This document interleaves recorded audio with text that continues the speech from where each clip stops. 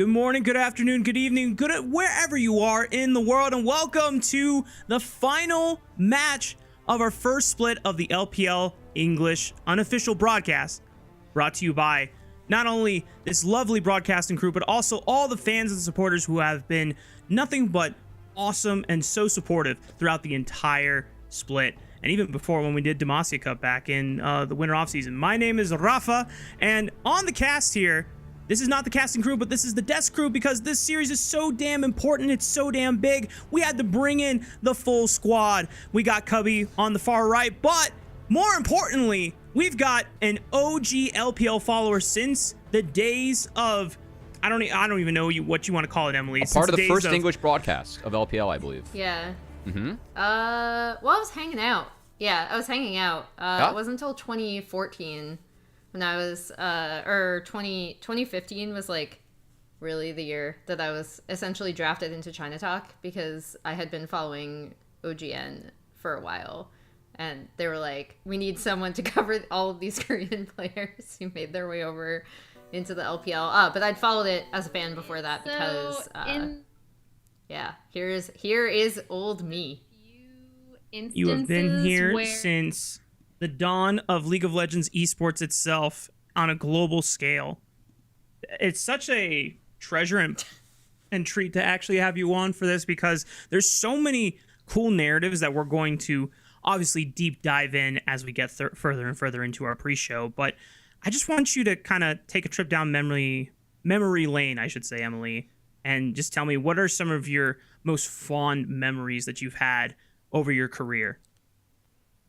Over my career? Oh, wow. God. Wasn't expecting that question. Like, wait. Yeah, I was like, what? I thought you were talking about, like, favorite LPL memories. I mean, it could be think, LPL related.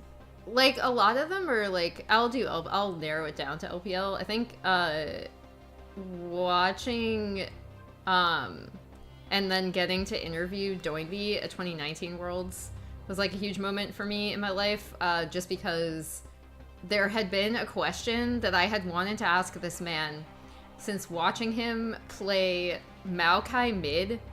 And at this time, there was a comp called Juggermaw, which was Blue Kog'Maw, right?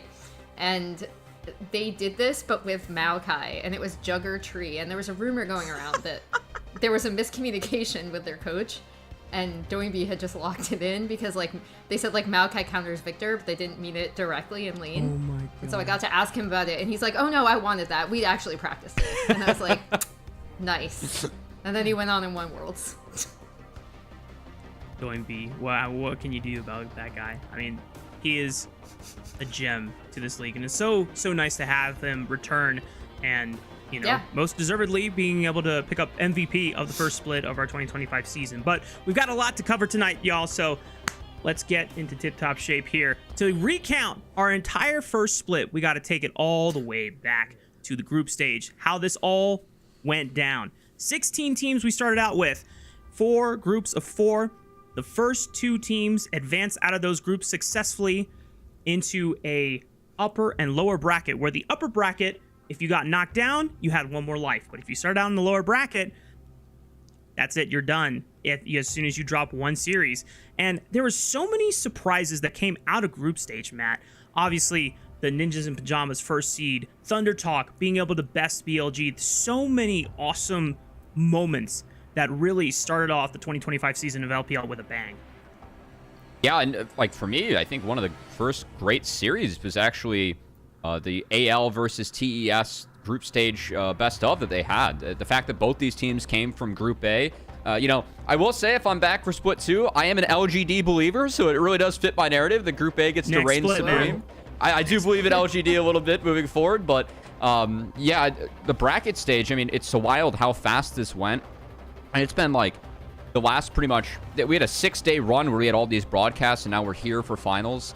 It's amazing how many best of 5s happen in so little time. And it's amazing looking at this graphic, just thinking back to all the chaos that we've had in the bracket between NIP having the early dropout, this top esports heroic run that we've had to run the lower bracket gauntlet all the way to grand finals. And anyone's legend really returning to the finals the easy way, the way they did it in Demacia Cup as well to get the rematch. not exactly what we were expecting coming in. We're just kind of waiting for BLG to wake up, but not the scenario that we had. And we're back with a rematch from Demacia Cup. And I'm glad that you mentioned that, Matt, because this is essentially a Demacia Cup rematch as we go all the way back during the offseason when all these roster shuffles happened and these teams had, not the most time compared to the past couple of months that they have now had under their belt to be able to at least synergize with the team. But that was an early preview of what some of our top teams could look like. And Emily, I know that when we look at the roster that has become of what Anyone's Legend is now, a lot of people are speculating, oh, maybe Dark Horse, but I don't think a lot of people were immediately saying, oh yeah, that team is going to win a title right away, because you have so many favorites, so many fabled organizations that have built up such a legacy over years and years. The fact that we have these two teams is quite a surprise. Yeah, first LPL Finals appearance. If they end up making it to first stand, I believe it's including their time as Rogue Warriors, their first major international appearance. I believe Rogue Warriors did appear at Rift Rivals, but not at a major international event. So this is kind of wild for Anyone's Legend to be here. I think previously, even before this year, when Tabe joined the roster as a coach, everyone was kind of looking at them being like, maybe, he can recreate a lot of good things that he did with BLG, especially with drafting. I know we're going to talk about that as we go on. But yeah, here we have comparing their kind of legacy to Top Esports, who has kind of been a perennial, organization that has appeared in multiple LPL finals, as you can see here. And yeah, now one of them is going to take home the title tonight. And it could be that Demacia Cup rematch all the way through where Anyone's Legend is the victorious team. Or it could be Top Esports, who, Matt, we've seen it. They've made literally quite the run throughout the lower bracket and seemingly got better and better and better and better with each progressive best of 5 that they played. At this point, even though we look at the Demacia Cup as a little bit of precedence for how this matchup could go, we have to now take all the recent games into account and really point out how much this team has really come together and grown, especially when you look at the newest players to this roster in Kanavi and Crisp. Yeah, it feels like Kanavi's really leveled up throughout the playoffs, and when I looked at the bracket, I feel like outside of JDG, I've said this a lot, but I feel like whatever support played better played a big factor in deciding the series, and then JDG were just kind of winning in spite of missing.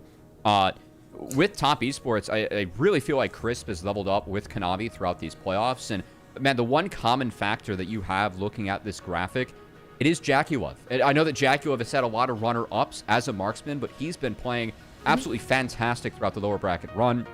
I believe now that he is one of the longest tenured players, if not the longest tenured player with his run at Top Esports. And a lot of this success, you got to credit to having one of, if not the best ADs in the league every split with how good JackeyLove has been. Yeah, only bested by Mako with the 9-year run on EDG, but still, your point rings true that JackeyLove has been such a staple for this organization for so long, since coming over after his 2-year stint with IG, the organization he was developed and debuted on, winning them the World Championship and LPL's first World Championship title as well. JackeyLove has now built a name to be renowned as one of the greatest, if not the greatest, LPL AD carry. Yeah, and I think that's going to be still a tough one with the legacy of EZI overshadowing him, but I do think one thing I really love about JackeyLove, and if we're going to find connective tissue between the two, it's that when you do have these 10-90 or 20-80% plays, he will go for those plays a lot of the time, right? And I think it's kind of unfortunate how a lot of times the mistakes stick more in people's heads than his outplays, because JackeyLove is such a phenomenal AD carry, and he truly, truly believes in his own ability to turn a losing, what could be more of a losing play into a winning one. And when he is able to pop off and showcase that, he is the best AD carry in the world, right? And it's been phenomenal to watch him over the years just stay as consistently good as he has been, even with him also earning this reputation for like people are like, oh, he's a coin flip player. I've always just really appreciated that he will take those chances and he does believe in his own mechanics so much. And now, once again, in a team fight meta where we are seeing so many skirmishes around neutral objectives because the timing of them is just so much more frequent, I think it's really, really given him room to pop off in a lot of these fights. I love that we are already trying to get a deep dive onto JackeyLove's history and career. But before we start talking about individual players, we got to remind our audience who else is on this roster for top esports. You got 369, Kanavi, Cream, JackeyLove, Crisp, all coming in as a finals contender. For a lot of them, this is not the first time that they've been in a final. In fact, all of them have been in a final and at least won a title, except for Cream in the mid lane, which we'll get to later. And of course, mirroring them and matching them on the other side of the rift, it is anyone's legend. Once again, another roster that has individuals that have won titles before, that has been in finals before, but not all of them have been able to lift the Silver's Dragons Cup as well. And there's so many narrative threads that we can really go into.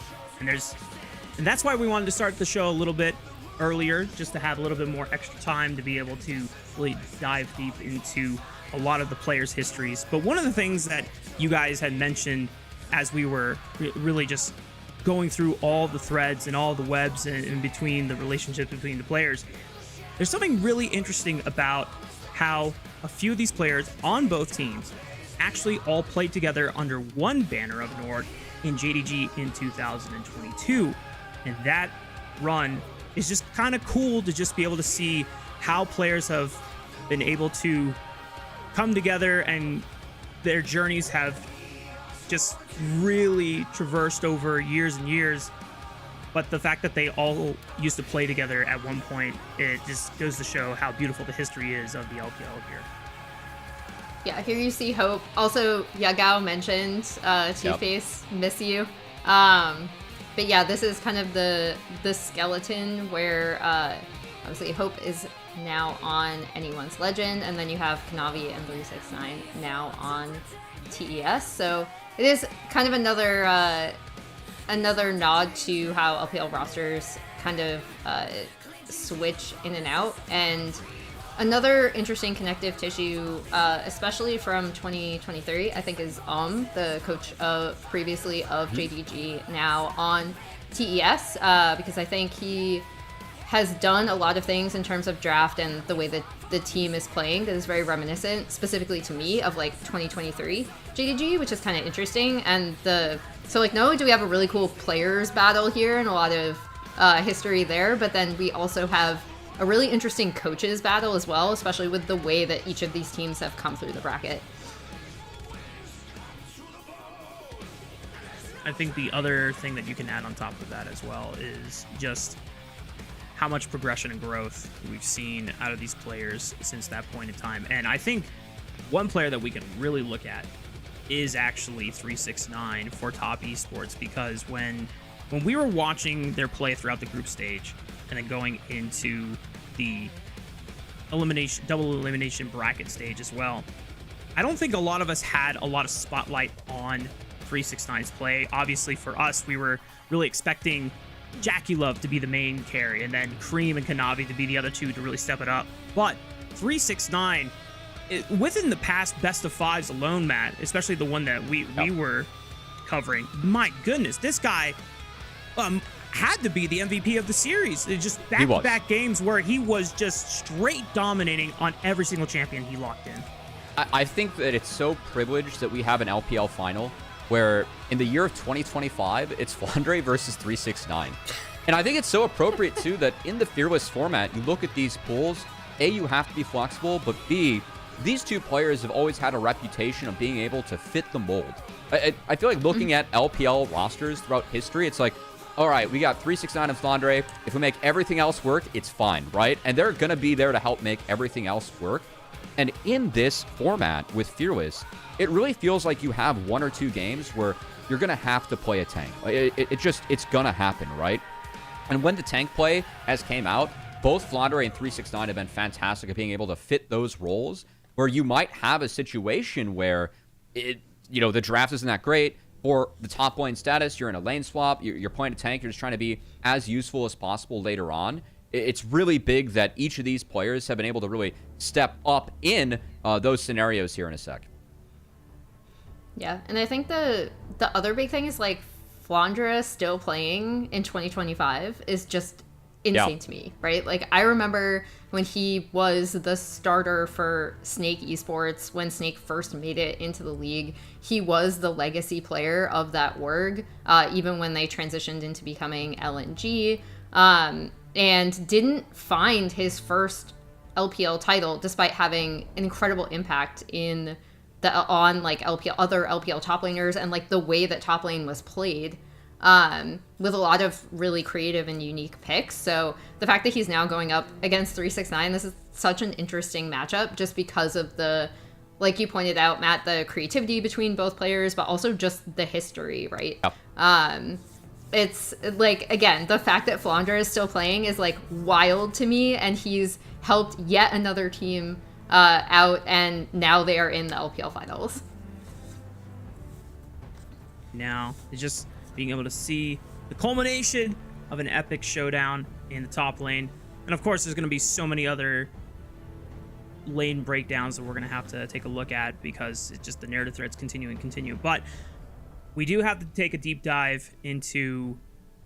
I just want to make sure that I know we're experiencing some technical difficulties. I know on my end, I am captured in paranoia darkness by Nocturne, but it's okay. We're going to continue the show rolling as much as we can. I'm going to see if we can roll with our next segment because, Emily, I know you've been very infamous for doing... Hold on, Rafa. Yeah, we got to pause this for a sec. Okay. If you check test comment. You have an announcement to make here, Rafa. Okay. Well, announcement.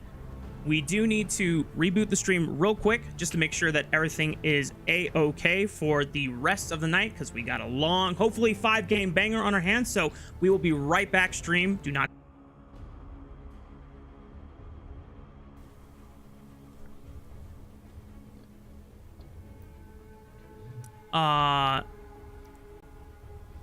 Hello, welcome back. We're hopefully getting right back on schedule here. I believe Draw My Life is next on our bucket list here for tonight's free show.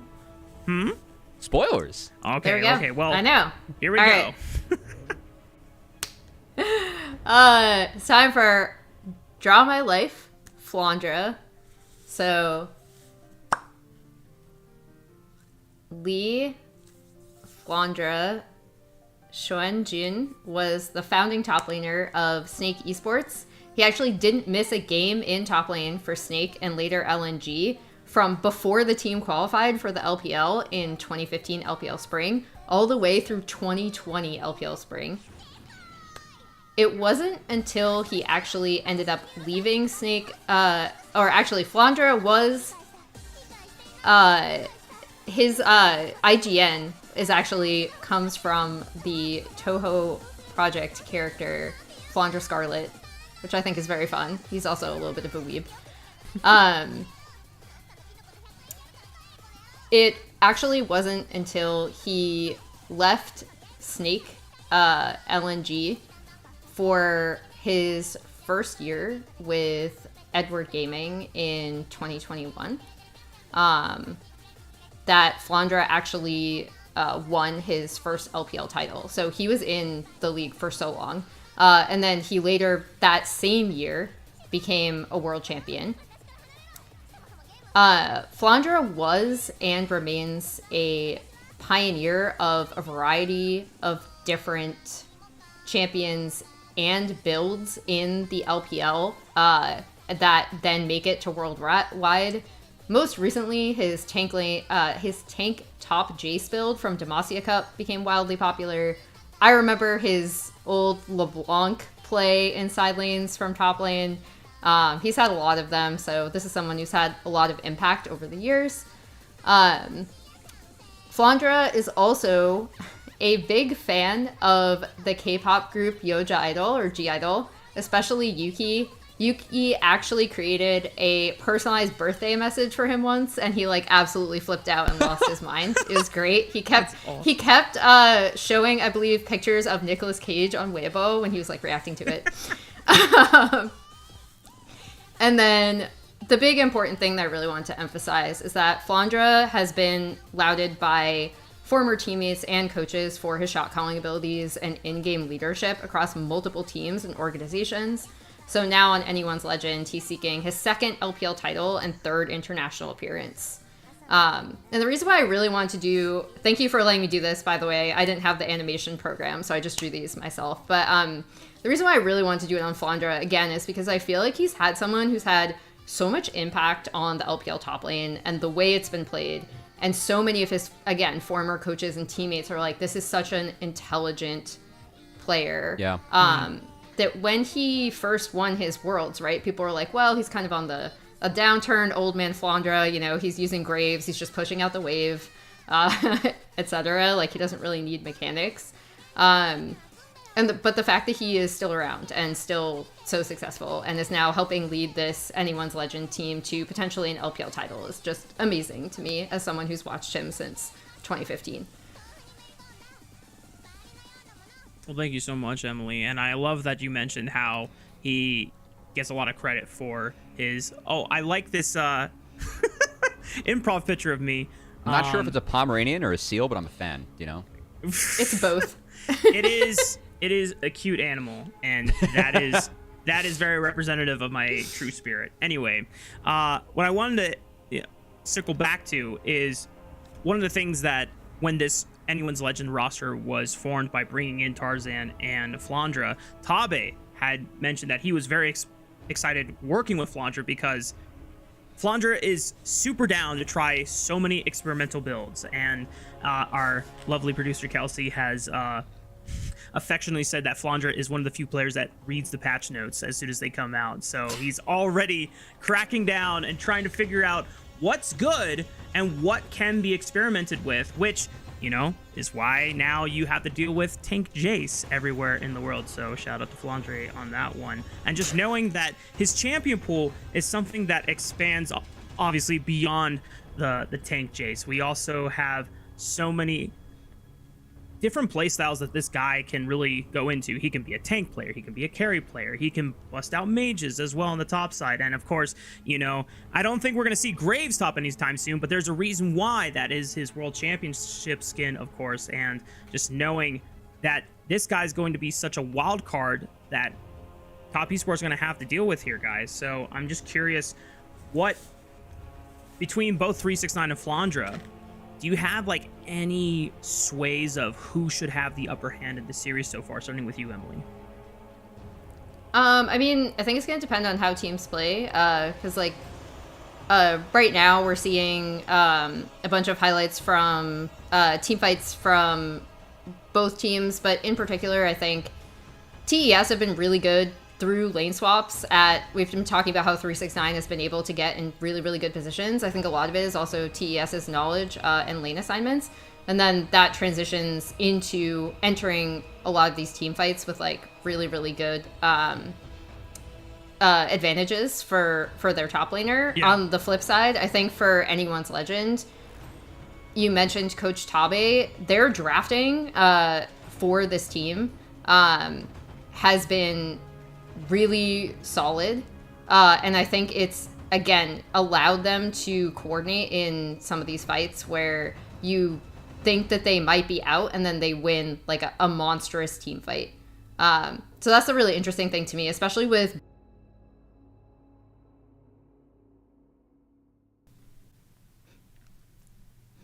what they have in store tonight. But for me, I know that we have some of the footage from the LPL rolling. I'm really excited about the AD matchup, and it's going to be really, really fun to see Hope and especially JackeyLove go head-to-head and see if JackeyLove can actually be a bride, and not just the bridesmaid, as someone that has had a lot of runner-ups in the last few years. Been so close, but unfortunately for JackeyLove, it has been since 2020 since he last won a title here in the LPL. But maybe that streak dies tonight if he can be victorious and overcome Anyone's Legend. But of course, you got to deal with Hope, who is someone who is also hunting for another LPL trophy, another LPL title to add to his collection. Between both of these carries, though, I think obviously JackeyLove is someone that we expect to always be a star in the landscape of who we see that the LPL has to offer in terms of AD carries. But Hope is always one of those players that doesn't get a lot of credit, doesn't get a lot of light shown on his side, since, you know, over the years we had Ruler be in the LPL for a couple years over on JDG. JackeyLove has always been a big name. Elk for BLG had a big year these past couple years, and being able to go to international and go all the way to World Finals against T1 recently as well. So the fact that Hope gets to kind of live in the spotlight again alongside this Anyone's Legend roster just gives him an opportunity to show that, hey, don't forget about me, man. Like, I can still play, and I am able to play at just as high of a caliber as anyone else in this roster.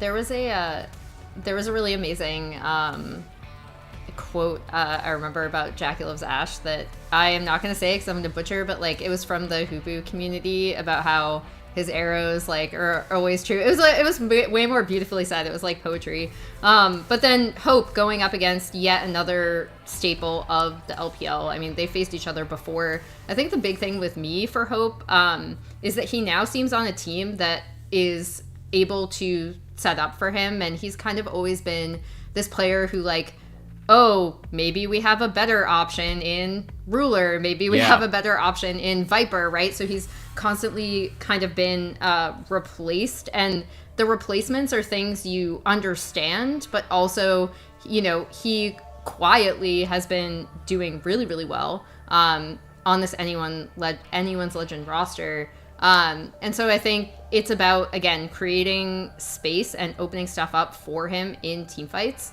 And this team thus far, like, really seems like a good fit for him, right? Because, again, like, a lot of the players on this AL team specifically are, and AL as an org, are really looking for that first title. They're kind of looking to further prove themselves. And that really does start with Hope, again, right? Because he's just like, I am here. I deserve a starting spot on a major team. And now he has to go through JackeyLove to do it. Yeah, I feel like what you highlighted by who Hope's been replaced by, to be replaced by Viper and Ruler, of course, for fans, understandable with how great those ADs are. But on this playoff run for Hope, to be able to go through Pays and now potentially go through JackeyLove as well, a double marksman, Chinese marksman final would be really big for him and his legacy. But speaking of legacy, Emily, I know that you were the one to bring this one up. We've got a little bit of a Griffin reunion going on in the jungle today. Yeah. I pulled these clips. I gotta take my wins where I can with KT. But yeah, so it's really interesting with both Tarzan and Kanavi. If people don't know, they both were part of the Griffin organization. But the big thing was that Kanavi really was not going to start probably over Tarzan, as we see. This is Tarzan 2018 finals with Griffin against KT.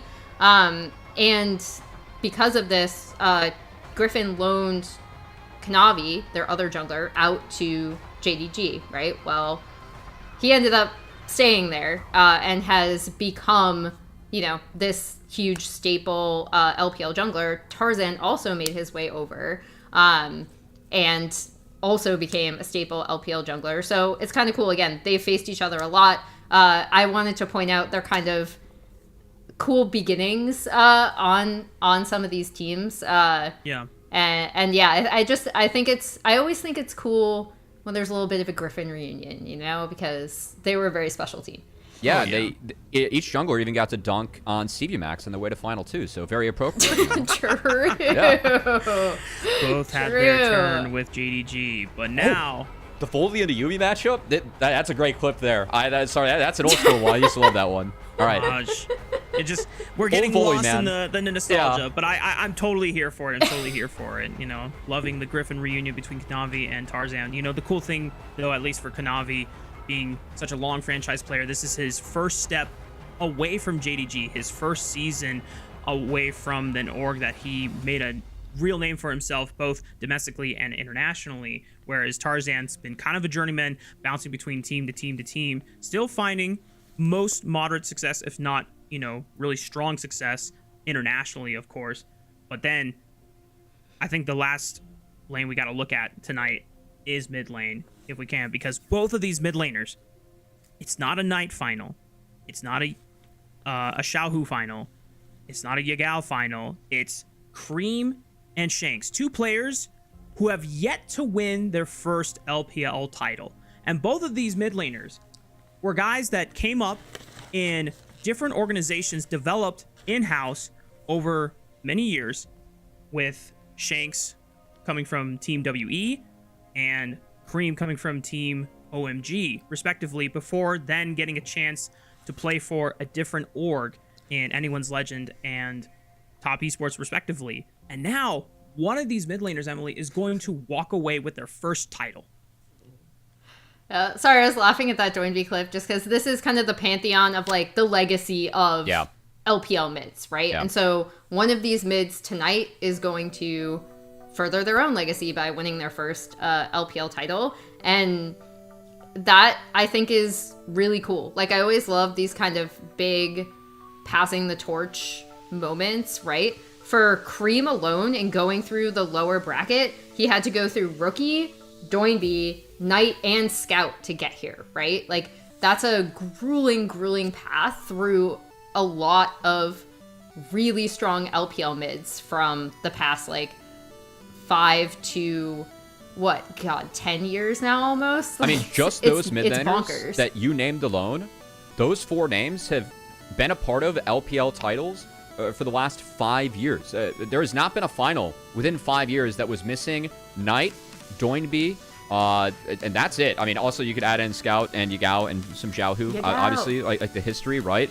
Go through all of those and have Xiaohu still be in the tournament, and to have this final where we're going to anoint the 13th mid laner in LPL history to actually hoist an LPL title, it does lead to a very fun story when you have that. Then you also have a 2025 final with Flandre and 369 in it. It's pretty wild.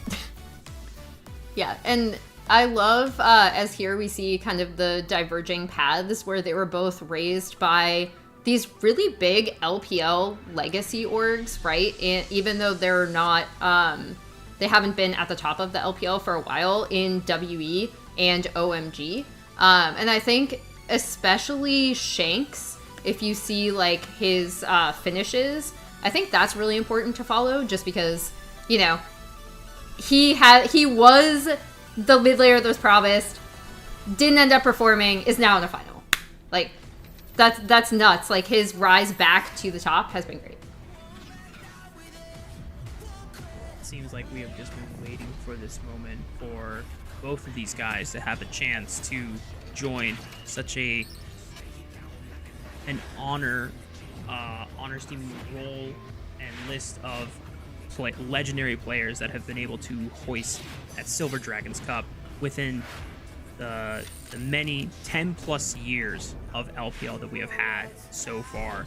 And we already named a few of those names, but when you go back to the early days as well. But man, ladies and gentlemen, as you can already see, we are just moments away from witnessing the grand final between Anyone's Legend and Top Esports. The opening ceremony is about to begin.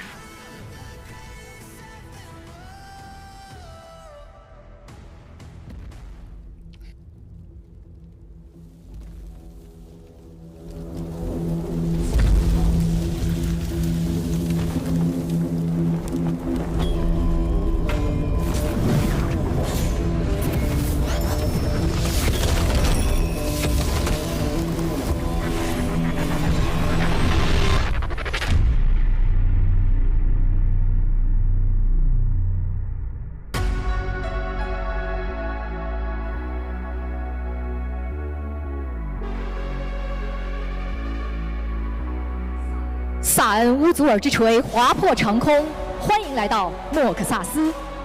此刻，战锤化作决赛之巅的优胜者纪念，等待英雄加冕。攻守对垒，胜志不懈，战斗一触即发。让我们用最热烈的欢呼声与掌声，有请2025 LPL 第一赛段决赛的参赛队伍登场。首先欢迎 Top Esports 上单369。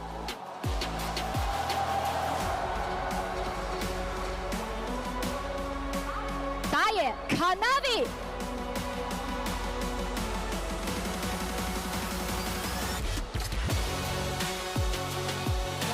中单 Crab。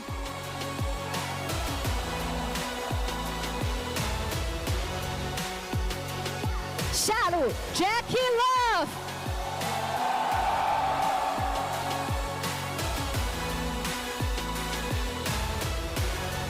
辅助 Crisp。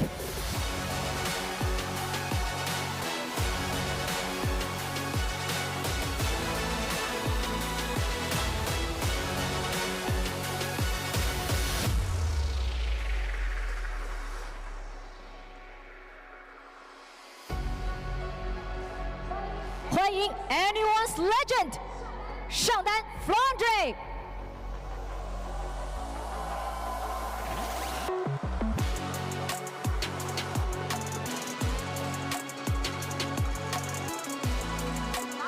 打野 Tarzan。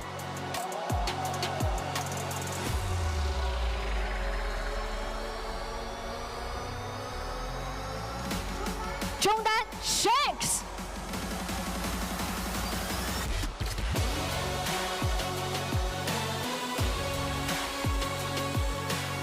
下路 Hope。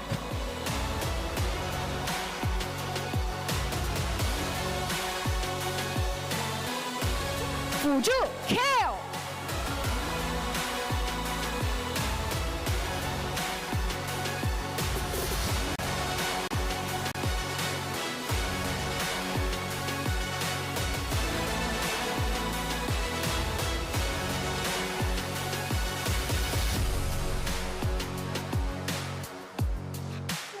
现场以及屏幕前的各位召唤师们，欢迎来到2025 LPL 第1赛段决赛的现场。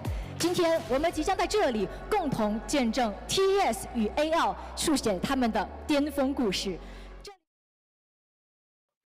Caster desk for the first LPL English unofficial grand finals. I couldn't be more excited. I'm Mazel. I'm joined by Alk Battery and Rude Dude, and I just hope that we get a good series tonight. I won 5 games, Alk. That's all I'm asking for. You know, that would be fitting for looking at the rest of the schedule for playoffs and anyone's legends to bring us to 5. But I don't know, Rude. I don't want to tease it too much, but TES have been going on a bit of a burner here. TES are on the run of the century, right? This series and this final that they get to play against one another, it's their 3rd time that they're playing against each other with just these rosters. Top have played against a myriad of LPL staples to get here. They're in a good run of form. That's all I'll say for now. Maybe that's all we need to say, but it's just so crazy when we look back at the beginning. Like, everybody can talk a big game about what this AL team could have done when they added Tarzan and Flandre, but the fact that they've made it here, the fact that they're here for the first time in a grand finals means so much. The team that nobody expected to be in finals. Maybe it was going to take some time for them to build up, but here they are off the back of innovative drafts, off the back of excellent teamwork with those 2 additions that we were talking about. And then on the other side of things, you have Top Esports, who have just run the gauntlet that everybody expected BLG to be the one running. But here they are with 3 wins back to back to back to back. It's going to be a lot of fun, and I know we set up a lot of the history and the storytelling and stuff on the desk, and shout out to our desk for getting through a giant chunk of an opening ceremony and talking about all these storylines. But I know that for us, when we're coming into this one, narratively, top lane has to be where you go to, but also they have a lot of impact in the games as well. I think late game team fighting and decision making there out is the name of the game. It's been so wonderful to see not only Flandre with, I know that they were on the desk talking about his unique champion pool, but he has been so good at just being able to find the backline and provide damage with his backline as well. And you just look at TES, I mean, 369 has been the most consistent member for Top Esports so far this year, and the last 2 series, man, he has put the team on his back. Those Gragas and Gnar games were insane. I mean, as well, just the power that you have to, the tenure as well of these 2 players coming into their LPL finals. Again, you really can't understate the amount of time that these two have played in the league, and now 2025 split one, they're playing in a grand final again. Oh, I can't wait. Flandre in his first since 2020. That's just, it's crazy. It's crazy. It's so crazy. We get the first pick of the Jays here. Let's talk a little bit about what we're looking at in terms of those draft prios as we get neck deep into it. The Leona and the Nidalee picked here. Wow. They're coming out hot here, dude. Rude. Instantly, right? You're taking like really big denial picks. Jace from Flandre. Tarzan takes the Nidalee away from Kanavi. Already as well, looking at that ban, the Kai'Sa ban away from Hope. Very rarely do you see blue side Kai'Sa bans, or Kai'Sa bans in general, and the Yone stale away as well. These guys have like prepped a draft. We're going in, we're flying hot and heavy, but the Yone was a pick that we were expecting as well. Hotly contested. This is full fearless. One person gets to play it for one game, and Shanks has snapped it up. Hame and Tabe have come to play for this grand final, and already looking at these team compositions, I like what AL have brought to them. I think that being able to pair the Nidalee with the Yone is really, really great at finding this backline, but TES already with a kind of a composition that can both play at range, but also find those dives. I think Ari Vi, one of our most potent duos when we talk about it, and especially for someone like Kanavi, giving him the tools to be able to engage, have been so important in seeing his glow up so far in 2025. Exactly that. I think also the mobility and things that you get with the Ari into the Yone matchup is huge. You have to think back though. I mean, not only has Yone been a little bit of an easy win con for so many teams in the LPL, Shanks literally went Super Saiyan the last time he picked it. So I'm very excited for that one. We also get a continuation of the band's bot lane focus here between the two of them. We get the Ashe band, the Rakan, as well as the Varus and the Corki band out. Ooh, Corki is such a big one, especially taking that away from Hope. He was one of the first people this year to kind of bring it out in Demacia Cup, so exciting to see what skirmishing AD carries are going to go for. You still have a couple of different choices when we talk about AD carries, but I'm worried about this hover ban. Oh, yeah, okay. Xayah is possible. Whenever I see Vi, I just immediately knee-jerk to Xayah and think, okay, well, it's got to go there. But Jhin getting picked up as well. One of those other answers where you just play at such large range that the Vi and the Ahri have pressed so much to try and get to you in the first place, that it's genuinely a struggle. But for AL, this is already a little bit of a take on a dive composition as well, right? They've got Leon and Nidalee. They've got the Yone as well to go deep to try and take down whatever AD carry Top Esports do lock in for JackeyLove. And the Jhin is going to facilitate that as well. Curtain call over the top, deadly flourishes, add to the dive pressure, and add to that backline threat. I mean, what engage support is Crisp going to be picking up here? Because we have like Rel, you still have the Braum to be able to play into it if you really want the lane matchup, but I'm just worried here and kind of confused, honestly. Like, we've saved this for Flandre on R5, maybe to see a little bit more of the composition, but we saw both of the solos here from TS, so unless Flandre's coming up with something that we haven't seen so far in the tournament, I think that this might have been a little bit of a waste in terms of what we could have seen from AL. They're cooking a little too much, you say. Yeah, maybe they're expecting that the Jhin gets taken away, right, to add on to that dive, so they steal it away themselves, which not unprecedented as a theory, but I like the Poppy coming in here. We talked about the dive that this AL composition has. They've got an option now to try and pivot into a more poke-orient composition. Again, Jhin Nidalee, you can try and do that, but instead they just double down, all in with a Wukong top, one of the fabled answers to that top lane range matchup. That's crazy. And it's great setup, right? Where we wanted to see a little bit more of the damage to be able to kind of bring parts of this composition together with the Nidalee and with the Jhin. Now it feels like, while AL are a very squishy, I think their ability to turn off of an objective is going to be really key. So I want to see how AL are going to be able to take control of space when we get to team fights. I think my main concern is going to be how well JackeyLove can actually channel ults. I'm looking at the setup for it. Unless it's on an individual target, there's not a lot really to get those massive wombo combos with the bullet time. So Poppy, it's got great positioning and great power versus the team it's going to be playing against and what AL have drafted, but I'm not sure of its place with the MF. It's going to be a tight one. We'll get back into the compositional talk in just a minute. We got to talk about our predictions here as well. No 3-0s here today, gentlemen, as we will be seeing at least 4 games. I love that Discord is right there with the majority of us. AL having a little bit more backing here as we get into it. I know this is like kind of, oh yeah, we have some people going for the 3-1s. I have not really backed AL all season long. I didn't think they would win Demacia Until Cup. today. I didn't think that they would make it here to the grand finals in this form anyway, at least from the upper bracket. So I feel like I have to do justice. I have to do the turn. I have to go for these guys. I love to see it. I love to hear it. And I love that we have made it to our first grand finals of the year. The fact that we have 3 of these now, and now with a beautiful new trophy. Somebody has to come away with a win today. Will it be AL's first championship as an organization, or will Top Esports regain dominance in the history of LPL? Game 1 of this best of 5 kicks off now.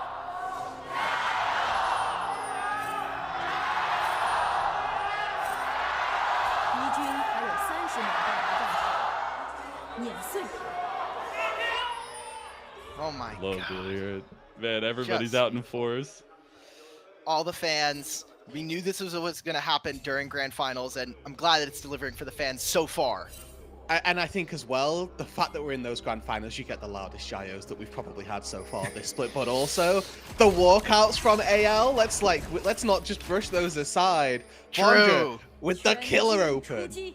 Yeah, we had a lot of nice guys walking out, all right? But then Flandre had to one-up everybody. You know the guy's always got to have some entertainment factor there to him. And honestly, he's been hella entertaining to watch this year so far. I mean, not only his draft picks, but the way he's been playing as well. He's been such a key addition to the Anyone's Legend team. And that's where kind of that addition is important to talk about, because the bottom trio was the same this year that it was last year, and some of those middling successes we saw there. But the fact they brought in Tarzan and Flandre, and it's made things go so well, important to talk about as we see Kanavi get pressed out of his jungle here in Dobsa. Yeah, I don't imagine it's going to start too much of the issue, but it definitely is going to at least give information as to where TS's jungle is starting. And getting rid of as well, like just an extra camp that you expect Tarzan to be able to take. The whole reason that you're doing this is because we split the map. The expectation is that jungles are going to take the sides that their bot lanes are on, but actually Tarzan is going to steal his entire bot side and then probably move up into that top side. May well come away with that farm advantage and just a small early game advantage going over to your jungler, especially when you've got players like Kanavi, like Tarzan. They can snowball very quickly.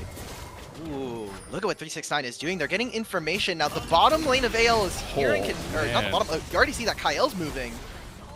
So a little bit of tradesies and who's getting pushed out of their jungle. Kanavi will come over here in the invade, and you have a lot of members of Top Esports surrounding and pressuring the spot side of the map. Kael coming out now. Spear. Oh, it's going to be taken by Kanavi. Tarzan not coming up with it early.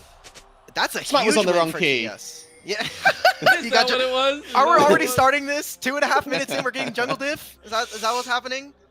Well, I know Tarzan flashed and he didn't smite, and obviously he was flashing to smite, but Kanavi's there fast enough, ready enough to make it work, and it ends up making Shanks looking like he's taking some rough trades too. Ooh. Okay, this is what I was wondering when we saw the lane swap, was how the Wukong was going to be able to operate, and oh no, we're already getting an instant replay of this one.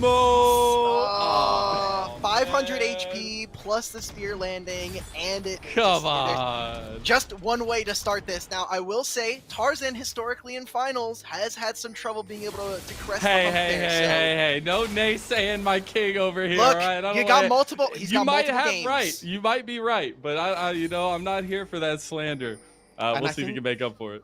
As well, pointing out Tarzan is going to be really important for this series because the other part of this AL roster that got changed. You mentioned the 3 people in the bot side were the same. Flandre got brought into the top lane and Tarzan got brought into that jungle, and he has revolutionized how this team is playing, even through Demacia Cup, the Zac highlights that we got to see in the pre-show, for example. He's just dominating every jungler that he goes against and is the reason his team is winning games. He's a very control-heavy jungler when he is able to take a lot of successes, and for me, it's also the way that, okay, well, we get to see Flandre get a little bit pushed on into the wall. No, backwards. Crisp.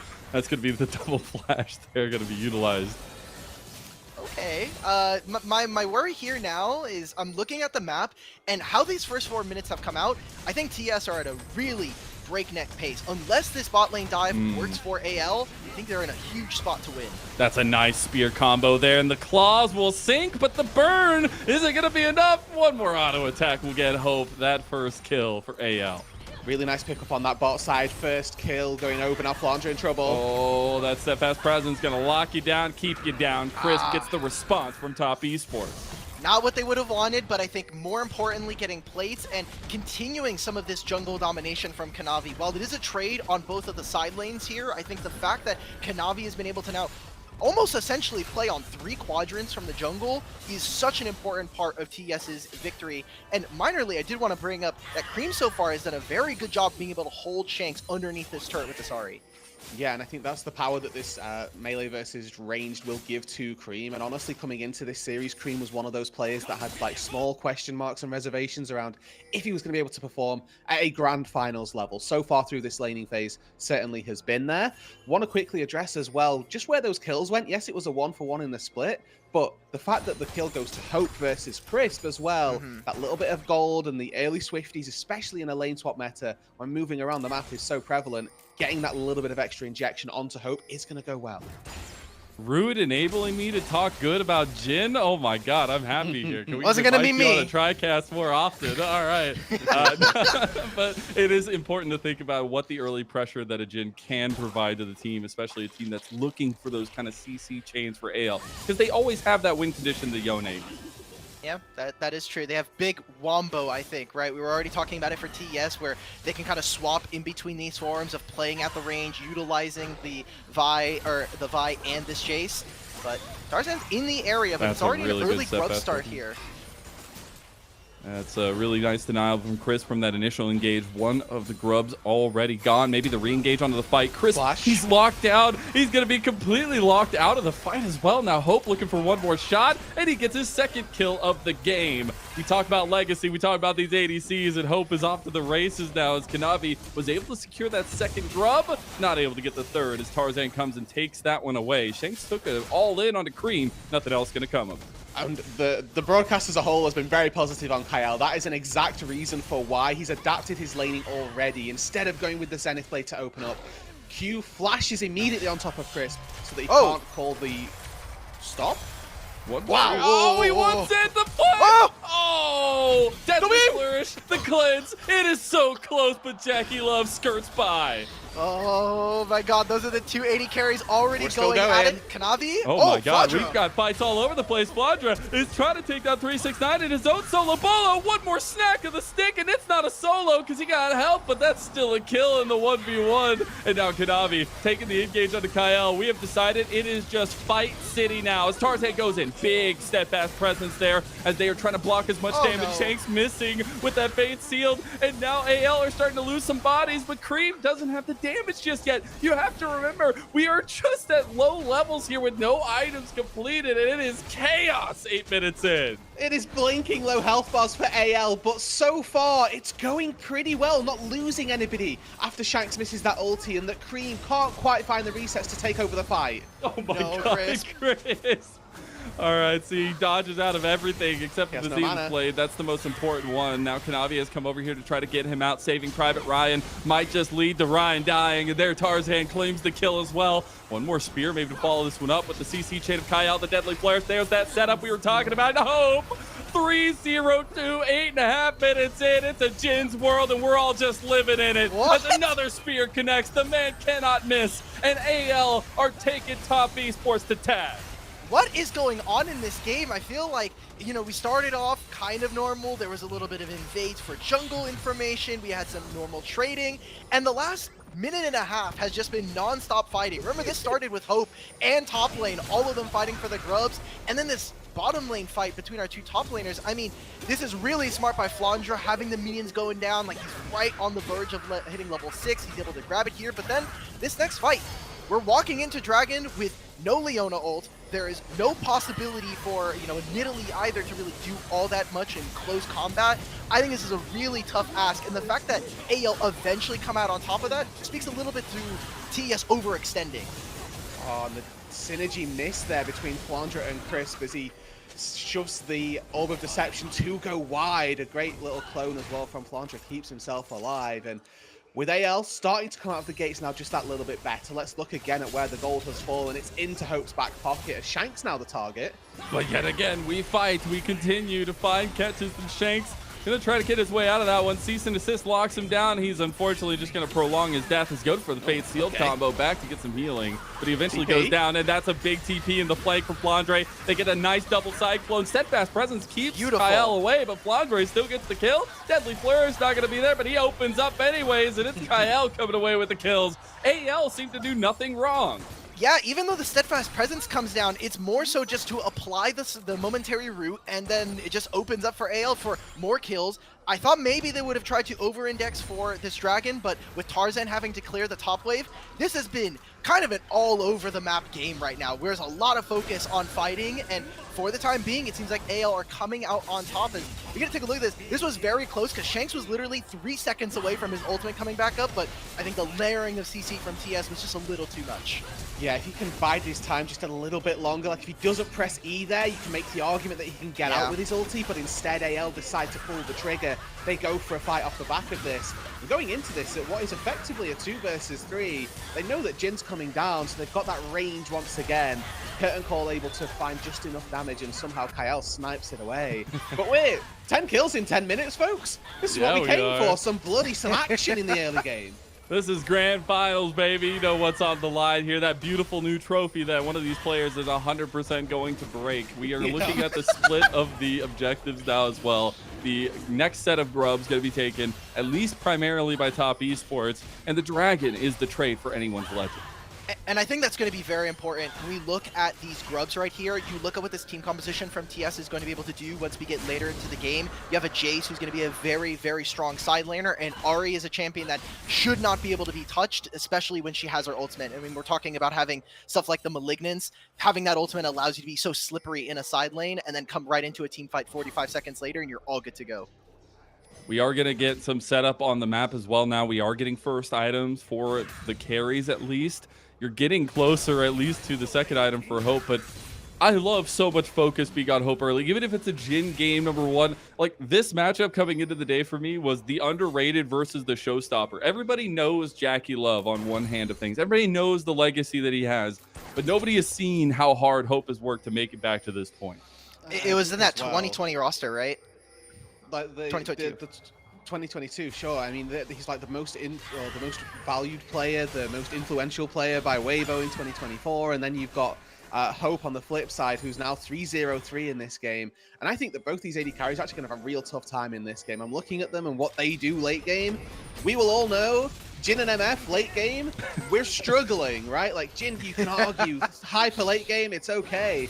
But they're going to have to put some real emphasis in this early game, and Hope especially, to try and snowball this advantage. Statics you've already finished, so the wave player's now there as well. I think that was also why I said from the draft, like, this is why I just don't like this TS draft. Every Misfortune game so far has just felt like we are taking agency away from our AD carries, and that's not what we wanted to see coming into this series. So hopefully we get those kind of big pop-off plays between these two, and so far it seems like Hope is in a much stronger position to do so. So then if we're talking about matchups and things that we want to focus on, I got to talk a little bit more about this top lane matchup a little bit, because 369 on one hand, he's 1-3 on the Jace. We have the 2-1 Flandre on the Wukong. First dibs on the setup for this game #1. What do you think? Oh, I mean, I think that the Jace obviously got counterpicked and has struggled because of it, right? Like, we've seen Flandre already solo kill him. Yes, there was a level 6 timer involved, but the Wukong is specifically built to take down the Jace. Now AL stepping forward. Oh, Chris might just be completely caught out. You have to watch out with how much CC comes down. Now JackeyLove, he's on a weird side of this fight. He might be in some trouble as now the curtain call comes open from Hope. They're going to back them off of this fight. They do take the 1 kill and back away from it. AL trying to utilize some of their poke, but now they can just take a re-engage. JackeyLove maybe getting caught from the rest of the team. Big bullet time. He's still got that strut, and he's strutting his stuff. And this is a huge win, TS. It is only 2 minutes before our next objective on top side, so it looks like we're mostly fishing for summoner spells and ultimates. I was very worried because if we got an extended play, Poppy was already making their way back into the top side of the map. But all this has done is really kind of given away some summoner spells. My eyes now, no flash on Kyle or Tarzan. What I do want to highlight is the foreshadowing for how easy it is for JackeyLove to get an ulti this game. We saw it there. He only got to channel for just a little bit of time. The setup was a charm from Cream. And again, the power of setting up JackeyLove is not there. You have one person who can get locked down between Cease and Desist and Charm and Poppy into a wall, but that's about it. I mean, what you have to do is just hold your punches till the right time, right? You got to do the whole Legolas quote from Lord of the Rings. Wait till you see the white of their eyes, because there are a lot of tools to negate him in ways. But now trying to think about how these next fights come along. And we have another 1.5 minutes until the Dragon, another minute until the Rift Herald itself, and we have Ravenous Atacon on the table, or Ruinous. Sorry, not Ravenous. Yeah, look, it's okay. We haven't seen it all that often, but thanks to We've the been getting changes, a lot recently, though. It does exist. We did check. The new patch has in fact added this buff to the game. So we'll see what that fight looks like. My eyes now, minute now from here is going to be 45 seconds until that Herald, and then a minute before the Dragon. That topside objective, I think TES need to be prioritizing this. You have 5 grubs, split the game up, make sure that you're never getting into team fight positions that are going to be either in favor of AL or just set up the map to stack on them. And despite we see 369 being 1 and 3, he's actually 500 gold up over Flandre, has a little bit of an XP gap as well, and with those 5 grubs, with a potential Herald that we're talking about, you have the opportunity to push the lead more. Tough. Face sealed goes out from Shanks, so that's going to be a big tool that is not available for this Herald fight if it does kick off Cream. Also not having Spear Rush, but getting a way better trade out of it in that one. Cooldowns are also just way shorter for the Ahri as well, so when you're looking at some of these skirmishes later on, Cream probably going to be in the beneficiary of that spot where he can ulti sooner. He already had Malignance. He already was level 11 when he popped it, so definitely going to be in their favor. But you see AL already in position. They also are placing down these Nidalee traps, which make it very difficult for TES to walk in. I'm going to want to see where Flandre is going to go, because he can continue to hit around on this bottom lane turret, but a teleport level 11 Wukong is going to be so dangerous for TES to deal with. We talk about the Trinity Force spike. It's been hit for Flandre. Normally it's in the jungle, but this time it's top lane. AL starting off the Herald. They want to go in. Kanavi tries to get in range, but can't do it. Nice little wall bang from Chris. There's a lot of damage coming down with the bullet time over top of it as well. JackeyLove picking them into pieces, trying to get a little bit on Hope's level, and that's going to be top Esports moving in and moving out. Shanks trying to flash away there. And Flandre and Shanks, the only remaining members here for AL.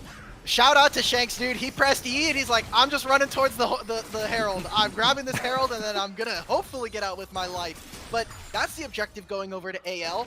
But now it's alone time for someone like Cream to hit on this top wave. It's going to be TES taking the second Dragon of the game, and they'll be able to also influx some gold into 369's back pocket.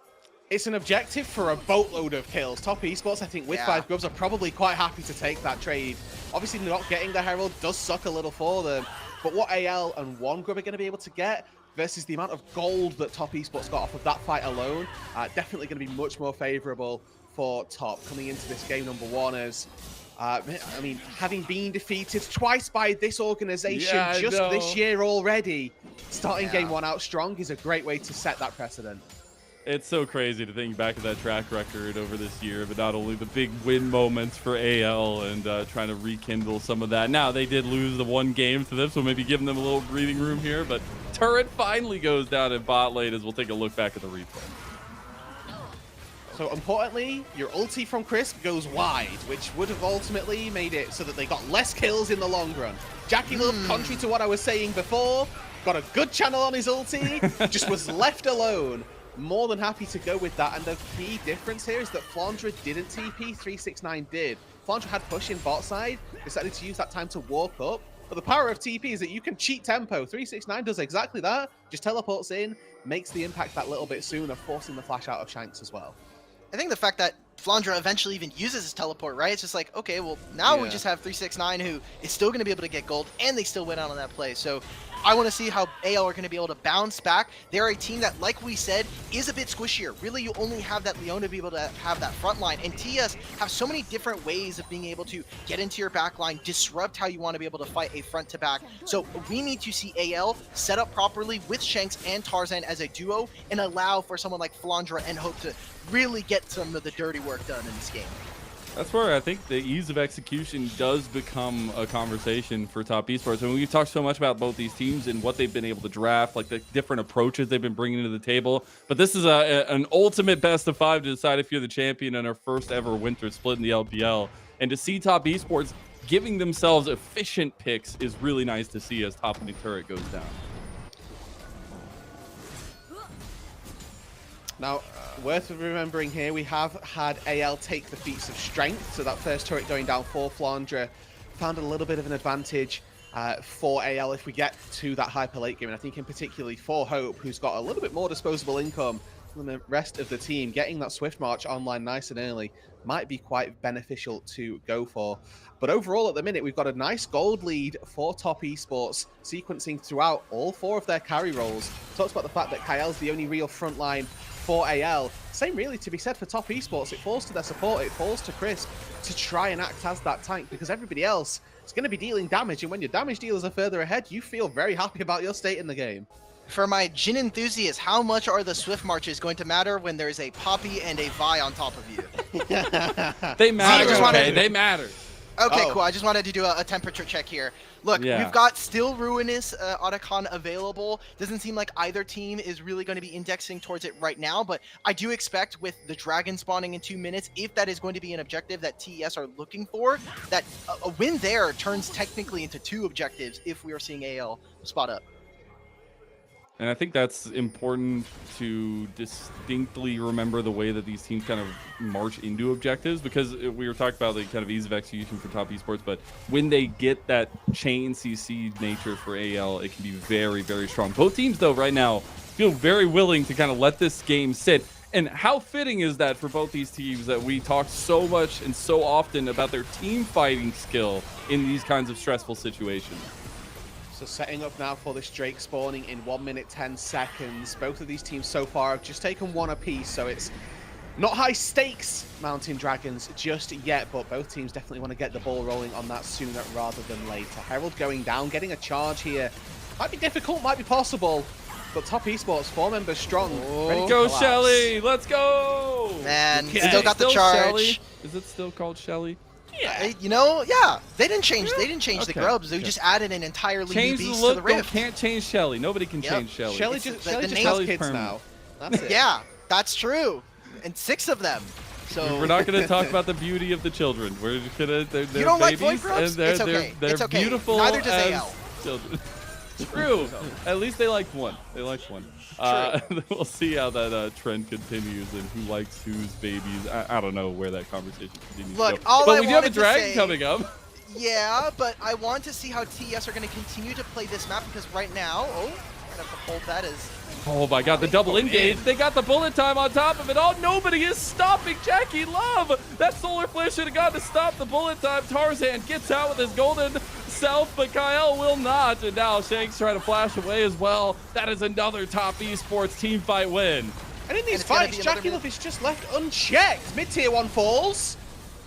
Dash forward, Hope able to get away, but we're looking at the disruption that actually AL do have. Shanks has ulti, Flandre has ulti. Flandre, in fairness, was the target this time round. Oh, he's opening it up? Okay, yeah. Here's some side steps up. He's like, I can't do that. I can't do that. No, illegal. This map is getting so much harder for AL to play right now. It's Tarzan and Shanks sitting around this pit, but very few ultimates. Maybe if Shanks makes a hero play.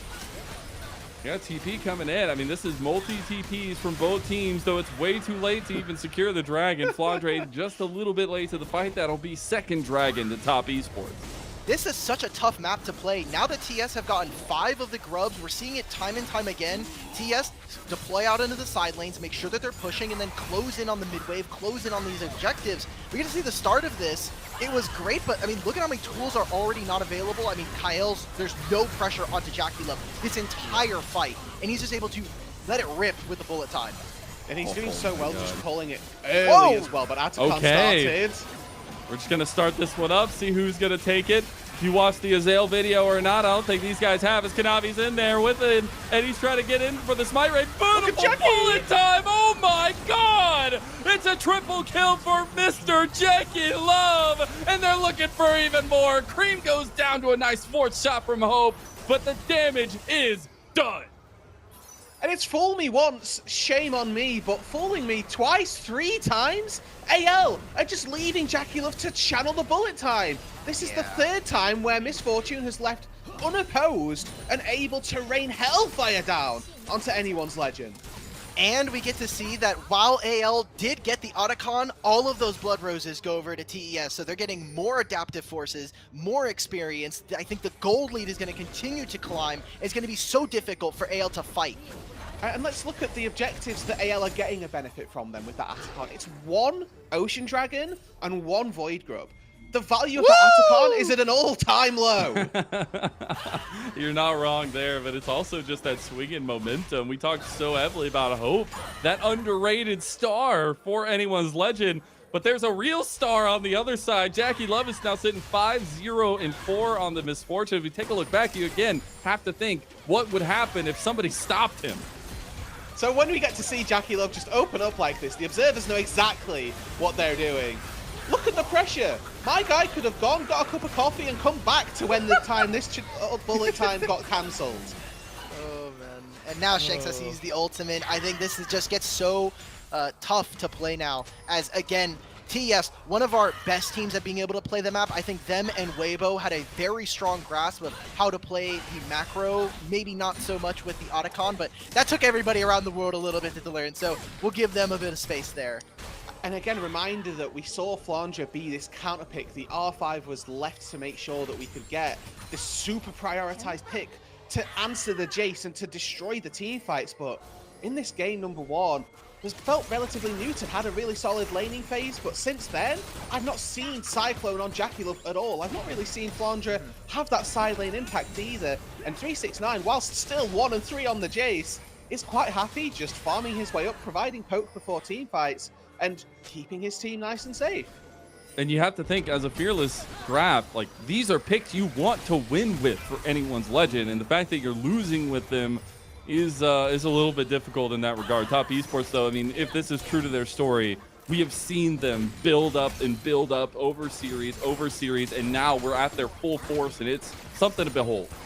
You can take a look at the playoff bracket. Again, it's just been all 5 games when you look at their 2 series in the upper bracket, and that's what we're expecting here. There are no strangers to adversity, even going up against their 2 prior series against Top Esports. Those were also games or series that went to 4, so we're expecting this to really kind of be an all-out, dragged-out fight between these 2 orgs, and hopefully we can kind of see AL fight back, because it's not looking great with a 4,000 gold deficit. Okay, we'll see if they can actually collapse on a Cream here. Oh, the deathly flourish! As a Chin fan, I'm just giddy right now. Cream is trying to get away, though. Nice little Spirit Rush. No Solar Flare. They don't really have the follow-through CC for anyone's Legend anymore. TP came up towards topside, Top Esports. They're 5 men strong up here. Yeah, so TP going through is an advantage for AL. A little pick there. They also burned Cream's Flash. Now, when you're playing Aura, you have ulti up every 60 seconds, so it's not that big a deal.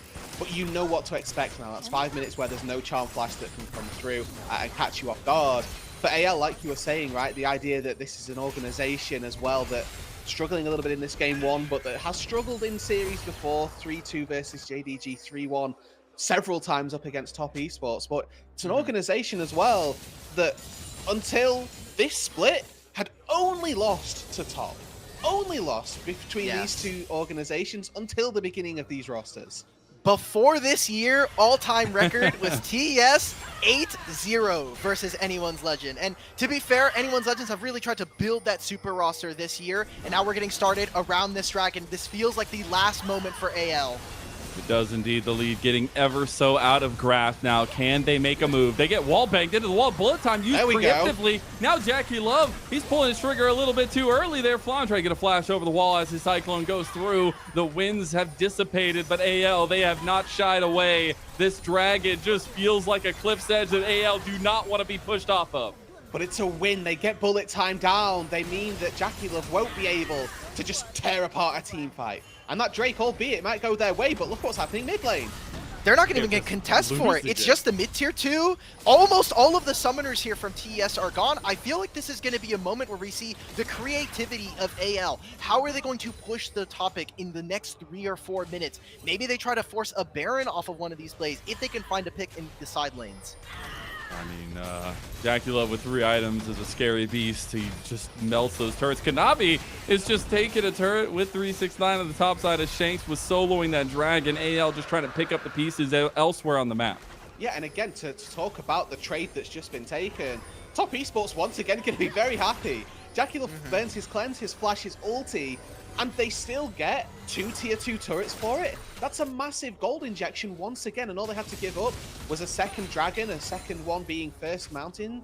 That's just a really big win for Top once again, and that gold lead continues to grow. We're at about 6k, and everywhere on the map is in the lead. Two of the parts of these champions that I think is really interesting to see from TES is how they're able to utilize the amount of movement speed that is allotted to a Misfortune and an Ahri. Ahri with her W with that Scarifier, she can just run across the map at very little cost to herself, and the strut passive from JackeyLove just makes it so easy for TS to bounce in between these side lanes, move into the objective, and move into River. And I think AL are just struggling. You can see they cannot take this mid-tier 1 down for whatever they can do.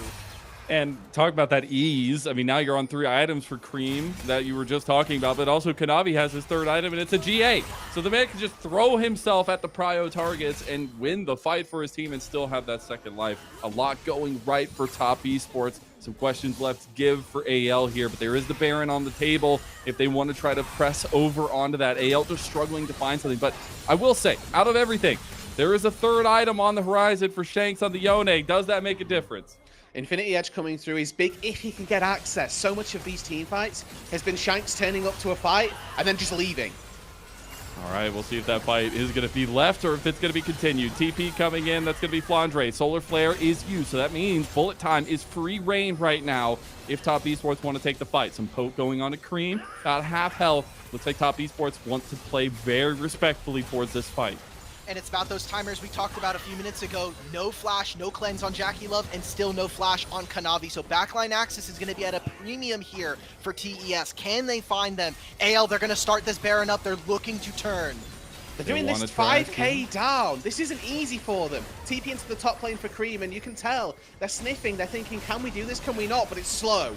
This is tough. They're going to turn on to Cream. Cream is going to get away with the Spear Rush, but can he get away? Totality. He does go golden, but I think it's just going to buy time for AL to kill him. Tarzan hits him, but now on the backside of the fight, Bullet Time going across. Kyle getting low, but Tarzan is right there with them. And Top Esports, they're looking to clean house right now. I got to call the main service. Top Esports have found hope. They're on the back line. Shanks is going down to Flandre. The last gasp effort taken by the star himself, JackeyLove.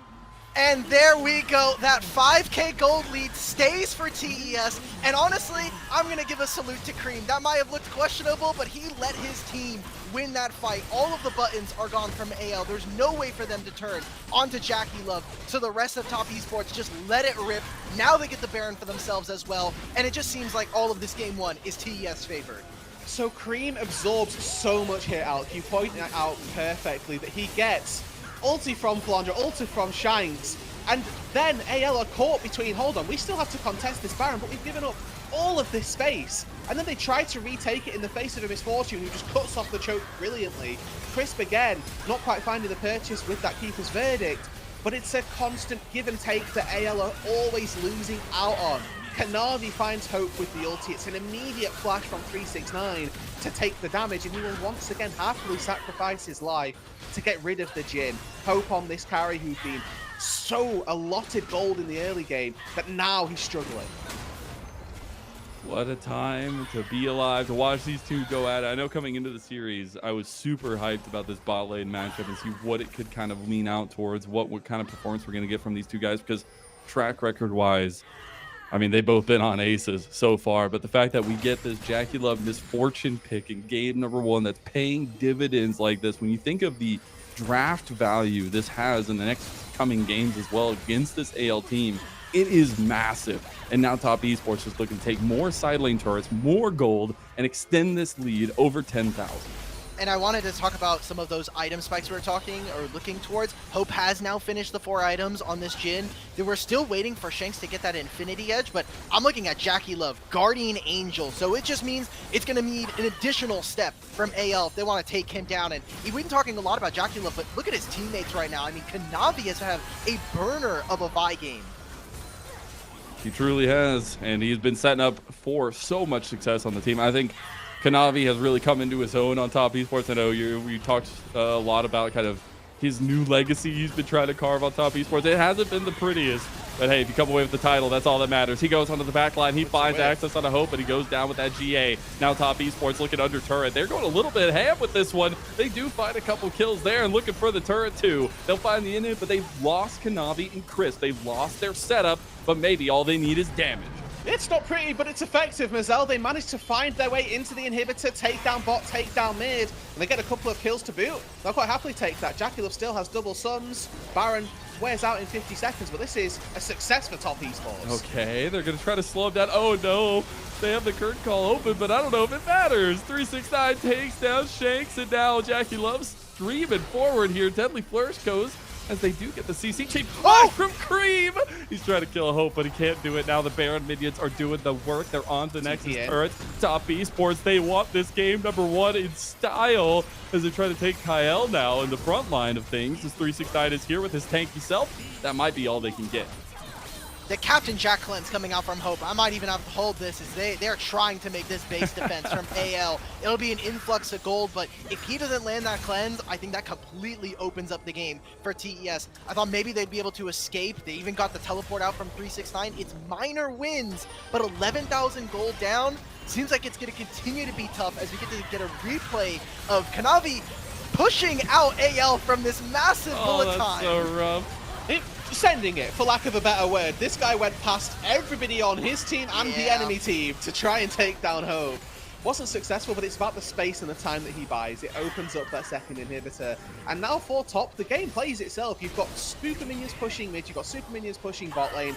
You go 5 members strong into that top side. At some point, super minions will end the game. And with the amount of dive that they've got, the power of this Poppy as well, they could probably just steamroll AL under this turret. There ain't no scaling to be found. There ain't enough time in the world for AL at this point. And what a massive statement for a game number 1 from Top Esports. Not only did they get counterpicked in that top side, but they made it work altogether. Now, Solar Flare down. I mean, that's all the hope that you could ask for AL. Gone and out of the way as Top Esports looking for another in-him turret here. This would make 3. I think TES have, like we were saying, just put all 5 of the members. You have Void Grub, so why not just go for it? I was worried because they hadn't been splishing. Oh my god. Oh my god, Flandre. He's almost taking down another bullet time. Claims his life there. As Shanks looking for the big fate seal. Gets 2. There's the engage from Kyle, but they fast forward of the fight goes straight Top Esports' way as they just went straight to the back line and straight to everybody's hearts on AL as game 1 is going to go the way of Top Esports. A killer fight for top and a killer game number 1, starting out putting the doubters to rest. Yes, we've lost 2 series to this team previously, but we're here to party in the grand finals. What a way to be. I can't believe they have already set the tempo of this game, the chaos that there was in just game 1 of this best of 5. I do believe that our desk is going to be ready and willing to take over and talk about that game. So let's go ahead and send it over to Rafa and the game. Thank you so much, guys. And my goodness, game 1. What a bloodbath. And it started off looking kind of good for anyone's legend. At first, hope was being able to get a nice little snowball for him on the Jhin, the counter pick and the Wukong. We were like on the desk, we were thinking, oh man, you know, like Tabe and crew really cooked up something. And then all of a sudden, JackeyLove just said, I heard you guys were talking smack about Misfortune being a trash AD carry. Let me show you how you're supposed to play this AD carry, how you're supposed to have a team that sets me up to nail every single ult in these fights. Yeah, I mean, I think I thought the Wukong was kind of fun, right? Like, we saw the Flandre solo kill right off the bat. That was also fun. I think for me, with TES, it is, even with how chaotic the very early portions of the game went, once they are able to get into setups, I don't think there is an LPL team that plays the map better than TES. That's not to say that they're not prone to mistakes, but I just think they do see the map better than any other LPL team. And I think we saw that in a lot of their setups, especially after they were able to get smaller advantages in some of the fights, like right around Rift Herald. There was another fight at the lower river, like jungle entrance, that was really important. And once they got those advantages, they were then able to set it up so that AL kind of had to come in to them, and it took away a lot of the agency that anyone's legend had. Yeah, I don't have much else to add to that. I 100% agree. I feel like the game started with Flandre getting some nice wins for anyone's legend, and then kind of ended with 369 and JackeyLove bringing the hammer down, as JackeyLove was fantastic on Misfortune. I know it's a champ that sometimes we struggle seeing in pro because it doesn't deal well with tanks. The damage falls off later on. You have to utilize the map play really well early on, and Top Esports with those 5 grubs and with the MF and JackeyLove piloting that did such a nice job of setting up to knock down those turrets, and that really is what set the game apart for me. What happened at just Top Esports getting second grubs and how they were able to snowball that across the map, that gave them the goal to bounce back in. Yeah.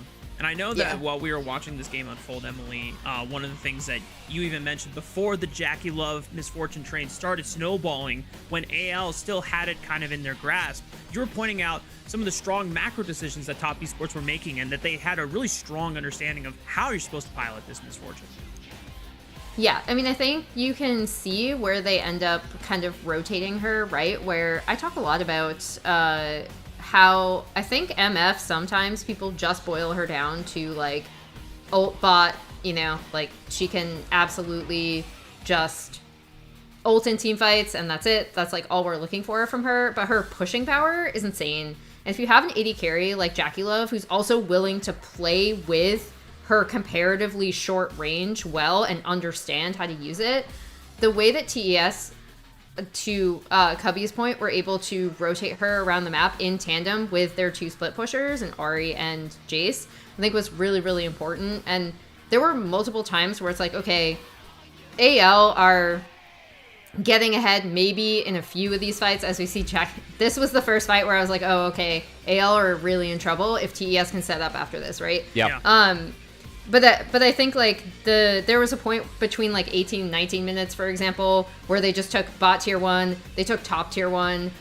Even when AL were up in kills, it didn't really seem like TES were out of it because of their map play. This to me was kind of the backbreaking fight, right? Because we then saw off of this that TES were able to set up pretty much how they wanted, especially in side lanes. Yeah, and of course, I know you teased the JackeyLove MF, you know, might only just be an alt bot. Well, this fight, pretty good setup from TES to set up that alt bot right there, as JackeyLove continued to be fantastic. And I think the big difference for me in this game was top.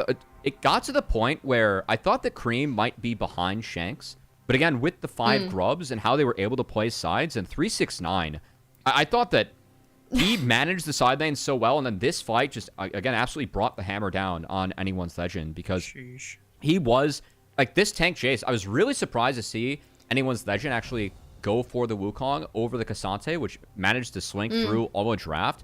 For me, I think that was a bit of a fearless choice. Kanavi's Wukong is legendary. Flandre has shown that he can pilot this, and then you do save that blue side B1 and Cassante later on, which has been really popular throughout the playoffs, and both LPL, LCK, Cassante just seemed to be a really strong pick. So for me, I felt like the Wukong was maybe a bit of a fearless choice as well, but 369 really got the best of Flandre in this matchup, especially just later on. I felt like he had a much stronger game, even with Flandre having really good plays early to get anyone's legends that early lead. Yeah, and I think that is not just through TES's map play, but again, like through their team fighting, right? When 369 was having a down year last year, the thing that surprised me the most wasn't necessarily like that he might not have been doing as well in certain laning matchups, but it was his actual team fighting and the way he was using his champions in team fights, because I felt like that had always been a really good hallmark of his play that had only improved throughout his career. So when he was struggling with that last year, I was pretty concerned, because I was like, this is kind of a hallmark of like what has made you a really, really strong top laner. And I think we saw some of that team fight. I mean, we've been seeing him perform really, really well, like I said, right? Like TS have done such a good job of making sure he's in good positions through lane assignments, stuff like that, to come into these team fights and do really well. And I think we saw that yet again in this game 1. And lo and behold, player of the game, JackeyLove. The Misfortune pilot themselves. Obviously, there were a lot of shout outs that we gave to on the respective top esports roster. I know even during the early plays when anyone's legend was still kind of in the driver's seat, that Chris was playing a particularly strong game on the Poppy as well. And the fact that the support was able to line up so many CC trains with Kanavi on the Vi, it just gives the entire world over to JackeyLove to get an uninterrupted full channel off of on the bullet time here, Matt. Yeah, again, felt like JackeyLove was fantastic in this game. He's one of the few ADs for me in the world where he picks MF and I actually get excited.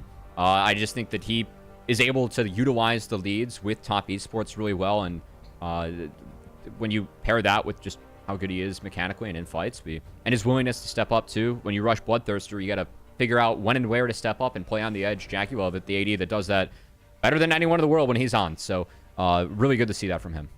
Yeah, and from what we saw in our previous draft graphic, there was just a lot of strong choices made by Anyone's Legend trying to snag a lot of comfort champions. I know that the Nidalee and Leona combo has been a high priority, especially for our last top 4 champions going into this bracket, go towards the road through the lower bracket and the upper grand finals. You think about, obviously, Tarzan, Kanavi, longtime Nidalee players, Shun from JDG, longtime Nidalee player. It just seems like we went from a lot of skirmishing junglers, obviously being the ones you want to grab for first, into, okay, who is getting Nidalee right off the bat here? And the fact that the gamble was made and they lost with it, it's not always the easiest foot to set on. But for us here on the desk, I know we wanted to take a deeper dive into looking at a key particular fights here. Matt, I believe you've got it ready for us. All right, so we got some highlights ready to roll here from the win that we ended up having for Top Esports. And as we play this one out, Emily, honestly, I know that you talked a lot about setups, but that's really where we saw the strength lie for Anyone's, or at least Top Esports, beating Anyone's Legend in these setups. And just wanted to highlight that along with some good map play coming out from Top Esports. Yeah, and I think this is kind of where, like I said, this is the back-breaking fight. Yeah. Where Flandre is walking up in here and Crisp immediately. Kanavi is going through on the back of that fight. And again, like we talk about setup for JackeyLove to have these kind of insane ults. This is where I'm like, okay, with the composition that TES has and, you know, kind of how I know that they know how to pilot this in terms of destroying turrets. I think that is really important. I also think this fight is important for what doesn't happen. Yes. Right? Because here we're going to see Top Esports kind of eschew. They're like, okay, you know what? Like, this didn't necessarily work out. We can give up. Yeah, we can give up this Drake. We have 2 Drakes to 1 here. And they're just going to take turrets around the map, right? And this is what I'm talking about when I'm like, okay, TES, they're really good at recognizing, especially with a composition like this, when they can kind of spread the map and take turrets. But then B, they get mid-tier 2 off of this, and then they get top-tier 2 off of this. And there's a run of play earlier that I mentioned, again, between like 18 and 19 minutes, where they decide, okay, we're just going to go, we get bot-tier 1, we get top-tier 1. They're really, really good at recognizing when they don't have to fight. Yes. And then taking stuff off the map instead. No, I love the fact that we wanted to highlight that one. Just something that I've actually had beef with some teams early on in the season is I feel like with objective fights being so important, a lot of teams have not found the right moments to drop an objective and take other objectives across the map. And that's where we saw Top Esports. I think the 5 grubs, the way they utilized them, really got them the gold to overcome Anyone's Legend in these fights. And then how they played some of the fights in the back half was great to see. Really, I feel like 369 really step up. Of course, JackeyLove was rightfully the most valuable player of that game, but 369 for me, he was behind early on, but this Jace, it's being B1, it's a power pick for a reason. You have edge when you're out playing it, and Ambessa or Kasate, the 2 champs we've seen most commonly be answered into the Jace. And for 369 to take that and make the mark that he did later on, even being behind early, that was a really big difference maker as well in that Top Esports game. Yeah, and I mean, I think Kareem had, you know, a few mistakes here and there, but I also think he was a crucial part, again, of a lot of their side lane setups. And after that mid lane fight, I was like, okay, pretty much, again, Top Esports is the type of team that knows how to actually get fight setups with a composition like this. They know where to set up their split pushers if they can. And you saw them kind of slowly take that agency away. And I'm pretty sure it was post-fight on that gold chart where you saw it just going up from that point, right? So they had the game in hand in terms of map play after that fight. And I think it showcased Top Esports' strength, in my opinion, as a team, right? If they can't be goaded into taking disadvantageous fights, they can stuff out their opponents just like they did in this game 1. Already a strong statement from Top Esports in game 1, where we have Anyone's Legend coming from the upper side of the bracket and Top Esports making this really strong run through the lower bracket, progressively getting better and better with every single series. But before we start getting into conversations about our second game, I want to take a quick moment of everyone's time to remind and show that we're extremely grateful to our Coffee and YouTube subscribers who help level up the show. A lot of the initial payments go into upgrading the broadcast, but a huge bulk of it pays on-air talent and content creators. So please continue subscribing. It's going to get Rafa an actual camera too, coming up here. You know, we have to get equipment going too. Now, that is not that is on me. But you know what a Coffee subscription does do, it does give us better images when my camera is not working. Like this one. Bam. This is cute. This is very pure cute. Coffee revenue right here. So, you know, whenever these emergency situations happen, this is what we live for. So continue subscribing to our Coffee, linked in the chat, to unlock perks like early access to content and the ability to ask and review questions for our unique on-site interviews, and of course, more banger gifts for our profile pictures whenever our cameras decide not to work. Shout outs to everyone. Now, game 2, y'all. I want to bring up the draft graphic one more time just to remind everyone what champions are not available going forward for the rest of the series.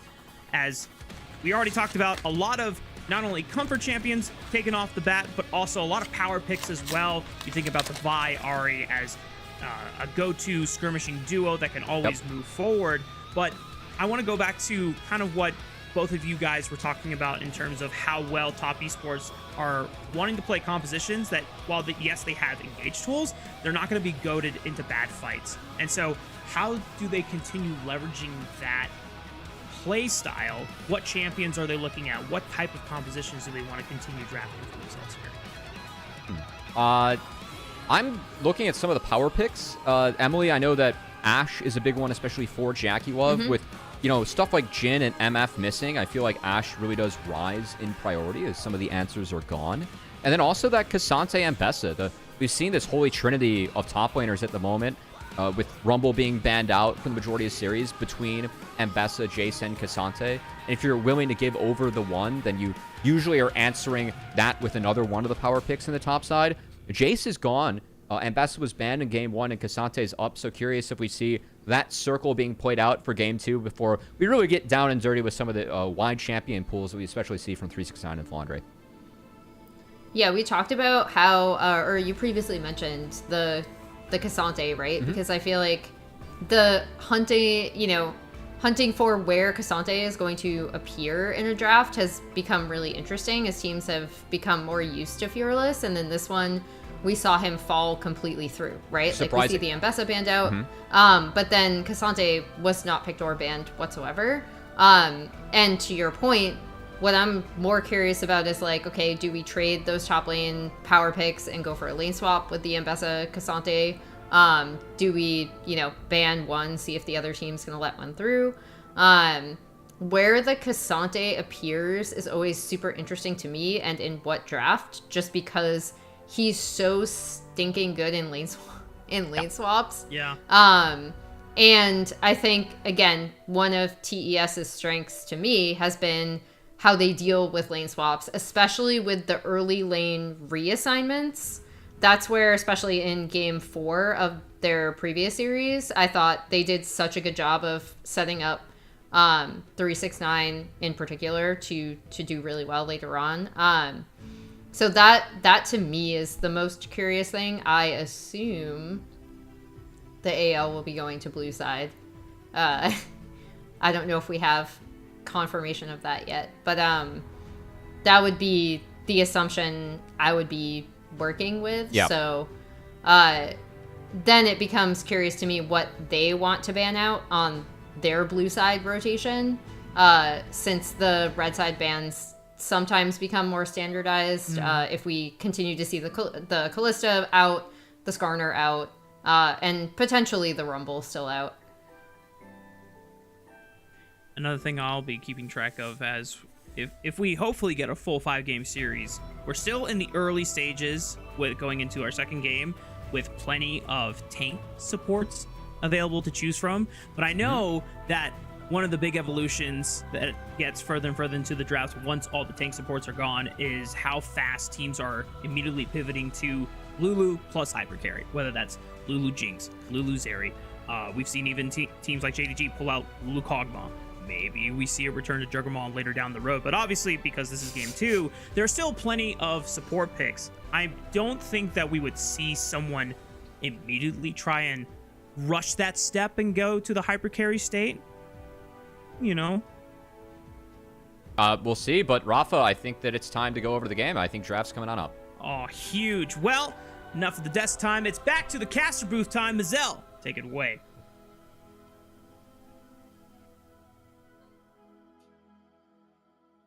Everyone to the caster desk. We're here. Boo, boo, boo, boo. We gotta scare you a little bit, you know. We gotta keep you on your toes. But we're right back to it. We're right back to the caster desk for game number 2. Top Esports showed us everything that we could want and more as a top esports fan. AL, they were cooking in the draft. They went with a lot of power picks for themselves. It didn't pan out, and now you have none of those available going forward. They were cooking. Unfortunately, they got burned. It did not go well, and they ultimately end up 1-0 down in this series. The Nidalee, right, the takeaway from Kanavi, we're thinking, such a gutsy pick to go for, and then it fell flat on its face. I think, honestly, I just got caught up with the fact that it just was happening so fast. The first 3 was incredibly quick from both of our teams, so we're here now. TS on the red side this time. I want to see what AL's priority now that the Mbessa is still up and available. Last thing I'll say about game number 1, I hate to admit it, but it might have been because Jin was getting all the kills. That's all I'll say. We'll move forward. AL gonna be on that blue side. Moving on. Particular bans. Some very big setup bans for both teams, but this is something that I want to talk about. The Mbessa being banned. I know before and in the break we were talking about the reliance on Cassante and Mbessa moving forward as well. Yeah, no. Okay. No, I was just gonna say, like, are we getting the Cassante? No, they're just prioritizing a pretty strong Varus. That was the prio, right, coming into the second phase. No Jhin means that Varus and Ashe become very high priority. I mean, locking Varus early means that you can deal with the Cassante if it gets locked in, right? We know that on-hit Varus is pretty decent at dealing with tank bruiser assassins in the top lane, so we're not too worried if Cassante gets locked in as a whole. But I remember one of the bans that we did end up missing now is this Kai'Sa, so taking what is objectively not a great laning matchup for the Kai'Sa, but saying JackeyLove is so darn good on this pick, we will let him have a bad lane, a bad matchup to get that pick itself. Yeah, we've seen the first of all, Kai'Sa's in general in the LPL be absolutely insane, but Jackie loves Kai'Sa second to none. He has a skin on it for a reason. The Aurora as the 2-fold carry comp from top esports here. Big damage coming in from TS right here with this Kai'Sa and the Aurora. I'm expecting big dive to come on through, but what jungler are they going to be able to pair it? We kind of noted at the end of that draft, no Wukong thanks to Flandre picking that up. So AD bruisers, especially the Viego and the Xin Zhao, now become high value as we see Tarzan pick it up, and whatever support they kind of can pull up on the end here is great, but it needs to be engaged. Has to be, right? Like, you have to find some things to tie up this damage dealing nature of top esports. The Rakan, a nice pick for Kyle, kind of in and out of a team fight composition there as well, but top esports still have a lot of questions on their own. I would like to say that this does give Kyle a little more agency. I think fell a little flat in the Leona game, and a champion that can have agency, but especially in this game, he's not going to be playing against a Poppy, and whether it gets support counterpicked again and he ends up feeling pretty rough, we'll have to wait and see. But we're heading into a second set of bans now. I think you might want to protect Kyle this time round, so something like a Nautilus ban, it's a great pairing with the Kai'Sa anyway, so just getting rid of that tried and tested duo, not going to be a miss, I think. Okay. Coming around objectives, AL are going to have such good snap engage with the Xin Zhao and the Varus being able to turn with this Rakan. I'm looking at TS. It does feel like, again, they have strong enough solo laners that give them the agency to both play the map and also have strong team fight impact. And then you're just giving kind of like the keys to the kingdom here for JackeyLove with this Kai'Sa, the freedom to be able to move around in team fights. So second phase, what I'm looking for both of these teams is what kind of strong mid matchup are we going to get for someone like Shanks? And in that support position, like we were kind of noting here, no Rakan here for Chris, one of his best champions, and there are only so many now with the Nautilus as well taken. I do think it becomes nice and easy for top this time around. They can take jungle, which is a matchup that they see. They'll be able as well to take support, a matchup that they see. So top are getting, now in the second phase, a couple of good counter picks. AL, their counter picks going to those solo lanes. So both of these teams have got options and have got tools, rather, to keep themselves at bay and keep themselves with the advantage. Just little shout out to the Shin hover there. Hope maybe giving his jungler a little bit of a laugh in that situation. I do really like the Alistar here in terms of just setting up the team comp for top esports and providing a body to kind of soak up a lot of that frontal engage that AL are bringing. What is this pick here going to be for our solo laners? I mean, they're playing into the Jacks. The Ryze is going to provide them with a lot of tankiness and the ability to also match on the side lane. So AL are a very short-ranged composition for the time being, especially if this is going to be our on-hit Varus that we'll be seeing. And so what does Flandre kind of prepare here? This can be the Jax if he really wants to. I think the Gragas is another great answer, is going to do very well in the laning phase. And while the later game is going to be a bit tough for him, the fact that the solo laners here are going to have so much impact on being able to destroy TES's backline is going to be really fun to watch. And I love the Gragas answer, right? Obviously 369 playing Jax this game. Gragas, a notorious answer to the lamppost man in the top lane. You channel that body slam, pretty much any chance. It's a swap. I'm just saying, there's some flex-a-roonies potentially happening here. Top Esports looking to have played with their draft a little bit here and have that Jax go to the jungle, and Aatrox logged in as a 5th pick there for 369. This was one of the unique picks that we saw in the playoffs, was that Kanavi picked up, or was it? Yeah, it was definitely the playoffs where we got to see Kanavi on the Jax. I love that they're flexing this, and I feel like we're seeing more of like an AL style of a draft where they're utilizing these strong solos and blindables that then can turn into kind of playing around your jungle. So I'm looking again now, Kanavi on this AD jungler. He has so much that he can do versus Zhao, and then we get into late game team fights. He just jumps on top of Hope, and there's no way he can play. And it is exactly what you love to see from Red side, isn't it? Yeah. That they use the 5th pick well. That's the biggest thing, is like trying to figure out how these draft adaptations come to be. But I have to ask, on AL's side of things, how do they dissect this comment? I mean, their team fight looks very good, but they have to get to a point where they have a few items, it seems.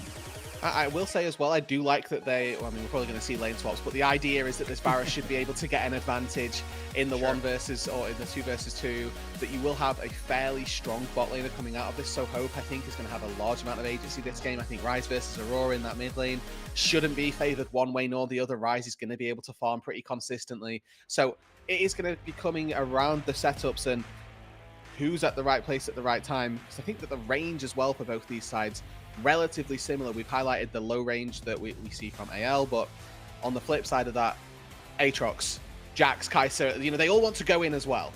Yeah, they do. The setup is there. We're into game 2 here shortly, and the solo lanes maybe needed to pick up a little bit of the spotlight here in this one, more so than the ADs, although we have that classic JackeyLove IG Kai'Sa skin, bringing back the old just for the new as we get into game 2. 欢迎来到英雄联盟。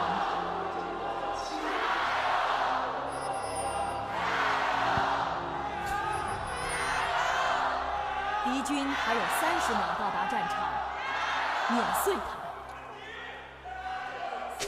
Small note on our rune choices. It is going to be that on the lethality style of Varus if keystones are anything to go by. So you're relying on the DPS from Shanks and the Ryze to be that consistent source, whereas Hope Morguso going to be looking as a laning threat and a bully for the early game.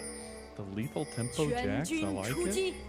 Oh, recognizing he's going to have to get in there, right? Look at how we were talking about how low range this composition was going to be, right? You're talking about the Gragas, the Zhao, the Ryze, and really the only long range threat we're going to be seeing from Hope is this lethality. I wanted to touch on it a little bit just because typically when you're going on hit, you have all of like these Terminus, the Wits Ends, the Rage Blades, all of this. Going for lethality, I think, does offer, some unique stats, especially being able to have access to something like Edge of Night, which I think is going to be very important in stopping something like a Counter-Strike or even Chris Engage at the front. Yeah, I could definitely see that being the case. And the lethality just gives you a different style, like you were kind of mentioning or foreshadowing, a different style of damage on this composition. No Gonna be swap. hard and figuring out how they're gonna get into the fold of things. But yeah, talking about it, no lane swap this time. Randoms are unfortunately not thriving. So expecting now then that Hope and Kael should get a really good advantage. They have more range. They have better long-range damage to keep Crisp and JackeyLove at bay. Level 1 Alistair is a notorious sack of meat that does nothing, and the race for level 2 will go the way of AL. We'd like to think. Like a cow-shaped sack of meat. True. They both hit at the same time though, so it doesn't seem like there's going to be much in the way. It's going to be a small amount of damage. He And wants both it. junglers are Okay. pathing towards the bottom side of the map. Kael! Ooh, they caught JackeyLove. He's going to take a huge chunk of that trade, and it will be AL that went out in the 2v2 bot lane. Already channeling recall, JackeyLove knowing that he can't stick around in this bot lane, and this is what we're expecting, that AL have got this really strong bot lane duo. They took the Varus early, JackeyLove ego picks his Kai'Sa into it, and Top Esports, they knew that this was going to happen. You have to anticipate that this is the bot lane duo that you're going to be against if you don't swap. And they're paying the price there, as you saw also in the little ticker that came up. 500 games in the LPL for Kanavi, as he's going to be invaded on by Tarzan. He hasn't been spotted out just yet. Now will be, as JackeyLove is coming back from base. Does have the chance to provide him with a little pressure. Tarzan just makes the difference. Maybe type jungle Kanavi? dip for that one, as now Kanavi has to flash away from the rest of the fight. Hope is over here now, able to do some damage too. They go in onto Crisp. He is just that sack of meat like you were talking about, and IAL now need to get an escape route going because Cream is the first one to move. I don't know if He's he the can do it, escape though. route. Yeah, I think he's going to abuse some invisibility coming out from the Aurora there. Tough. We're still getting a bot lane play, though. It seems like they're very much wanting to make sure that Tarzan gets this bottom side quadrant. Konami's going to help out his bottom lane push. And what I want to see from AL is how are they going to play on strong first item spikes? And we're getting a teleport. Okay, we're not giving up this blue buff for free, guys. This is Cream. Deja vu from game number 1. We'll just keep the fisticuffs rolling. As the Scuttle Crab is the focus for AL. They do get Cream just walks into the TP from Shanks, but is able to hop skip away from that one. And we get all the TPs, we get nothing of it. So overall, still a big win for AL, right? They steal away a camp in the bot side jungle, where Tarzan's going to be able to collect all 6 of his camps also. There's a lot of experience shared between JackeyLove and Kanavi, so the Kai'Sa set further behind. And in that sequence as well, Hope did pick up a good amount of experience, has an opportunity to set a freeze down in the bot lane as well. So it's going to go from bad to worse for JackeyLove. You just see the ward. As soon as he gets spotted, moves on backwards. Bit of damage here from Kyle and Hope. And once you get those blight stacks going, the auto attack, how much health did he have? Less than 10. But JackeyLove wants to get it back. Can't get the auto, and he's down. JackeyLove in his skin is taken alive. The lane was going to be rough. The only way out was through, and unfortunately, JackeyLove falters at the final hurdle. Oh man, maybe TS were not comfortable with the lane swap just because it is an Aatrox versus Rakan. Maybe that's some of their thought process. Usually if it's against a smaller, lower range, like kind of They're going to get support. comfy now. Yeah, exactly. Now it's going to be where, look, we're swapping on over. We've got Grub spawning in 35 seconds. Now we take a look at this replay. Kael on this Rakan, again, such a big takeaway from a player like Crisp, and then their ability to find damage. This is what we wanted to see from AL's bottom lane coming in, and JackeyLove now has to pay the price, losing his summoners and basically the rest of this lane. I would argue this is never worth to go for as JackeyLove because you don't get to dictate the wave what happens to it. You're always going to be giving a kill over to Hope. And we talked about it actually being a swap. Well, no, Flandre matches recall, walks down to that bot side, and now we have the same laning assignment just on the other side of the map. Hope walks up, catches a big wave. He's coming out into this fight with a serrated Dirk on top of the tier that's going to start stacking. And from Top Esports, starting this up is very brazen. They're just going to try to rush it before AL can even get over here.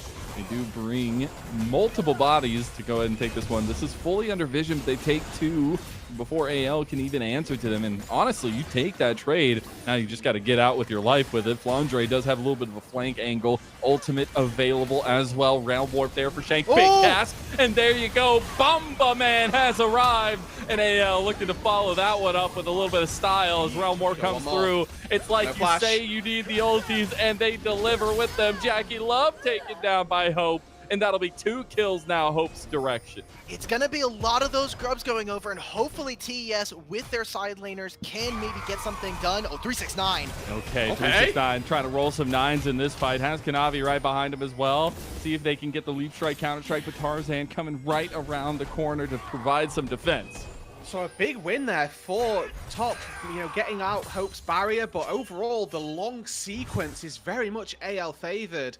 They get themselves not 1, or they just get the 1 grub, but 2 kills off the top of that as well. You mentioned it in the fight, Mazel. Top just needed to run, and unfortunately, Cask from Flandre keeps them nice and engaged.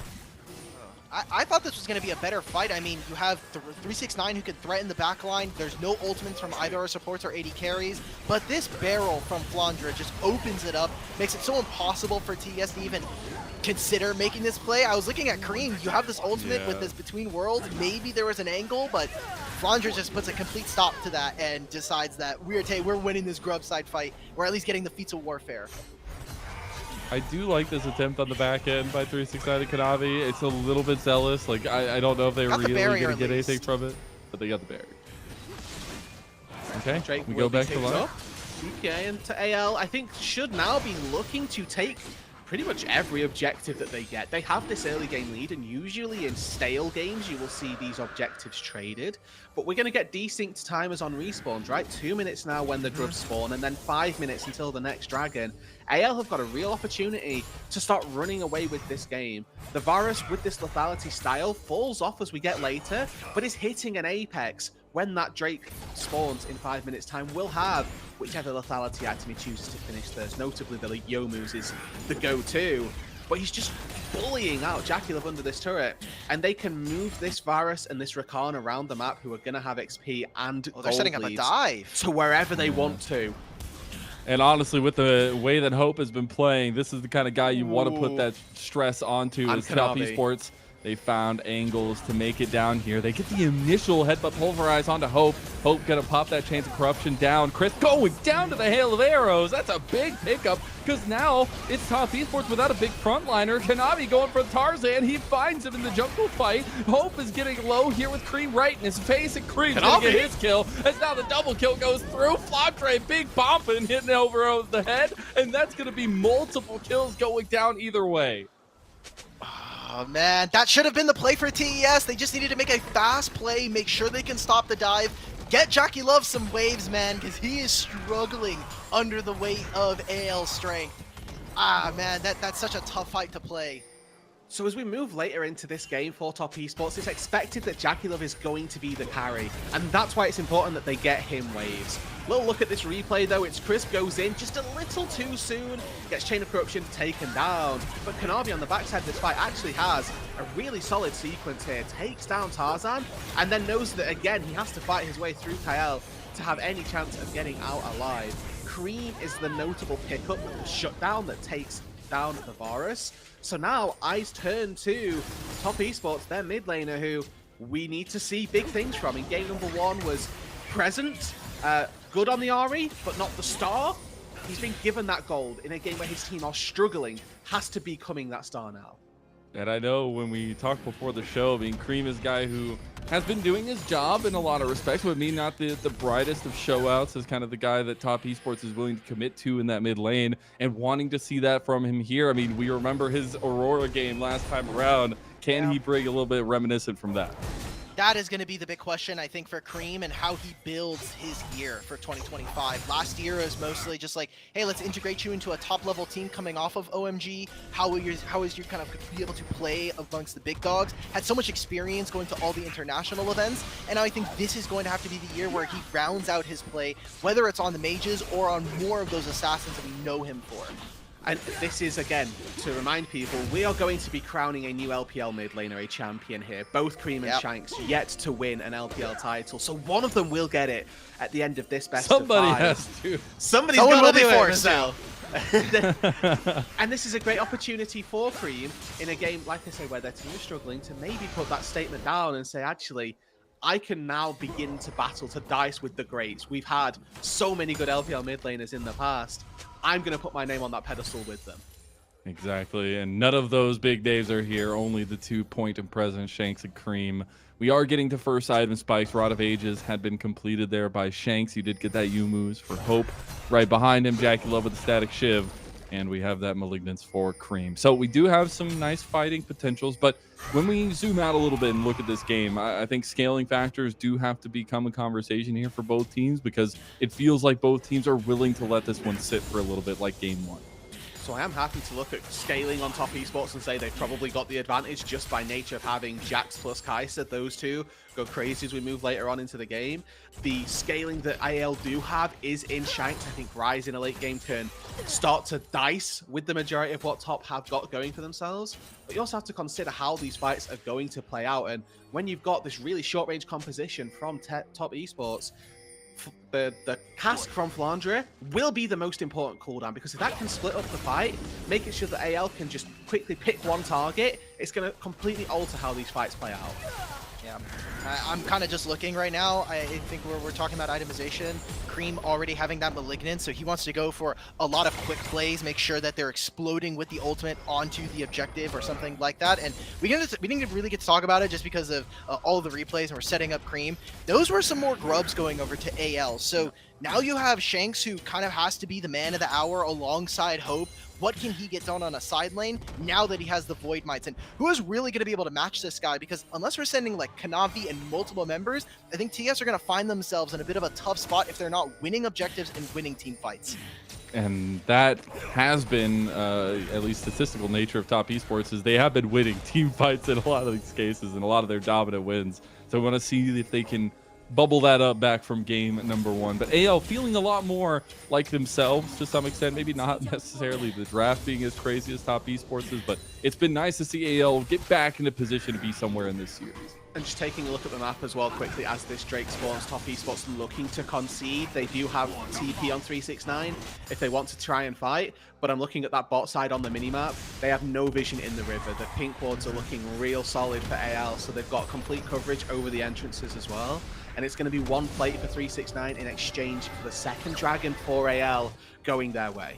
Top lane was going to be our head-to-head matchup that we really wanted to really just kind of get into the nitty-gritty of, and Flandre has done a fantastic job throughout the series so far of trying to be creative in team fights, whereas I feel so far this season, 369 by and far away the most consistent member. He's making sure that he's getting gold, and I love this from TES. He has always been the kind of guy that has been playing on the side lane so far in 2025, so already has a small advantage over his opponent, and I think pulling members of AL away from the objectives and saying, look, you cannot just all in on one side, I'm gonna be taking a turret. And it's worth noting as well that Flandre has this item disadvantage because he's had to go window shopping, right? You want to start that Cosmic Drive. Yeah. You also want to stop the healing that Aatrox is going to do. And you also want the tier so that you can sustain in the long-form fights as you move later on into the game. So this is a lot of gold thrown onto a hodgepodge of items where Aatrox can go, Nadoi, me build Sundered Sky, me feel good, you know? Yeah. Sundered Sky's a hell of a drug, ain't it? But it is also so cool, not only like looking at their impacts in the game, but also seeing some of the motivation coming into this finals. I mean, for 369, all these years later, being able to say he can play these picks that Karsa called him out for. You see it on social media. It was so funny. Yeah. On the other side, Flandre has JJ watching him here, making him go try to visit up with Viper at first stand. We are seeing Crisp take a couple shots here and takes the Chains of Corruption from Hope, and nothing else going to come of that. Bot lane turret is under siege now as Between Worlds from Cream going to initiate a lot of the fight, but the Realm Warp will disengage Shanks. I think that's a nice little escape tool, but maybe unwarranted. They'll trade the ultis either way. Hope. What? Dude, two times in this single game where he gets away with a little bit of health on the targets that he's been trying to take down. Meanwhile, Kyle had popped the quickness, tried to find an engage on Kanavi. Kanavi gets away from that one. Still has his flash available too. how much more are AL going to try to squeeze out of this bottom side jungle? Because we have the Herald already being spawned, Drag is in 2.5 minutes, and I'm really looking at that top side objective. I want to see TES actually properly try to find a fight. You already have hit some of your first item powers here with Kanabi and 369, and we talked about Cream having to have a big influence in this game. Despite all of that, I think that they can look for these fights, especially before Shanks has already finished, you know, that Rod of Ages, which is starting to tick down. Flandre, like we said, with the window shopping. There is a window. We just need to see if TES can find it and how creative they are. There's no Recon ultimate, right? Like, why not? No, you're exactly right. Gold is a great representative of how fights should be going. Items are slightly better. And looking across the board, we've got those first items picked up for everybody on top esports. This is their chance, this is their opportunity to try and make that happen. And you can see they're making their way into this top side river, starting to clear out vision. Eyes really need to be on Cream. He's the one who got that large injection of gold. He's got 5 stacks on his Dark Seal, almost at that 2-item spike. He can take down Hope. All of the bot lane power is gone. All right, we're getting double TPs coming in from AL to try to fight this one out. Here they come. Everybody's here. Maybe call the Avengers. They got the engage there. On to 369. He heals so damn much from the Sundered Sky. And now they found the backline. Hope is down. They found 2 quick kills in top Esports. They're making mincemeat of anyone's legend. You want a fight? We'll give you a fight. Top Esports take the Herald, take down AL, and have righted that ship in one fell swoop. Well, Rude, you said that the explosive cast was going to be the most important cooldown, and honestly, it looked like it was a big waste here for AL. They're also going to be able to grab mid-tier 1, maybe a second charge of this Herald. Insane opener here for TES to find themselves back into this game, and they're even getting more done on the map. 369 takes the ire of anyone's legend at the beginning of this fight, and it pays dividends. Just look at this. I mean, yes, Rise is here, but look at how they're getting corralled. Flandre is putting all this damage onto Crisp. And while 369 is tanking all of this up, thanks to the World Ender passive, all of these cooldowns are no longer available. And this was the problem when we saw the Jacks. You jump straight into an immobile backline, you destroy a Varus, and now you just have the full dive. They flexed into that ability to go right into the face of their opponents. Kai'Sa flies in, and it just feels like the early game woes that TES were having are going to start to fade away as more and more gold is influxed into TES. Yeah, they're long gone, right? We're not worried anymore about this top esports roster and what this composition can do, because we've got now to this mid-game point.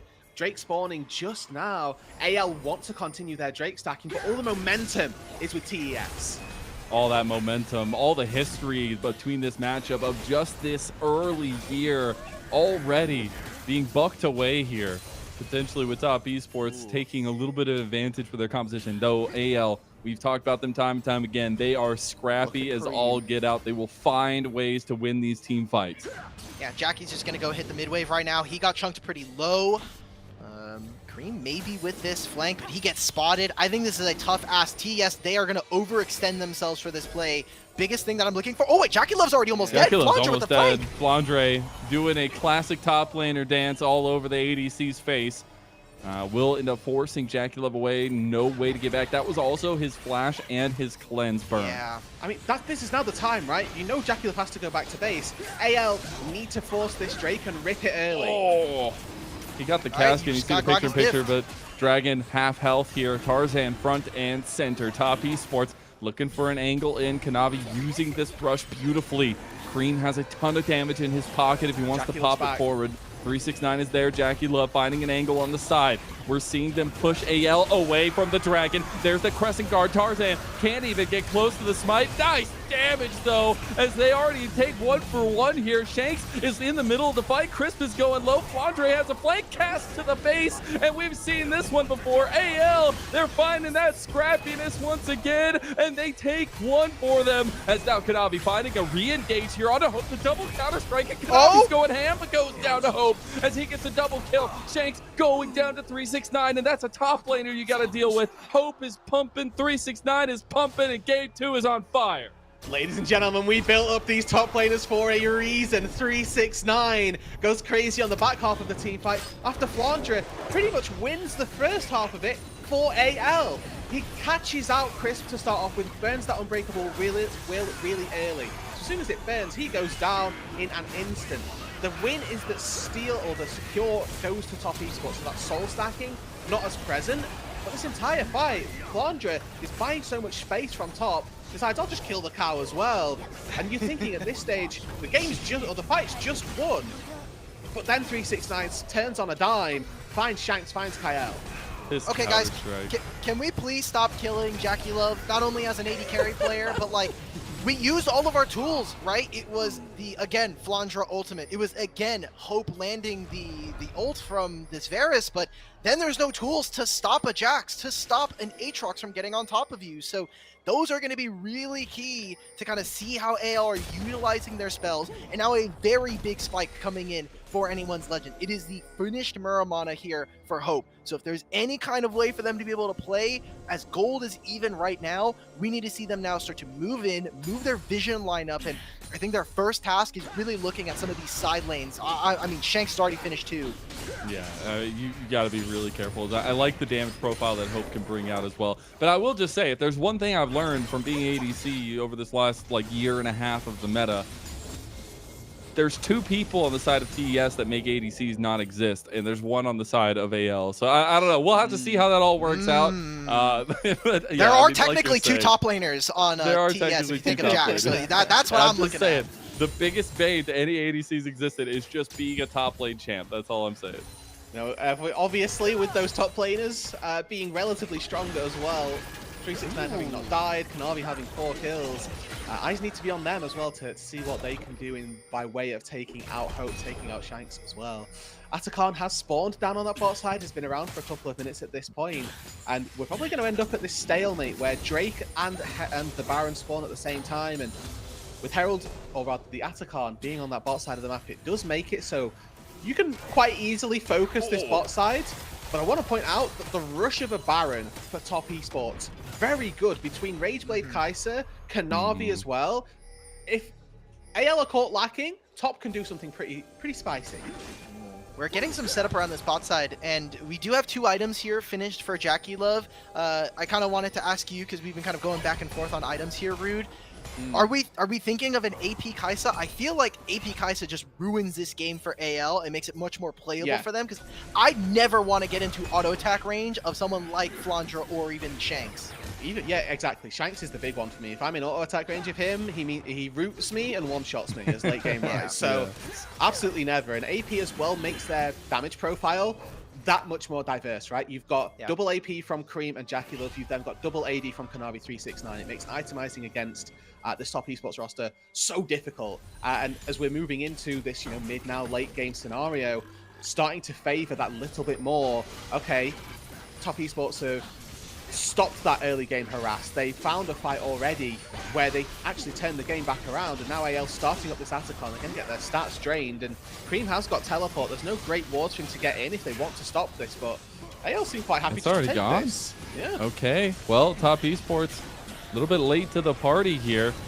Hope having 3 items now. Oh my god, and then they still get caught. Kyle looking for the quickness is now they just get the round warp on the back line. JackeyLove is still alive. JackeyLove, the main character for top esports. He's trying to find a way back in, but you said if he's in range of Shanks, you do not get to exist. And he's going down. Oh my god, it's a double kill for Shanks. The Atacon GA is still there for AL, giving them the confidence to go at the throat of top esports. One more knockup leads to a triple kill for Shanks.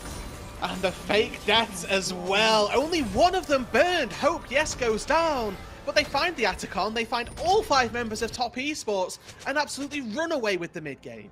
And now there's also Summoners gone. I mean, TES just looked like they wanted to just run on in there like, oh, well, the Atacon's already gone, so yeah, we have to fight. I think it's a massive mistake for them. It's pretty simple, right? We've had the last 2 months now to look at what happens when Atacon is taken. There is no reason for a team that I was just praising their macro for them to be taking this fight. I think it comes off of the back of a massive engage from Kyle. I love this use of the Realm Warp coming in from Shanks. And we're just late. It just feels like everybody from the side of TS is now scrambling, saying, how are we going to be able to get back into this fight? How do we want to try and find this? It is Hope, like you said, that went down. And honestly, the fact that Jackie almost finds Shanks is really impressive.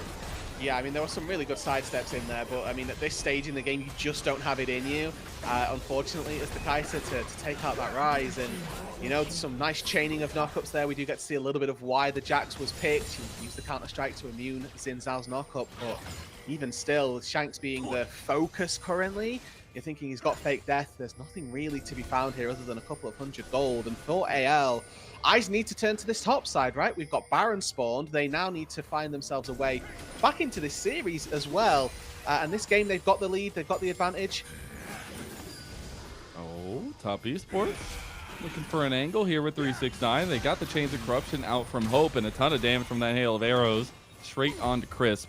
They're getting collapsed on now. I mean, this is trouble for Top Esports. They're trying to make something happen. Here comes the quickness from Kyle. TP from Flandre. The cask is still available. Maybe he wants to take it. There he goes. On to JackeyLove. And JackeyLove on his skin can make nothing happen. He is gone. And AL are going to take 369 with him. No, he's going to flash out. Wind becomes lightning. And you cannot get away from that combo. One more auto. He's going to get out, baby. Finally, a second wind becomes lightning. Claims his life for Realm Warp just for funsies. As actually Kanavi got tagged by that. Tarzan was looking to take that audacious charge back, but not going to do it. And Top Esports, they can't find anything on Rift. This might even turn into the Baron. They have a lot of great damage here with Rise combos if they really want to. Instead, it seems like control of mid. TS, you stay too long in this way. That's massive damage. The piercing arrow and the great entrance hits, and Flandre goes for the flash play. They got another cask out. Beautiful!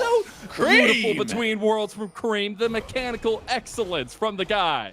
Alrighty, we'll take that to get him out. We know this guy can perform on the Aurora, but managing to keep himself alive there when really he should have gone down. I think this is a bit of a misplay from AL. They just found 2 kills onto really high value targets, and they get a mid-wave and a flash from Cream. Should have been a little bit more. That top tier 1's still standing. You can look to try and take that. This is a replay though of how it all broke down. I mean, the Kyle so far on this recon has just looked insane, man. One of the reasons why we had him as one of our best supports in the league. Hyped up properly, so I think also kind of utilizing some of his champion pool for Fearless. But this fight, I'm surprised honestly that 369 lives for as long as he does. It really drags out. We're going in. Oh, that blast cone gets Kyle over the wall, and AL, they've cleared up another kill onto Crisp. Kanavi going down to the slow from Flandre, and a double kill for Shanks. Tarzan's on the back line at AL. Oh my god, the 3-talent strike. Nothing can go right for Top Esports as Baron is now in the cards. They find 4 members in the top side. Baron is going to be their prize. Top tier 1 as well. This is the sequence that we're looking for after a 1-team fight. There it is. So it's going to be Flandre to answer, but 4 grubs as well. We imagine after this Baron, they'll take their recalls, push out these waves, and all of these structures should fall. I mean, the mid-tier 2's almost down. The Dragon's going to be spawning in a minute and a half, and that will be Soul for anyone's Legends, almost locking up the game in its entirety. In 2025, with these 2 rosters, these organizations have played twice. It has gone to 4 games, both times, with Top Esports taking just 1 game in a best of 5 series against them. AL lost game number 1. At this rate, it's looking like they gave them the history win just to make sure that the narrative wasn't changed. Yep. Okay. All right. Look, maybe didn't you vote for TS, man? Like we get this replay. Hey, this fight just looks doomed, man. Call him out. Call him out. Hope's Chris already gone, and then they're just trickling one by one. We'll have to see. We still got a lot of game here to play with. So this is just painful. And we talked about the bottom lane matchup last game. It was JackeyLove running over kids with this MF. This time around, we saw regular laning phases from Hope and Kyle, and they just smashed it with this Varus, which is what we were expecting coming in. And I think that's super exciting from another franchise player on the opposite side on anyone's Legend. Oh my, Kanavi trying to be a franchise player for Top Esports in the new year cannot survive the damage that Hope is putting out right now. And this is the AL we expect. I mean, we talked about their draft early on in this game. It feels like so long ago, but their draft was just so damn solid. And that gives a huge shout out to not only the availability of the champion pools, the flexibility, the strategy they have, but also gives a huge shout out to Tabe trying to right the ship here with the team. And they're doing so beautifully. More inhibs are going to be going down here. 2 of them to be, in fact, as AL pushing in 2 lanes with this Baron buff that's up for another minute and 20 seconds. And they can retreat back to this Dragon if they want, but With Kanavi dead and with Going. Poke Varus They as just well, win. let's go for more. Okay, maybe they just go for those. There's 3 cannon minions, by the way. I mean, this is just GG. They have to do something about these minions, and they have to get in there and clear it. Kyle's just going to stop them from that. Kanavi already loses almost all of his health. By the way, that's the jungler taking down 369. Both Nexus turrets down. Final gas for Top Esports. Kanavi goes for the combo, and Top Esports, they are left with nothing in their hat as AL right the ship and right the wrongs of game 1. And we got a series on our hands. 1-1, we level it up, and AL with a great response here. They do standard laning, they take this Varus early on. The B1 power pick once again comes to fruition, and Hope just had an early lead, never looked back. Yep. It's go. yeah, hey, I guess that's just the easiest definition there as well. That is it for game number 2. Before we get back to the desk, though, I know we had a subtitled Flandre interview ready to go, so let's go ahead and check that one out.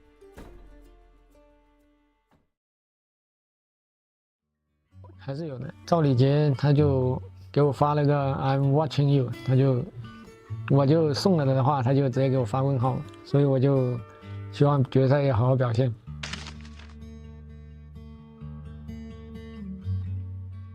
我觉得为了去让 Web3 请我吃饭，我一定要决赛好好发挥。 Back, y'all. Game 2. Anyone's Legend bounces back with a vengeance. And you know what that means. Check your palms. You might find a series in those. Oh, God. Just have to get my. Me noted. We have a series on our hands. Hater. Oh, nice. They hit you with the question mark thing. I love it. It's okay. It's okay. You know what? I loved hearing from Flandre too. Yeah. You know, like his old teammates text him. They send him the question mark ping whenever he feeds. Also, if he makes it to first stand, he's gonna make Viper buy him dinner. Ooh, I like that. That's a good prize right there.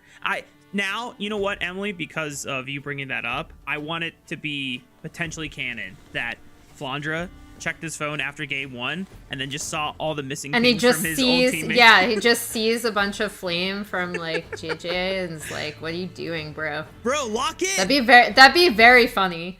That would lock in right now. Okay, anyway. And I mean, that's not a reference to be fair though, Flandre had a pretty nasty game on the Gragas. We noted that during the draft while, you know, the casters were going through, we were thinking, man, you know, that's a big denial pick away from 369, especially since we had just seen 369 busted out a really strong Gragas game in their lower bracket final coming into this grand final series. But going through, there's a lot of things obviously we want to be able to break down here, but just starting from the top-down draft, there was a lot of champions that do not let Kai'Sa really get to have fun this game. And the way that this game played out, obviously the target was on JackeyLove's forehead for most of the game. But there was a point, Matt, in the mid game where Kanavi and 369 were starting to get very scary and very big. And you noted how these two champions might actually be able to deal with what Anyone's Legend had drafted for themselves. Yeah, I was kind of a believer in the Aatrox Jax core because into a team that is, you know, so heavy on magic damage with the poke Varus, and you have like the double AP duos, I thought that if Aatrox was able to go for Sterax into Visage and get there, he might have actually been able to break the game.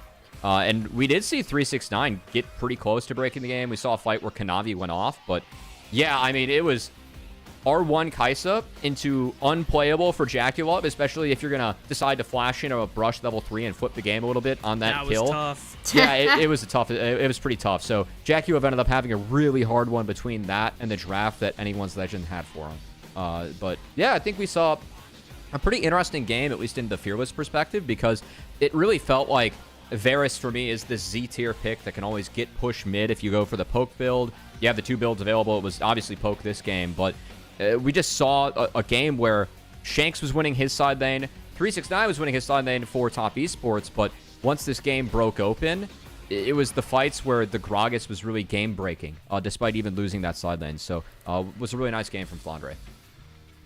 Yeah, it was a really nice game from Flandre. I also thought Shanks played really well too on this Rise, right? To be able to separate out team fights so that we saw that one earlier where it's like, okay, maybe TES have a glimmer of hope, right? Because this Jax is scaling, this Aatrox is scaling. They could end up being really scary even if JackeyLove does end up being taken out earlier in the fight.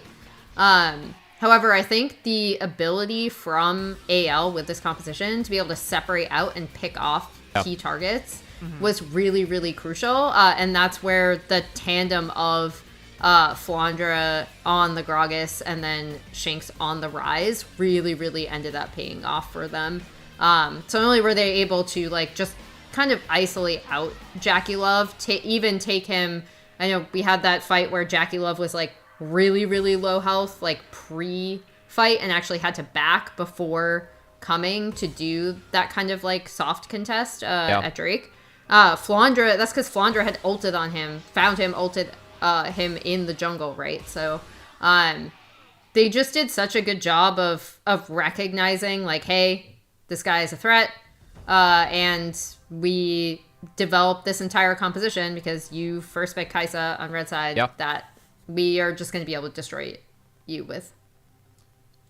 So many ways to disrupt and just pull apart members and isolating them. And not only, as you both called it out, Gragas, Flask, or Cask were on point, and being able to pull apart a unsuspecting JackeyLove on the Kai'Sa, or even Shanks just coming in with a Rise Realm Warp. And that really just throws a bunch of wrenches in what Top Esports really want to do, because when you think about how ideally they would like to play it out is just front to back and being able to eliminate threats one by one. But then if everyone is forced to pick their own skirmishes and then anyone's legend is dictating the pace in those fights, then it just becomes even more difficult. And of course, player of the game, Flandre on the Gragas. We kind of hoped it would be that way, you know, just with the way the discussion was going. I think there is definitely an honorable mention over to Shanks' Rise as well, because he was just as important piece in causing that disruption. But, I mean,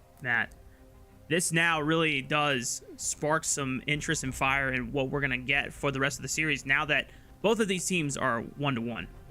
Yeah, shout out to Flandre, that MVP, of course. First time he's busted out the Gragas in this tournament, as I know you highlighted, Emily, and a great time to do so. Not just the strength in that game, but also a deny from 369 later on in Fearless. His Gragas was a huge carry for Top Esports in that last series they played against JDG. So, love that pick. Yeah, and it was, I mean, we can take a look at some of these team fights, but like it was that Cask that he had that kind of set initially, like we already knew, okay, you know, JackeyLove had that 2v2 bot moment where he just kind of, you know, went in, ended up dying early on. But that fight in the upper river where Flandre just lands the Gragas Cask was kind of really where it's like, okay, you can see the blueprint of how this composition is going to be able to separate out members of these fights. Yeah, let's get into it. We pulled some extra highlights to go over here with myself and Emily. But yeah, for this one, I think this is the fight that you're talking about, Emily. This Cask was just perfect from Flandre. Rotated up a little bit late, but made it well worth it. Yep. And then, yeah, he knocks Chris back in to the fight. And then this really, like, ultimately just allows everyone to be able to get onto JackeyLove, right? So we talked about the 1-2 punch of Flandre being able to separate these fights out, and then Shanks being able to follow up by porting people in or porting himself onto a key target. That was really, really crucial in taking out a lot of these key carries for Top Esports. Yeah, and this was the one fight that we saw Top win. Pretty much everything from anyone's legend went into the Aatrox early on. We're not able to kill it. Top Esports were able to run this fight, but from here, that was really the one time we didn't see the Cask at the early on of the fight, and then the Realm Warp later on to close it after anyone's legend split people up. That ended up being the game plan for the rest of it, and played out to great success. I know this fight really close for JackeyLove. He's going to throw a W in the Narnia once Shanks gets on his face. If this one hits, actually we'll be able to find the 1v1. Yeah, and this ends up being so close, but it also still showcases how difficult it is for him to play the game, right? Because, like, he doesn't end up hitting that, it's still really easy for them to separate him out. That was his window back in, and that's the difference maker between him being able to clean up and a Shanks Rise triple kill. Yeah, and I love Kyle on that blast cone, doing the work of the cask, just getting JackeyLove out of there and really making it tough for Top Esports, as this was the fight that pretty much ended things. And yeah, I love what you brought up, Emily. This game plan from Anyone's Legends, they've gotten a lot of credit for drafting. I know I had Top Esports 3-1 because I thought that a lot of the drafting credit for Anyone's Legends was actually their opponents making more mistakes, more so than them just having fantastic drafts. That was a great draft. You see Kai'Sa picked up that early, pick an entire comp that just ruins Kai'Sa. What can you do against a Ryze, especially with that Realm Warp? And you cannot, even as Kai'Sa, you don't have the health bar to take him down before he gets you down. So I thought that the adaptation there from Anyone's Legends is just in Fearless. Sometimes when you have the better comp identity or can beat the other comp's identity, that can be really big, despite even just the strength of champions that you have. Really felt like the identity of Anyone's Legends this game was built to deal with the identity that was showing early on from Top Esports, and even the Jax Flex and the Aatrox later on just couldn't save it. I know something both of you guys were mentioning during the when we were in the green room is what's going on with the lack of K'Sante love. You know, it seems like in every single best of 5 series, this guy was someone that was highly contested, either soup banned every single game, and if it was ever available, it was instantly snatched up within the first couple of picks. The fact that neither of these teams have been going for it, either one, there's a ban or an agreement to not pick K'Sante that we just are not aware of, or something else happened in the scrims leading up saying we are not picking this champion. Yeah, I mean, I think this is really where you see Fearless kind of come into play, like Cubby pointed out earlier, where you see compositions that come out that are specifically designed to like ruin one champ or ruin something specific that the opposing team is doing. One quick thing I do want to point out is that Renekton is actually an Aatrox, so just pretend it's an Aatrox. But for the viewers at home. But the interesting thing about K'Sante is kind of like we talked about, where we're kind of joking, oh, is there a gentleman's agreement? They saw the bin bug, you know, they saw all the K'Sante bugs, and they were like, okay, we're just agreeing not to pick it. I don't actually think that's happening. But what I do think is happening is both of these teams are coming in with really clear ideas of what they want to do with some of these comps, right? So we talked about how Top Esports were able to split the map with their first comp. They have the pick potential with the Ahri Vi like early on that we didn't even necessarily see them use all that much. It was more about rotating everything around the map and kind of their neutral objective setups and their turret taking power with the MF and the Jace. But in this second composition, as we already talked about, first pick Kai'Sa on red side, okay, guess what?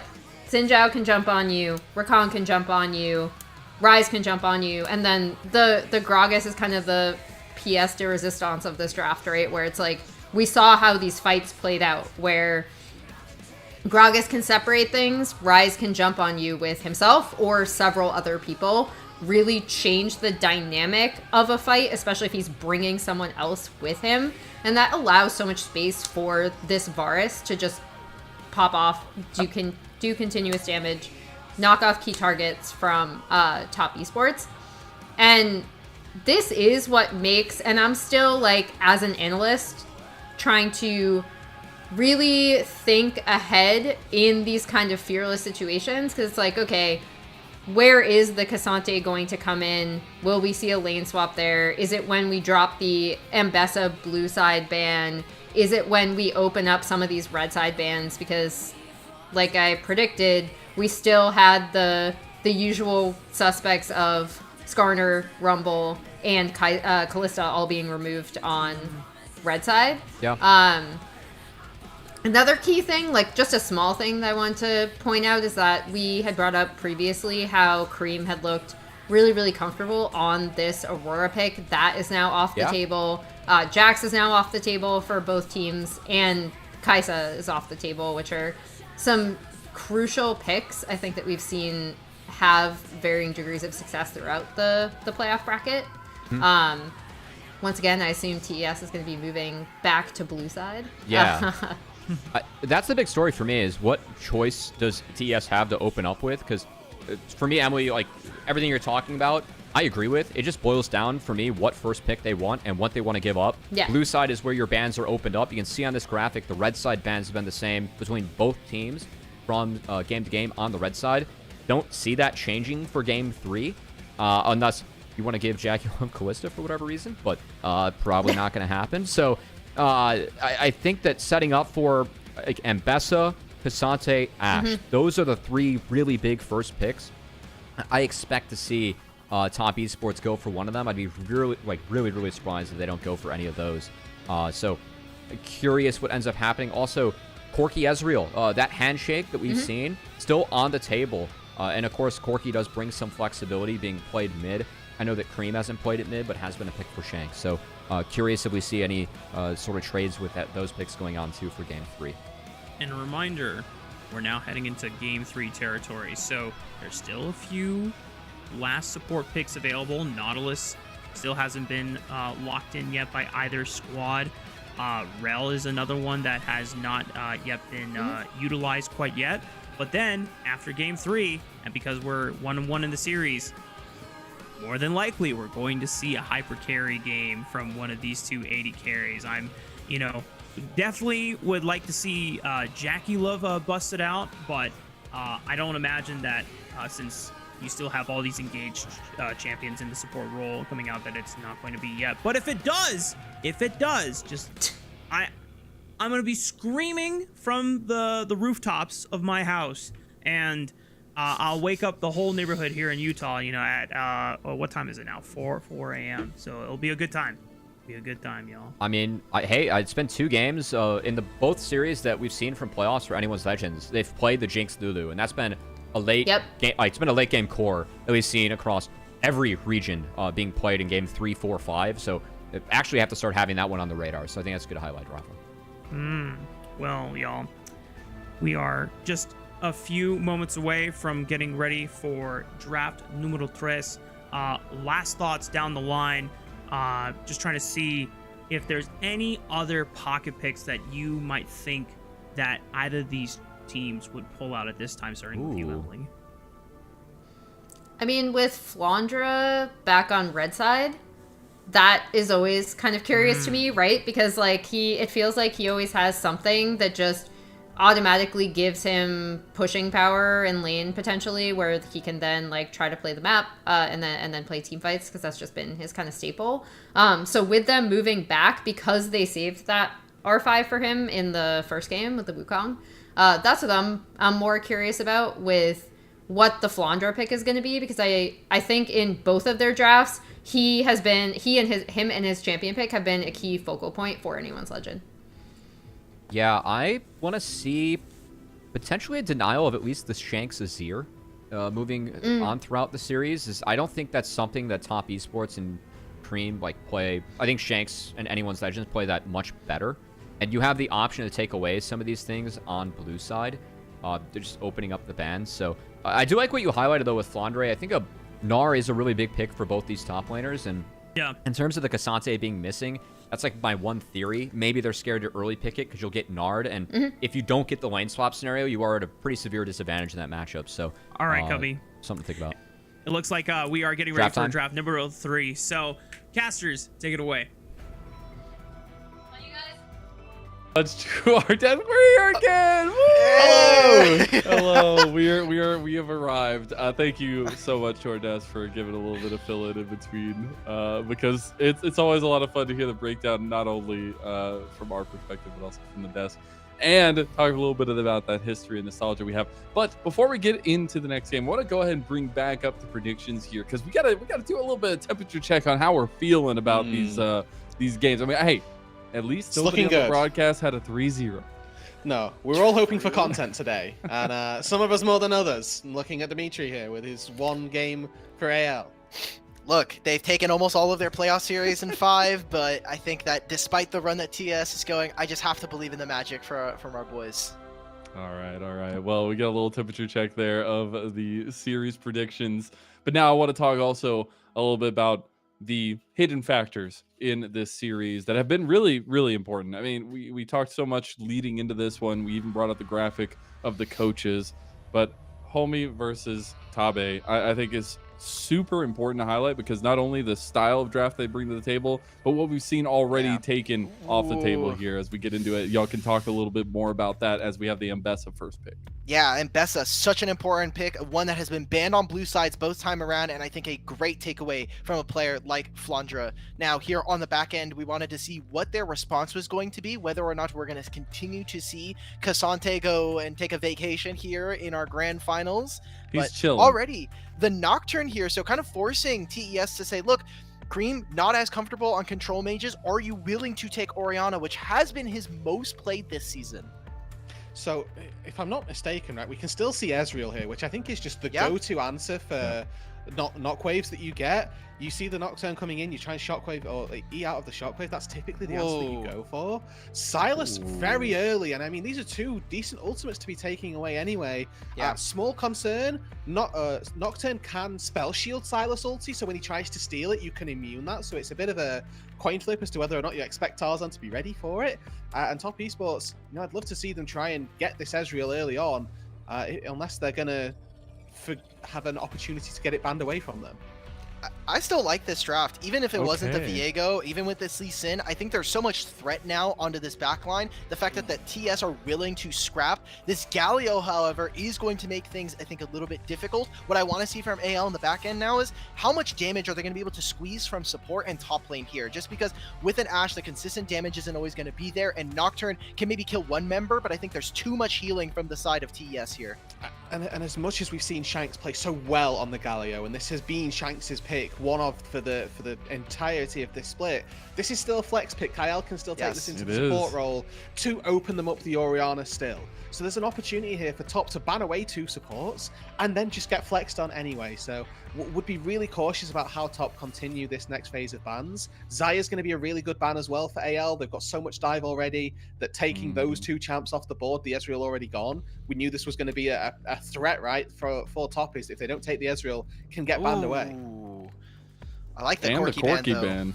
Yeah, I think the Corki ban would have opened up a little too much here for TES. So on 4, we have to see whether or not this Galio is going to be the flex. Really only happens this season so far. It's gone to Shanks and Flandre. We can expect to see if Kyle has been a little bit of a maestro in support. But I really like anything that can deal with how low range this TES composition is going to be. And that's why I think the Corki and Ezreal bans are so impactful. I think the most impactful thing right now is figure out what support is going to be looking like, because both these guys, Crisp and Kyle, have already had pretty impactful games in the series itself, and I think kind of an undercurrent to what's been going on with those big stars on either side. But the Camille gets locked in. You got to expect that's coming in for Flandre. Okay. Expect the Zaya to get locked in. Very solid versus all the dive that we get to see, and I am a little surprised by the Top bans that they've gone for, just because they've got, you know, they're banning disengaged champs on support, where really you can see what AL are looking for, and it's just full dive already. So maybe just banning out these champs because they knew that they wanted to take the rel here, and with AL having to take top lane to, I'll say, preserve this flex, and because they see the Top matchup, they knew exactly that they were going to be playing against Desire for the most part, and now AL have to decide, is this Galio going mid lane, is it going bot lane, and what the round out pick is going to be. Wow, we've gave R5 to Kyle, someone who typically has been receiving resources in the draft, specifically more recently in their series, but I think here, there's not much. I think that this bottom lane already kind of wins for AL, now that you have double range, you have the Ashe as well to deal so much damage, and now you're going to be playing Camille into the Mbessa. I think that AL have a really fire draft here, and unless TS can win skirmishes early, they're going to be struggling to really kind of get into that backline and deal any kind of real meaningful damage. Yeah, one of the reasons that I was looking at this AL comp and going, I'd love the Galio to go support here, is because their damage on AL side, not the most as we move into the late game, but the Lulu actually gives them that element of hope. He's now a hyper carry as we move into the late game, because he's not just going to be an Ashe, he's going to be an Ashe that's buffed by an enchanter, and he's going to be that much more difficult, that much more slippery to lock down, because what the Top esports actually have to lock down an Ashe, you know, Rel's there, Mbessa maybe, but these things that are all going to be affected by skill shots and by movement speed, something that we're going to see a lot of. I mean, the Ashes in LPL playoffs have been just space gliding all over people, and you can only get it once in the series. We saw it banned early, now let through. You saw Tabe immediately went to Kyle. I was like saying something to him very sternly. So a lot of weight on the shoulders of this Lulu last pick for anyone's legend. But the fact that we get to a tied series in game number 2, we've seen very good showing from both Top Esports and anyone's legend. Very akin to the performances we've seen building them up to this point. Top Esports having to run the hellish gauntlet that is the lower bracket through incredible teams. And then you'll have anyone's legend who nobody expected to even be here in the first place, made the upper bracket run, had massive game 5 series, and it all comes down to the start of a best of 3 here in our grand finals. Game 3 kicks off now. 欢迎来到英雄联盟。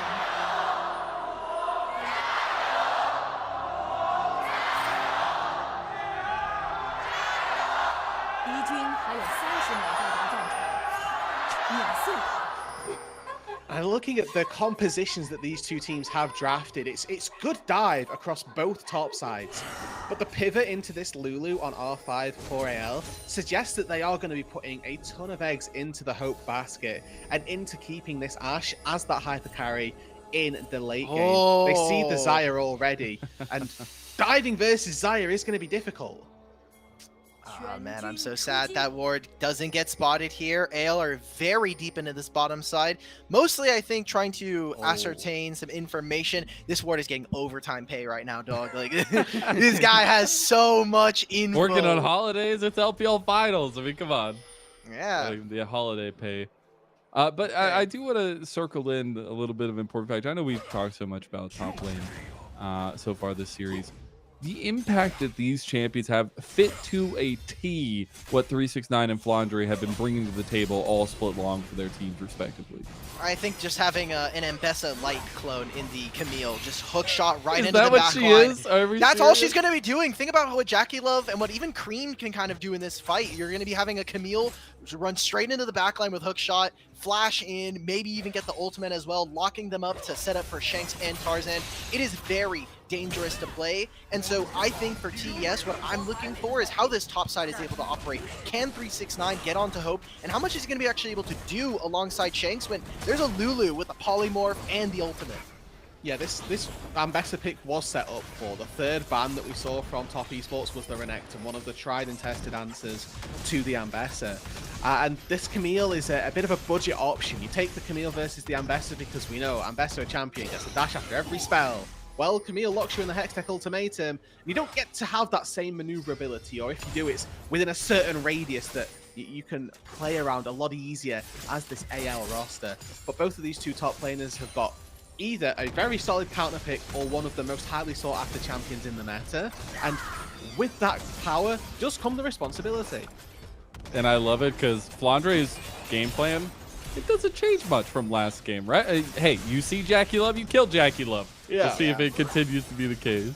And in this game now, when we're seeing the lane swaps, especially with, hey, like we're cool with our top laners kind of being on their own, Flandre does have extra ability to split push compared to the Ambessa, especially with that Q. So you already see 2 plates down here for AL, and they're making really short work of a lot of this gold here.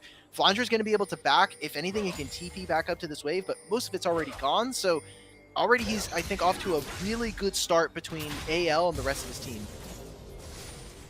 Taking a look at bot lane here. We got 4 members of anyone's legend down this way. Staying? Shanks have TP available. You're gonna stick this one out. Knavi coming in to provide a little bit of support. Really nobody else coming down as they take the engage onto Crisp here as well. It takes a brunt of damage. Flandre not going to take as much back. In Top Esports, they're struggling to even get over here. Yeah, this is all denying experience. So JackeyLove is getting no access to gold, no access to XP. But yes, AL, they're splitting it 4 ways. But I'll take 6 minions split 4 ways over 6 minions not at all. That's always the mathematic equation of what is what times 0. And hey, it always works out that way. And they are going to continue doing it. I mean, the worst part is Top Esports. I mean, what is the solution here? What are you going to do to try to get out of this one? maybe with a level 4 after the wave has already crashed. It seems like one more turret plate here for 369, and he can invest the teleport, but it is just through minion waves now. 12 of them gone. Chris! There we go. Okay, they waited too long. Flandre flashing away, but gets taken out by Kanavi. And here comes Cream on the flank too. The Hope is running away, and now you have Kyle followed up on by Kanavi, who is just on a tear on this Lee Sin. Cream claims the kill, and that'll be 2 quick kills going the way of Top Esports. They stick around too long. What do? Well, they make Cream sacrifice a wave mid lane to come down for 2 kills in Top Esports' back pocket. They'll be more than happy to take that trade. It gives JackeyLove access to that wave. It gives a kill over to this mid-jungle duo for Top Esports, who have been tearing up the lower bracket. And now Cream, with this Silas, with that extra kill, I feel very confident going into the 1v1. And we didn't touch on this in the draft, but Silas, such a great pick for someone like Cream. The fact that he finds this timer, knows, look, either Galio is going to have to commit the teleport. If he sees it in mid, he just makes the move already. There's no level 6 already, right? So why not go for this? And it opens up such a big play. Again, the solo laners here having to have such a big impact in this game. And I think when you give a player like Cream his Silas, you open up a Pandora's box of possibilities. Yeah, I mean, this guy was always the melee mid, the Akali enjoyer on OMG. Yeah. But you look at his Yone, his Silas ain't too much of a slouch either. The guy's been on a come up. This is his 2nd attempt at a championship after making it to a finals last spring with Top Esports. But he's been a guy on everybody's radar now on the Silas, with honestly an Omega draft to go up against. I mean, it feels like you could take anything here from Silas and be perfectly okay with it, as AL going to move over to the Grubs and take the first spot. Yeah, and despite the slight woes of those first few kills, they still importantly have an advantage on Hope, and that's what they're looking to leverage right now, moving the Ashe up to this top side with tier 2 boots. You have the range advantage versus Azaya anyway, and when you've got the extra movement speed, approach velocity as well, you can see what he's able to do in the 2v2. So annoying. Yep, that's welcome to Ashe, bro. This champion's been like this for the past 2 years. That's why I've even got seed and support. Love it. Great job of our Twitch predictions. Wow, they've got big hopes. Apparently, he's got some JackeyLove fans potentially in the crowd here. But for what I want to see from TS, yes, they got those first 2 kills, which is great. But let's see if they can kind of open up this jungle support. I think when Kanavi and Chris have looked really, really good is when TES have actually been at their best. And when you have this kind of damage dealing duo and crowd control support, this is, I think, a very, very potent opener for Top Esports if they can open the ball up on the map. And I think that with this Xayah, you can cheat a few waves.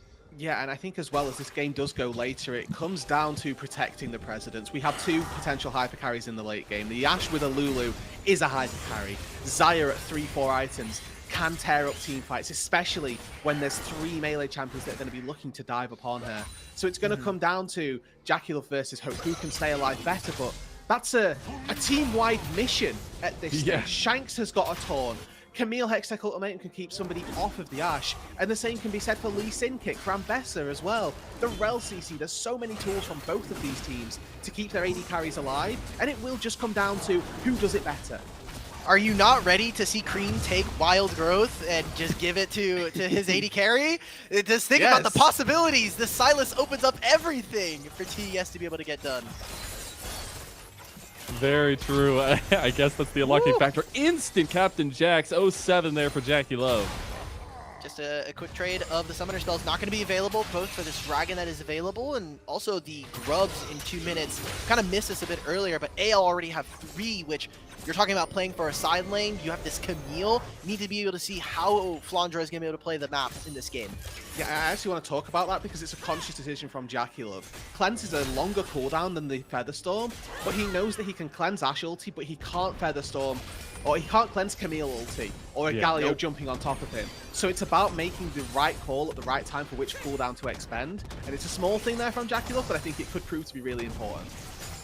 Yeah, we'll have to follow that one up here, especially with these next fights on the horizon for both sides of things. I mean, AL absolutely going to put a lot of onus on those Grub spawns. I'm sure Top Esports don't want to give that one over for free as well. The thing I love here, though, we got to talk about the utility given by Hope and maybe not as much by JackeyLove. Yes, the Blade Caller is huge. Hope is going to have a major engage tool for AL to kick things off. Drake spawned down on that bot side as well. Both of these teams have been relatively passive around the Dragons. Game number 1 as well, we sort of saw one get spread apart for the early stages of this game. Now Kanavi, though, with Kick on this top side, have yet to see the Lee Sin really pop off in a skirmish, but does have just that small advantage over the Nocturne for the time being in terms of gold from the nature of that first kill. And if they spot out Kanavi on this top side, you have to think that that Drake is going to be forfeit. They're starting up this dive, though. Kanavi's here, Crisp is on his way, and look where AL are. They're on the bottom side of the map. Oh! Chris got the catch up. Off route. Bill. That's going to be plates, and look at what AL have done on the bottom side of the map. Already preempted. Tarzan flies in. It's going to be the flash as well from JackeyLove. So unless they get this entire turret, it's going to be the first turret here for AL. For the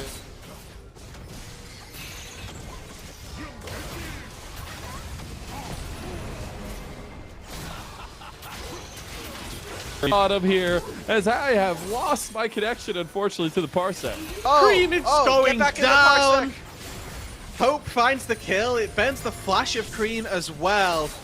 Gets a little here advantage for AL because they get the bot side turret. They get the kill as well, where Top Esports trying to take down that 5th plate. They didn't have it in them. They get the turret now. They'll grab the Dragon here, and it's going to be the trade as TES grab the top side objectives. The fact that Flandre goes down there makes it a little bit more even, and maybe there's a second dive coming towards Flandre's way, as you already see Crisp getting into the area. Lee Sin is starting to fog into that side of the map. Not too many minions left, and really the only person that can cover is Shanks. He does have the hero's entrance. Channel his recall, though, and I think that Top Esports are just biding their time a little bit. They don't go for the overzealous play, the crazy dive. They do find themselves, the little first kill onto Flandre in the first part, but with Grubs being traded 50-50, so 3 apiece, Drake is the first one going to AL. We are getting into another position where this game's going to sort of turn, I think, around one single fight. Game number 1, it turned in favor of Top Esports. Game number 2 in favor of AL. So again, setting up for this relatively quiet mid and early game for one fight just to go crazy. Okay, and now we have AL setting up on the mid wave. They'll be able to push first what they want. And Cream does have the ability to teleport into this play, but I mean, you already have lost all this objective on the top side. We're waiting for Tarzan, who now has finished the experimental hexblade. He's going to have a large kind of duty if they want to be able to dive on the top side. Just continue to press on the mid, jump into Fog of War, and then move your bottom lane duo into whichever side of the map you really want to be able to play for. But I think you really want to focus on some of these turrets. And another cleanse from JackeyLove. Yeah, they're just playing like the give and take here of the cooldowns. For Hope now that the onus is on him to make a play with this Enchanted Crystal Arrow when the cleanse is down, and maybe there's going to be that overlap in time as to say, well, actually, cleanse is going to be down now. I've got ulti up. Let's try and make a play, and then you burn Featherstorm, and then you can look to use Nocturne, and it's this play that gets set up, 3 minutes ahead of an objective. You have to start doing it now because otherwise you're going to get into a fight. One of those cooldowns is going to be up, and it's going to be impossible to take down JackeyLove. And again, it's really important that we highlight that these 2 AD carries are the superstars of these games. Yes, there's a lot of carry potential from the top side of both of these rosters, but for your DPS, for your go-to gut check of damage, it's the ADs. And I think it's such a beautiful story that we've been talking about all series long. Hope, the kind of player that has been slightly underrated, especially when we talk about the All-Pro votes. He got none of the All-Pro votes, even on the LPL side of the broadcast. And you've got the franchise, the made man in JackeyLove, who has been kind of just tearing it up all season long. Really feels like all of TS are starting to hit their stride as we get further into the playoffs, and no better time to start peaking than here in Grand Finals.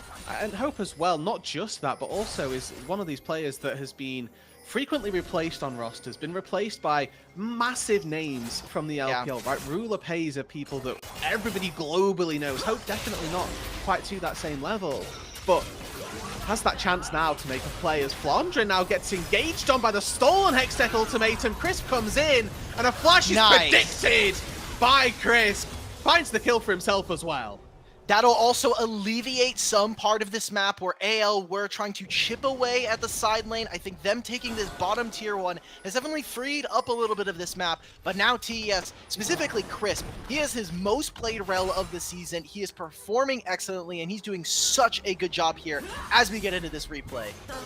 You can just see that the movement on the map from Top Esports is just faster.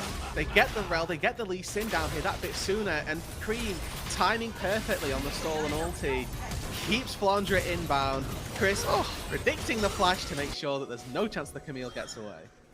Man, I missed some gaming, gentlemen. Holy cow, we got some fun going on, at least for Top Esports and co.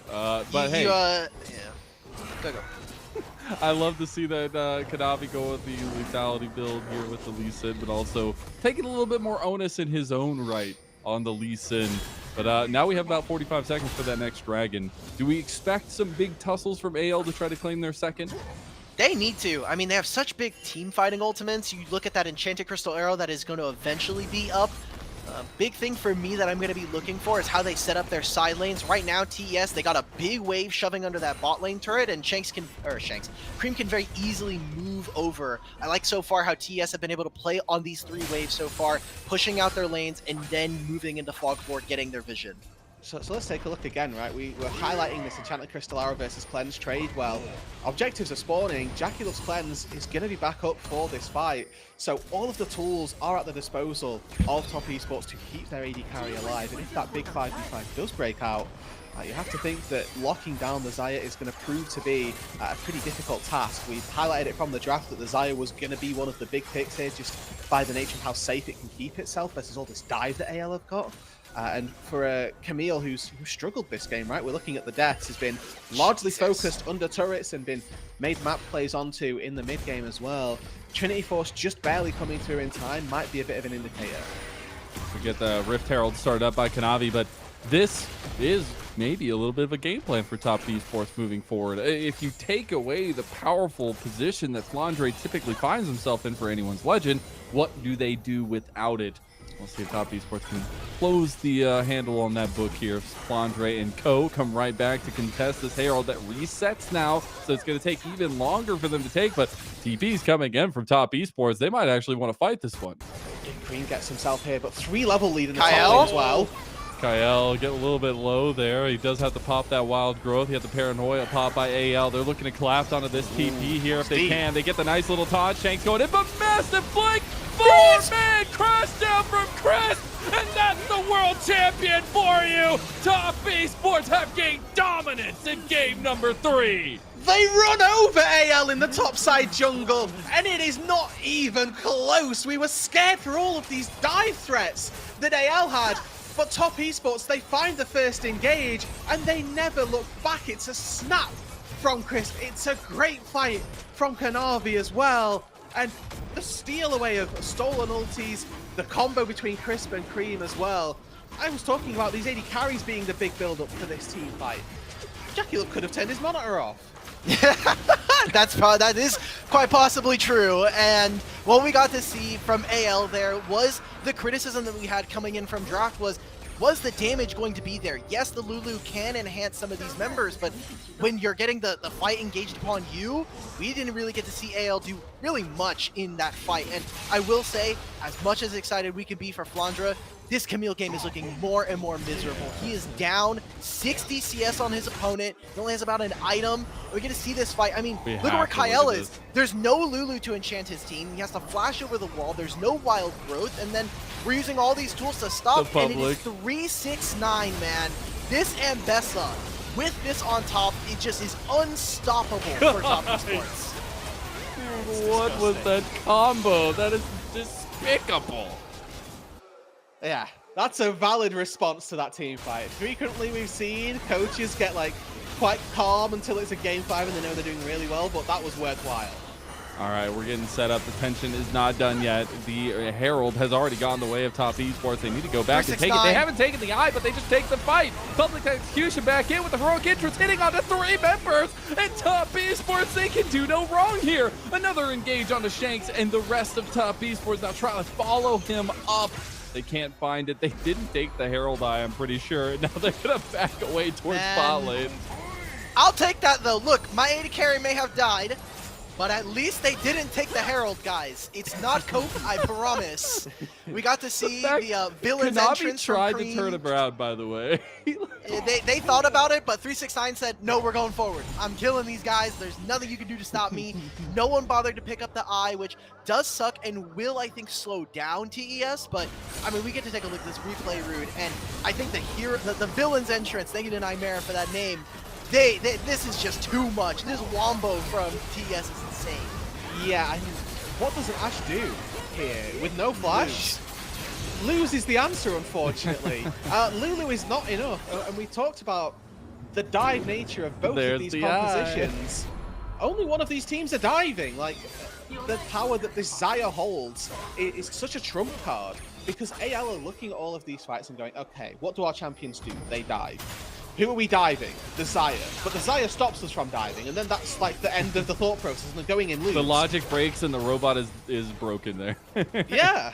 And then now you come out of it, you look at just sheer advantages in experience I'm looking at in particular. JackeyLove has a level over Hope. 369 has 2 levels over Flandre. If Top just keep this game like relatively neutral in terms of how they do it, standard 3 lanes, they don't have to do anything fancy. They can just win this game outright. I will also say, Kanavi doesn't need eyes anyways, so why do they need the Reptile?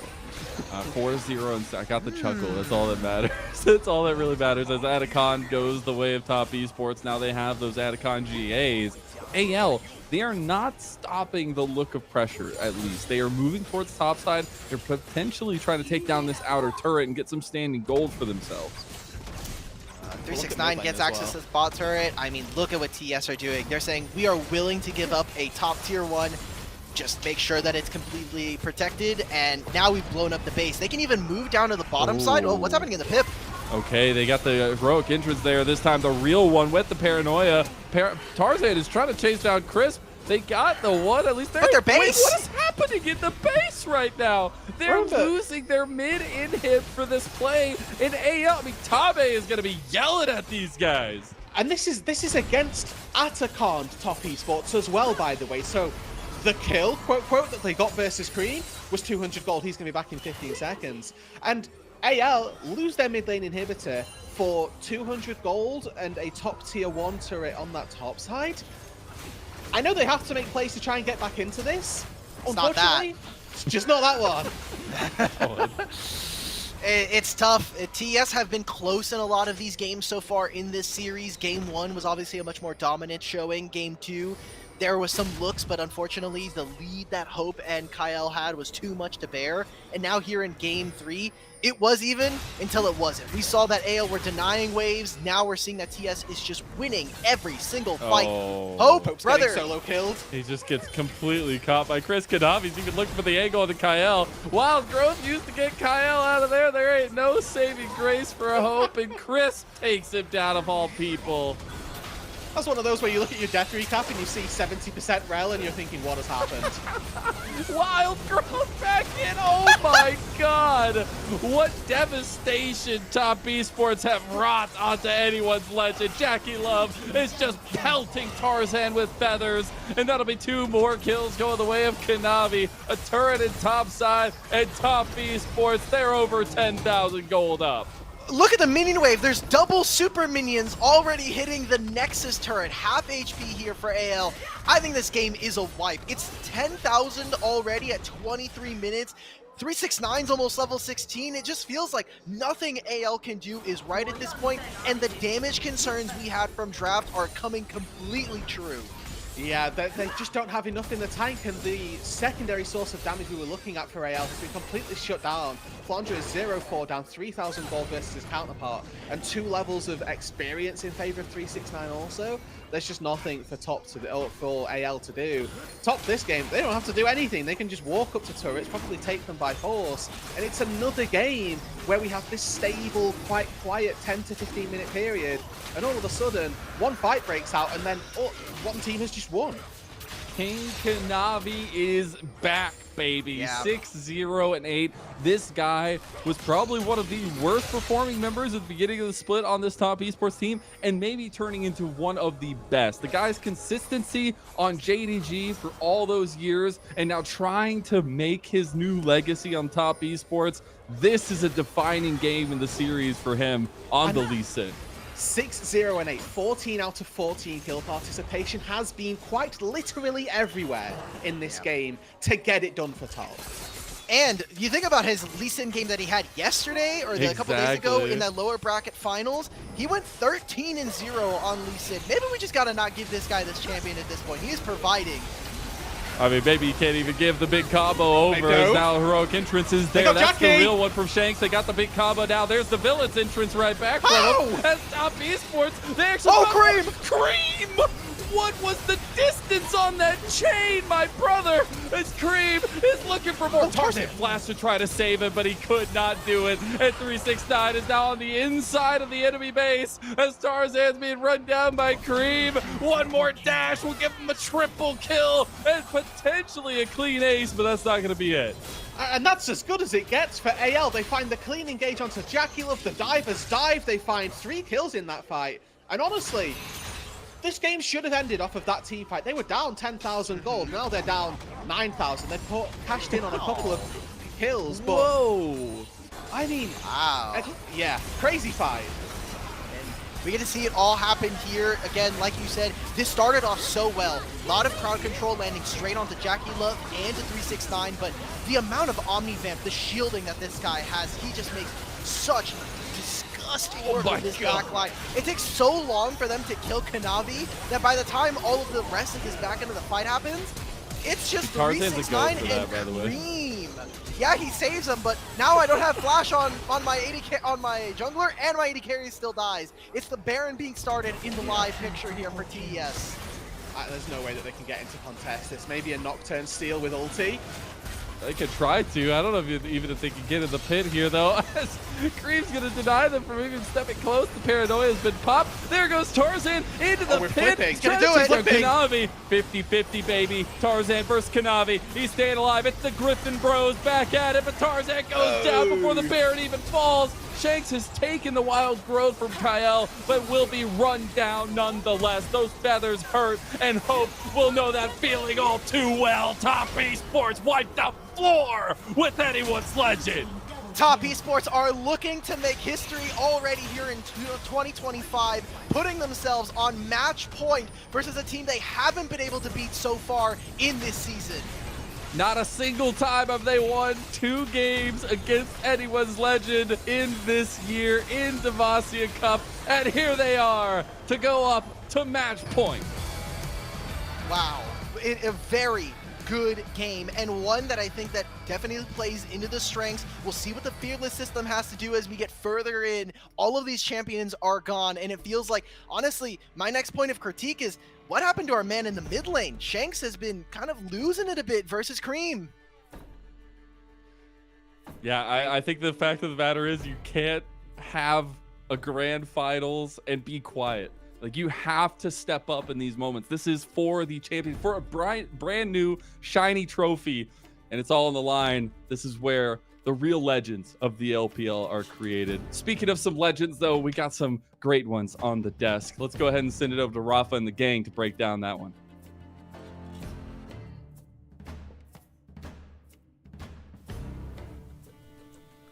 Kamoli! What was that, Chris? Dude, FPX Crisp is back! What is world champion status? I mean, He is. That was probably one of the coolest engages we have seen. I mean, I'm not gonna lie, I haven't seen every single international game across all 4 major regions, but man, at least in LPL, holy, that I think, Matt, that was pretty much, it wasn't, you know, technically the end of the game, but that morally, by morale standards, you know, momentum-wise, it felt like that was the end of the game off of that. I mean, look, I'm pretty surprised about the result of this. I thought that anyone's legend actually had a great draft on red side. I really liked the setup they had, and we're looking at the first few minutes of the game, they're starving out the Xayah Lulu. They're making some good plays to actually get ahead, and then that play goes sideways in the bot lane. Crisp has a couple of massive plays, including that 4-man engage in the top side, and this game got out of control fast. Yeah, we were joking off camera as we were watching that it felt like, you know, Cream as Silas got to play AL's comp more than AL actually got to pull off their wombo, right? And I do think that definitely starts with that early rotation down to bot side to kind of ruin that starvation that AL were trying to do. Because up until that point, it's like, okay, AL, they have this great setup here. They're sacrificing the getting some gold onto the Camille to be able to start this out. But then, yeah, that team fight on top side was definitely the absolute difference maker. And here we see like Cream topping the damage charts there, but also another thing that happened early was that 369 was actually able to pretty much farm freely and uncontested. And in giving up that Ambessa pick, right? Because we talked about like, okay, when are these power picks going to start to really trickle through? Ambessa was banned on blue side both times. TES eschewed that ban, gave it to 369. Ended up doing a lot of damage later on in some of these fights. And also a lot of the times because TES did get ahead from those fights, the end result was that when they're trying to go into the Xayah, she does end up escaping, right? And then Cream is able to steal. Oh, this is the rotation down that really ruined the setup that AL had. I had actually really liked what they were doing up until this point. And this makes it so that, again, having the Camille not getting more XP off of this early for that denial ends up being like not paying it forward later on, and that ends up being a huge issue. And then this engage from Chris, man. Yeah, I mean, so good. I'm deceased. Yeah, I mean, same with the rest of anyone's legend after this one. I think that at least the bot side play as well, Emily, like what you highlighted, just the trade, the fact that 369 was farming multiple waves, and then was able to take that lead into the fights, and Camille, a champ that does need economy. Flandre is really far behind, and it felt like with the damage lacking, with Ambessa being ahead, nothing could deal with her. The Ashe had a really tough time playing this game out, and things got out of control rather fast. Yeah, and I mean, shout out to Chris for a minute, right? Because again, another player that we talked about having a downturn in his career, right? Even when his teams were successful, I think people still really saw him as almost a liability on them instead of a major contributor in a lot of what they were doing. And the frustrating thing is we do know how good he can be, right? Like we have seen him at his peak. So to see him come out and have such a good game on this rel, including the flash predict, including that insane engage that he had, is just really nice to see, right? Like it's another kind of return to form, a little bit like what we talked about from 369. A lot of these players didn't necessarily have the best years last year and are now coming out and showing up in this LPL final. Yeah, it's nice too, because for me, Crisp has been the second best support in the tournament so far, with Kyle being the first. And Kyle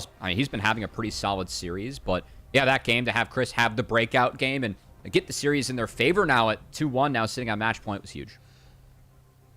I really love how the casters got a chance to bring up just Crisp's history overall. I know we were basically touching upon it, but you know, his most recent stint with Weibo Gaming, if I'm correct there, for last year during World Tournament, you know, they made a pretty decent far run, but I just remember going through every single social media thread after the results, win or lose, people were still saying, like, calling for this guy's head. It's like, get rid of Chris, get this guy off the roster. Well, he showed up big, and he has been showing up slowly over every single best of 5, with probably his best game of the split so far, and his best game in his career for quite a while, just based off of the community reception that we have seen calling for this guy's head. And please show it. Yep. You get your flowers, boy. You deserve it. Fantastic game on the rel, reminding the world that you are a former world champion.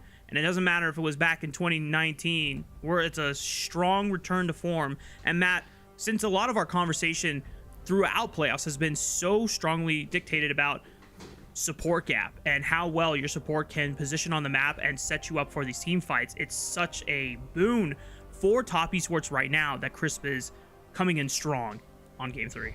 Yeah, and they really set him up for this too. Those later bans taking away the Braum and Renata. I think 2 of the better matchups, if not the best matchups left into Rel. And even with the Lulu, I like the idea of it. You already have Engage. We've seen Wild Growth be nice follow-up to Engage, with some people using that more so for the knock-up in the front line rather than healing for an AD in the back line. And buffing up Ashe isn't that bad. I think you over-index a little bit on attack speed, but hey, maybe Ashe gets something for going defensive boost this game instead. Instead, you have the shield break of the Rel end up being so significant, and the onus is on you as a support in that scenario to step up, make and find plays, and Crisp really took that in stride and took over this game.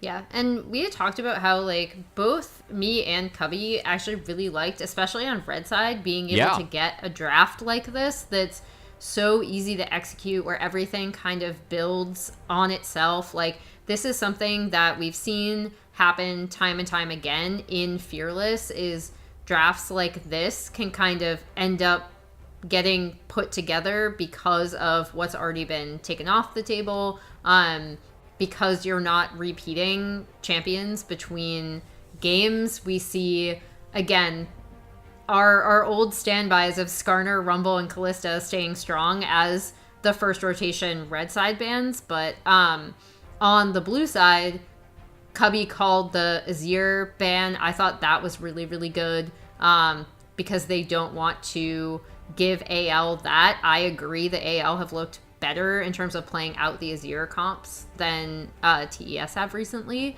But then I think the big thing, and like 2 things happened in the game that were really important to set up what this composition ended up doing. And we can kind of go from draft and talk about that early starvation again. Yeah, I can pull it up if you want, Emily. I would love you to. All right, let's do it. I love talking about shit like this. Okay, so we're paused here, right?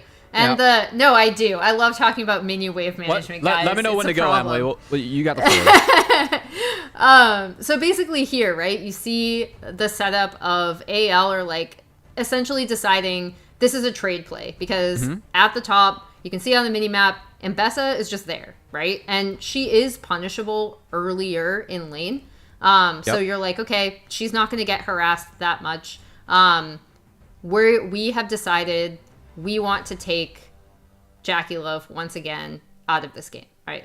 And I like the starvation tactic from here. I thought it was really good, right? You see that Galio also has the push in mid. They are completely starving this out. It looks really, really bad. And then here is the big problem, right? Because we think, okay, off of the recall TP, the big thing here, as they continue to deny, is that, as the cast is pointing out, Mbessa is up there just free farming, and then the rotation from Cream is going to be huge, because this is what allows the Rel to go in and actually initiate. He knows that Cream is coming down, and this destroys what AL wanted to do, right? They get, I believe they get feats off of this, maybe not. But this is what sets them up to get it later on, and I think the 2 things that come out of this that are really disastrous for AL is that they fail in the starvation, and Cream gets into a good spot really early on as well. Ugh. Yeah, and then it's the Crisp highlight reel. And then it's the Crisp show. Yeah, it's just some really big plays from Crisp, but I love going into at least the deep dive there as to how and why things went wrong bot. And for me, the big thing is Shanks. He could have TP'd to help support the bot play, but he TP'd to go straight back mid. And if he had the wave in, you can save that. You could walk back and then try and support the play, but by TPing immediately, just guarantees you have a 4v4 when Cream had a fresh base. So not able to do anything off the back of that for anyone's legend. And yeah, from their top esport, really snowballed things forward with the help of Crisp. Of course, they have a lot of stakes in this one. I thought one of the coolest things about this final, Emily, was that It's a 3-6-9 versus Flandre final in 2025. Also, with the chance to anoint the 13th mid laner to ever win LPL. It's going to happen tonight. It's going to be between one of these guys. And especially looking at Shanks, I mean, what a journey to get here, going from literally a last place team to now have a chance to hoist it. And then Cream, I know that you want to talk about the road here, because Cream has always been someone that's like, he could be the next great LPL mid laner. He could contest maybe Night Scout and those guys, but just hasn't had it yet. And now he's one game off of actually doing it right and hoisting that trophy.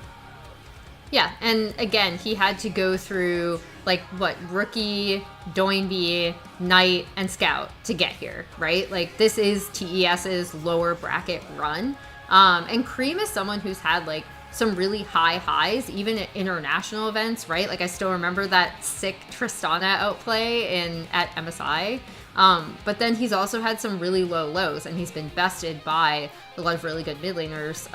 And so I think that kind of breakthrough where it's like, okay, we've been waiting for him to consistently contest the best. And again, that early rotation in this game that we just saw was massive for setting up what ended up happening for TES in this game, right? Like, it broke that starvation. It made it so that the Ambessa getting so much more like free farm topside was that much more punishing, because Flandre did not get the same. And it set Cream up to have a lot of success on this Silas with so many really, really great ults for him to steal. And it's like, obviously he's going to have mechanical outplays, right? But I wanted to showcase a cool, like, small rotation that made a huge difference, because those kind of things, the kind of more like intellectual plays, are, in addition to the mechanics, what set up our next great mid laners, right? Yeah. And I also just think it's cool how many good mids he's had to go through to get here. Yeah. Quite the progressive journey here for Cream.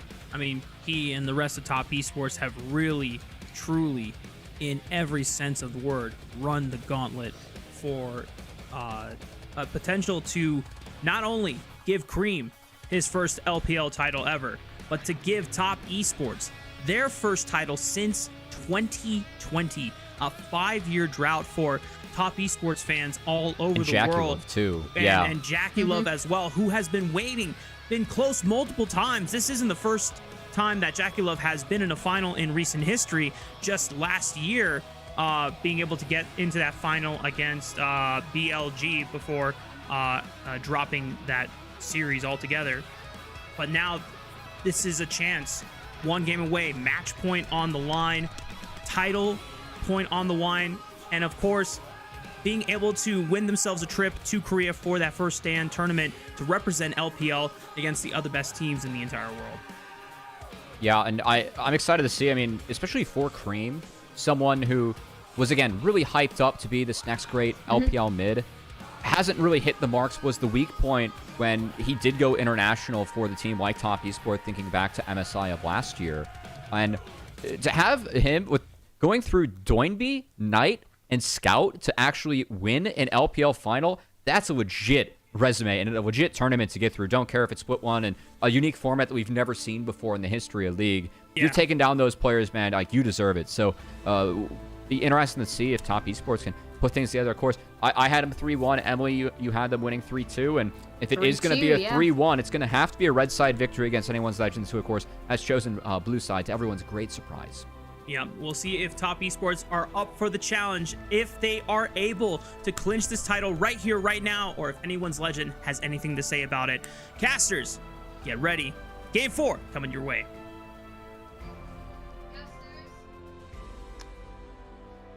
And all spookiness aside, we are here for a match point game for Top Esports. We are here getting ready for this game number 4. Thank you to the desk for talking us through some of those points and re-highlighting the fact of the matter is there's a championship mid laner on the line here that could be a first for both sides and another mark in the legacy of mid lane here in the LPL. But as we're getting into it, as we're getting in game number 4, this is where Fearless becomes even more significant. So I know a major point coming in today was that legacy of both of these coaches and the coaching staff behind them. But the fact of the matter is also they they've always been in finals.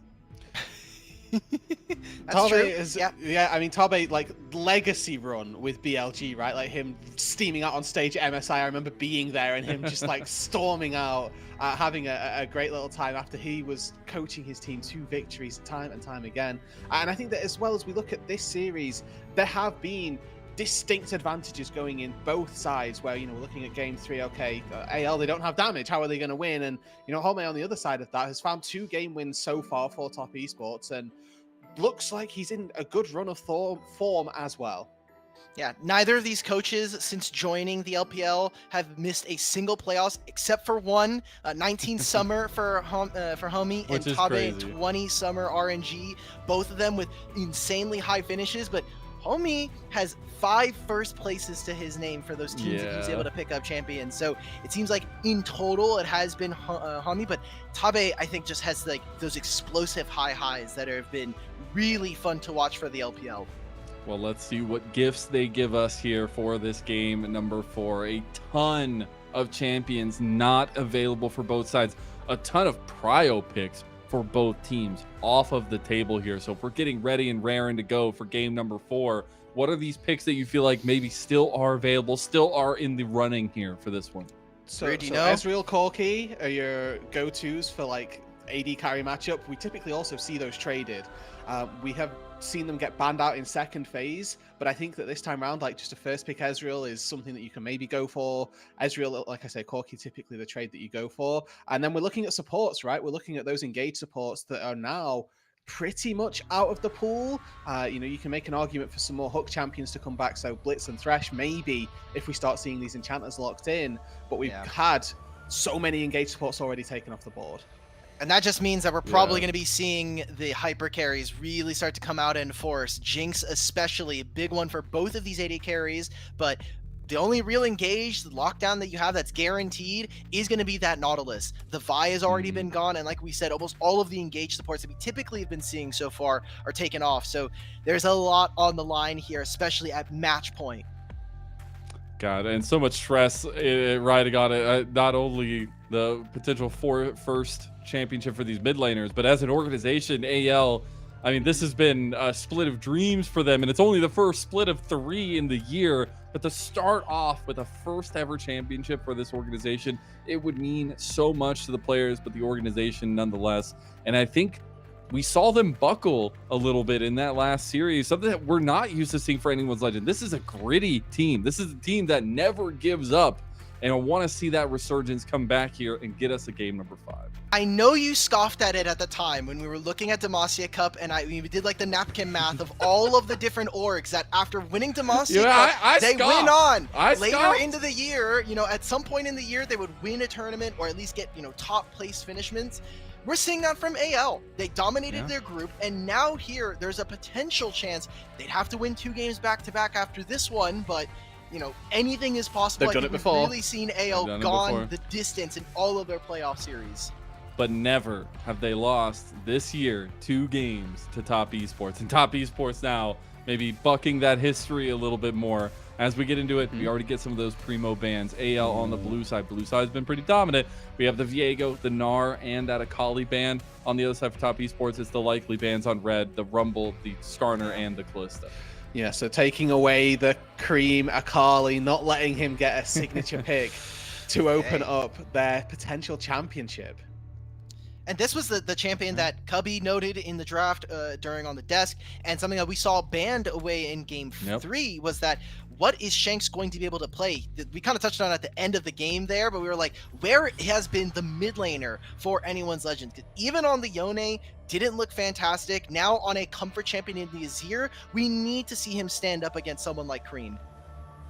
369, on the other hand, got to get a little comfort for his own. The Cassante finally gets picked up in this one in game number 4 nonetheless, so we can finally change that graphic, by the way. Yay. Look, there's no Jax, no Camille, no Jace, no Mbessa. It just makes sense here. He's just kind of OP now, right? Time to see what TS are going to be going for. I'm a little worried for if they go for something like a Gwen, right? Like that's one of your typical answers to the Cassante. Hwei as well really struggles. Like these immobile backline carries are something that you need to be conscious of. It would be double AP, but again, that's something that I don't hate happening, especially if you're going to take double AD. This Maokai, though, pretty much removes the idea of picking a Gwen if it does get locked in. I like the idea already that they've just got some solid team fight for AL to begin with, and it is just going to be that front to back death ball style from these picks to begin with. And look at the damage that they've built for themselves. I mean, Maokai is a reliable flex as well, plays in 3 different roles if they really want it to. And now you have this Corki and Azir. Your damage for your team fight is so set up. Now we need to actually see relevant frontliners that can stop someone like a 369 or whatever Kanavi's going to be picking up. I really wonder if they continue to give him resources, because I mean that Lee Sin game, it looked damn good in his hands. We'll see if they want to go with this one. The Pantheon locked in here for top esports. Again, another flex pick taken for top. This time it can go into Kanavi or Crisp's hands. And that means that JackeyLove's going to get taken on 4. Top will preserve their flex right up until 5. And AL aren't going to have the full information of what they'd like going into their final 2 picks. And this was a question that we were going to see in this game, was whether or not the Pantheon was actually going to get picked, because it has been a champion that they've actually avoided all season long. There's been no Pantheon for this team. And so wondering when this champion was going to kind of come through. As we get into the back end of drafts, those engaged supports that we noted, where are they going to be? Nautilus already taken off the table, and I like this from AL. Focus on the AD carries that are going to make Corki's life living hell in the first few minutes. And I think that's the name of the game here, at least, is putting pressure where it can be gained. I do like some of these differences in choices coming into the second phase of bans, though, taking away all those engaged tools that AL are absolutely still looking for. Where on the other side, you're taking away top esports carry potential. Yeah, I love that you point out the engage here, Mazel, because AL are lacking it a little bit. Maokai, great secondary engage, but if you're starting a fight with that ulti, it doesn't hit quite as hard, especially when there's a Cassandra who's just going to Pathfinder in front of it, absorb it, and kind of set off the rest of the team as well. So we're looking at 4AL to find some engage elsewhere on the Rift as well. Top now you would expect to take their bot lane, make sure that JackeyLove's got something nice and safe that he can play up against the Corki. We were talking about the Jinx in the green room, just something that's very positive, very stable in this bot side match. I'm looking at supports here. It has to be an engaged support. I think it has a lot of value, especially. I'm okay with giving Kanavi another AD bruiser that he can kind of get away with, and just let JackeyLove have counter pick. Okay, I kind of like that, honestly. I mean, hey, if there's a guy you're gonna give some of that essence to, it's gonna be him. I'm little hesitant about the Elise here, especially with some of the performances we've seen in the LPL, particularly, maybe not across the world itself, but AL have a couple big responses here. I mean, they're the ones with their backs against the wall here, and they're gonna get the Karma. Karma ends this game, honestly. This has been a really shaky pick for the LPL teams that I've seen, to be honest. We've had the Shy play a really bad game of Karma. We've had several other iterations of Karma do pretty much 0 in lanes. So I would love to see it go down to the support role and just try and power through whatever bot lane duo top esports looks to, because this Pantheon and the Elise, both double flexes, can both play support, can both play jungle, and it is going to be up to Kanavi Crisp to just sort of decide, based on now the composition that they see, which of them is going to take it. Trying to think of R580 carries. There's not many that are going to make this game like super playable. Maybe this is going to be a Ziggs game, but I don't know. It's a bit tough here. We're going for the JackeyLove Draven match point. We want to play up against an Azir and a Corki. I think it's tough, and already what TES have, I think in the first 15 minutes, they need to be able to snowball a victory. Otherwise, we're looking at really strong poke coming in and an insane front line from AL. Yeah, so in terms of range, the Draven can match the Corki in the lane. The second you make it to some sort of poke and setup around objectives, Draven's going to be walking into Maokai saplings, Karma Mantra Q, Azir long range poke, range from the Corki rockets as well. It's going to be difficult, and Draven is not just a 2v2 champion. It is a champion that demands onus from your entire team to play around. That's so much going into it. I mean, when we think about the fearlessness of it, this is kind of the payoff that we've been getting. This is what the LPL has represented a lot of. The unique drafts, the different styles we get, but these two teams in particular, and anyone's legend, they're cooking up a storm with this one. They have a lot of stress on their shoulders. A lot, not only the first in organization's history, but a lot of these guys are trying to make their names known yet again in the LPL. And all of that legacy, all that history comes into a game where anyone's legend have an interesting approach to this one. And especially with Top Esports' stalwartness throughout the last couple games, it worries me.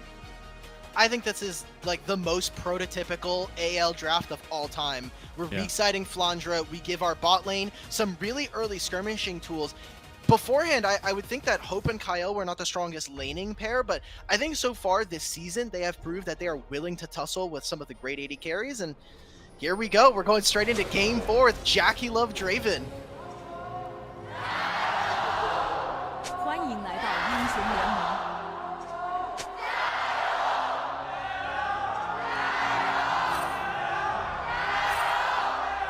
敌军还有30秒到达战场。 And we're on uncharted water.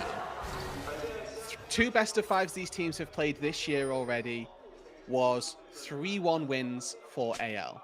We're in a best-of-5 where Top Esports have now found in this series the same amount of games as that they've found against AL the entire year long. They're the team at match point, and Top Esports, it may have taken them 3 times, but they're looking at this 3rd best-of-5 in as many months and saying that this time round we will get the better of you.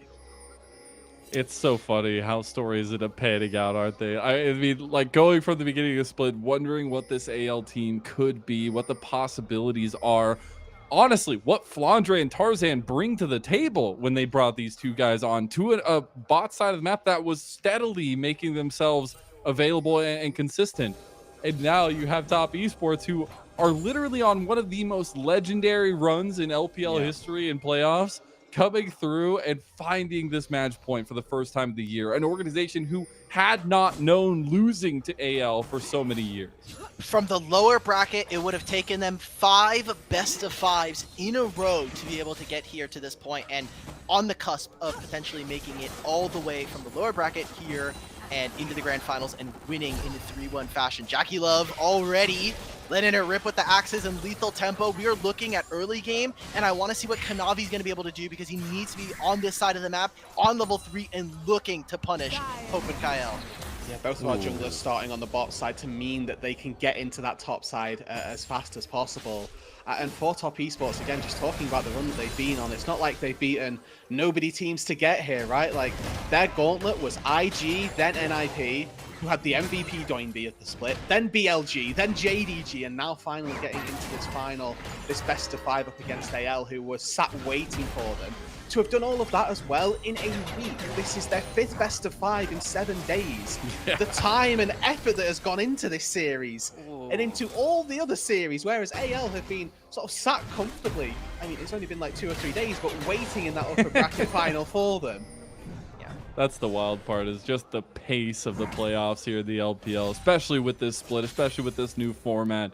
It is just no holds barred, and now we look into the map state of things. We had the full clears towards top from both junglers, kind of exactly how we planned. Kanavi's already done with his clear, though. Yeah, he's first. He'll have finished all of these camps. It looks like he might be going for a lane gank. I want to see if maybe he'll leverage his flash. Tarzan's going to be super late for this fight unless he's willing to forego his blue buff. It looks like AL just have to, they're just accepting. Oh, okay, we can't step up. Okay, they're playing with the fire a little bit up here. We'll see if we end up getting a wraparound from Tarzan. Coming around towards this top side for a potential lane gank. Chris getting engaged on. This is why I worried about the Elise. He's going to flash back, but he's still going down. Kyle, the one that takes first blood for anyone's legend. And remember, this is a composition that Top Esports need to snowball with early on. Their entire comp hinges on JackeyLove getting fed early. Finding the Karma getting first blood is a disaster. We might get a little tussle following that one up here, but I think Kanavi gets the better of that one every time. JackeyLove, please do not die I'm here. smelling game 5. That's all I'm saying. Hopes moving on. Guys, you guys are giving up on TES already? Come on. It was I just want death. silver scrapes, okay? Let So I was Chris looking have for this one. This should have been a dive from AL, and you can see Hope recognize that he should have looked for it. He was looking to just tempo recall and be fine. Now he's lost that and trying to get another recall, maybe not as easy as he might have hoped. But JackeyLove, I think, lucky to get the experience under the turret there and sort of not putting as much of a dent in this Draven as they probably should have done. So I guess next tax that's going to come across is these objective spawns. 10 seconds for the Dragon. More importantly, the about minute till the grub spawn. We'll talk about that a little bit after this, but this is that fight that Chris goes down in. I mean, just Chris walking forward, unfortunately, gets trapped up against the wall, even loses his flash, so that's going to be not only the gold going over to AL, but then you're also losing a large piece of your engage, which is supposed to be the flash cocoon coming in from this Elise. So small misstep coming in from Chris, who hasn't played, actually, the Elise support. So we're getting 2 brand new champions to TES here in game number 4. And I think as well, when you've got that sort of new style of pick that you're going for, this is Crisp, who's been playing Engage for as long as I've been alive almost, right? Like, knows exactly what he needs to be doing, but it's a completely different archetype of how to engage because you don't have that massive HP threshold to work with as well. And in a game, a composition for top esports where they are so heavily reliant on JackeyLove, and so far that plan has failed. Your eyes have to go to Cream, the mid laner, who has also a little bit of a chance in this game to do great things, has had the counter pick in the mid lane, has a small CS lead, and if JackeyLove can't perform, the reason Top are going to win this game and win this series is off the crowning of their new mid lane champion. God, how telling and how fitting would it be with all the culmination of that story? You see the great mids of the LPL. Who will be next? JackeyLove. Who will be the 13th mid laner to claim that LPL? On the wrong side of this lane. JackeyLove, yeah, he definitely is. He's trying to fight his way out of it. Hope is just wiggling that little corgi butt away. He's going for the alcove game, and we've seen this go down time after time as JackeyLove, one auto attack for going. But Top Esports, they're taking a fight over here. I think Shanks just got the haymaker on the Kanavi. One more auto attack. Steals that as the fight goes over. It actually is Shanks that ends up claiming Kanavi. Hope is going to go down to a spider bite from Chris. What is Shanks going on? is still fighting over here. This is absolute madness. And maybe Cassante showing a little bit of worth here. Cassante copy pastas in the chat. He can't finish it. Oh, one more severing bolt's not enough. Okay, the weirdest fight ever to exist in the LPL just took place on our screens, and AL came out on top, but they're the ones getting forced away. The resets have already come through. People have already respawned and are back out onto the map. JackeyLove was the opener of that fight, and we saw one grub go the way of top, but we're probably going to reset and do this all again. Okay, hey, that's what I'm here for. As they find Tarzan out, he has no escape. Oh my God, that Bramble smashed the flash. No. Coming out though, and it still goes over to Kanavi. That feels so awful. As now Chris needs a way out of that pit. I don't think he's got any way out. He's got the repel, but it's just gonna buy time as Flandre just gives them a clap and takes the kill. 5-3. What is going on here? Like, I know you said it was weird. I think this is just straight up awful coming in from our two teams here. This is not what we needed to see. No. Sorry for all the children that might be watching here. Just, like, yes, JackeyLove goes down, and then we get like a super sloppy fight where there's a lot of skill shots that don't end up landing. And we can take a look at this replay. Most of this is really sad for all the AD carry players here because we're just watching my boy JackeyLove get walked down by Corki. But this starts off with like an Ornn ult that is trying to peel off the rest of the members of TES, and I think honestly Cream on this way provided so much DPS. He's landing a bunch of charms, he's landing these ultimates as well, and I think really threatening the rest of AL. If he's not here and providing as much damage as he does, I think this is a very clearly won fight for anyone's legend. Yeah, and this is like a great glimpse of what Aquay can do in a team fight when they do get a little bit messy. Unfortunately, you're level 6, maybe a Dark Seal in your back pocket. There just wasn't the items ready for him to go crazy. And then maybe the saddest moment of a Draven's life here where, you know, Tarzan has a big Bramble smash, and then all of a sudden you're like, oh, it's my time! And it was not indeed JackeyLove's time. That feels so bad. I feel like JackeyLove just can't catch a break. First, the IG Kaisa gets absolutely dumpstered, but now 369 taking a 1v2 with the all-out on Kael. Crisp is coming up the wayside to try to give some support, but Kael is just getting Cassante. The flash of Crisp, okay, he gets it. At least he gets it. TP's now coming in. That's Shanks joining. Tarzan's you also ulting. have Tarzan behind, but 369 is now under turret. Nature's Grasp has come out. Crisp, what are you doing there? As he's trying to get away from Hope, maybe try to sneak away and back. He'll just go down to Hope with one more. No, it's Shanks. Where are these kills going? They're all over the place, but AL showing some life here. A win still, though, for anyone's Legend on that top side. They will once again happily sacrifice Kael to get kills onto Shanks, kills onto Hope. Looking at the rest of the map, though. Does he get it? Oh, okay, he just goes in the minion way. wave. Stopping plays. Let's go. So Drake goes down in favor of top. They also get plates onto Cream, who again is slowly but surely stacking himself up quite an advantage with these items as well. He's going to be scaling into this late game exceptionally well. And I look at the dive threat from anyone's Legend, not particularly present. Dive in particular, not something they've got. They do have backline threat though, with the Ornn ulti, with the Maokai, and they're going to put good use to that now. All right, he's just take clearing the down minion the wave for right now. So We're at just least he getting gets ulti at least for one more minion wave. wave. Yeah, he gets one more minion wave before potentially another dive here.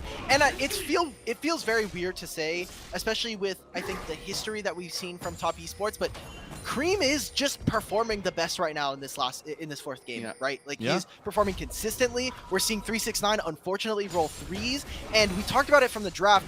If this game is not won or with a dominating gold lead at 15 minutes, TES have very few options of coming back into this game. And right now, the gold is barely even. Shanks is 2-0-1 on this Azir.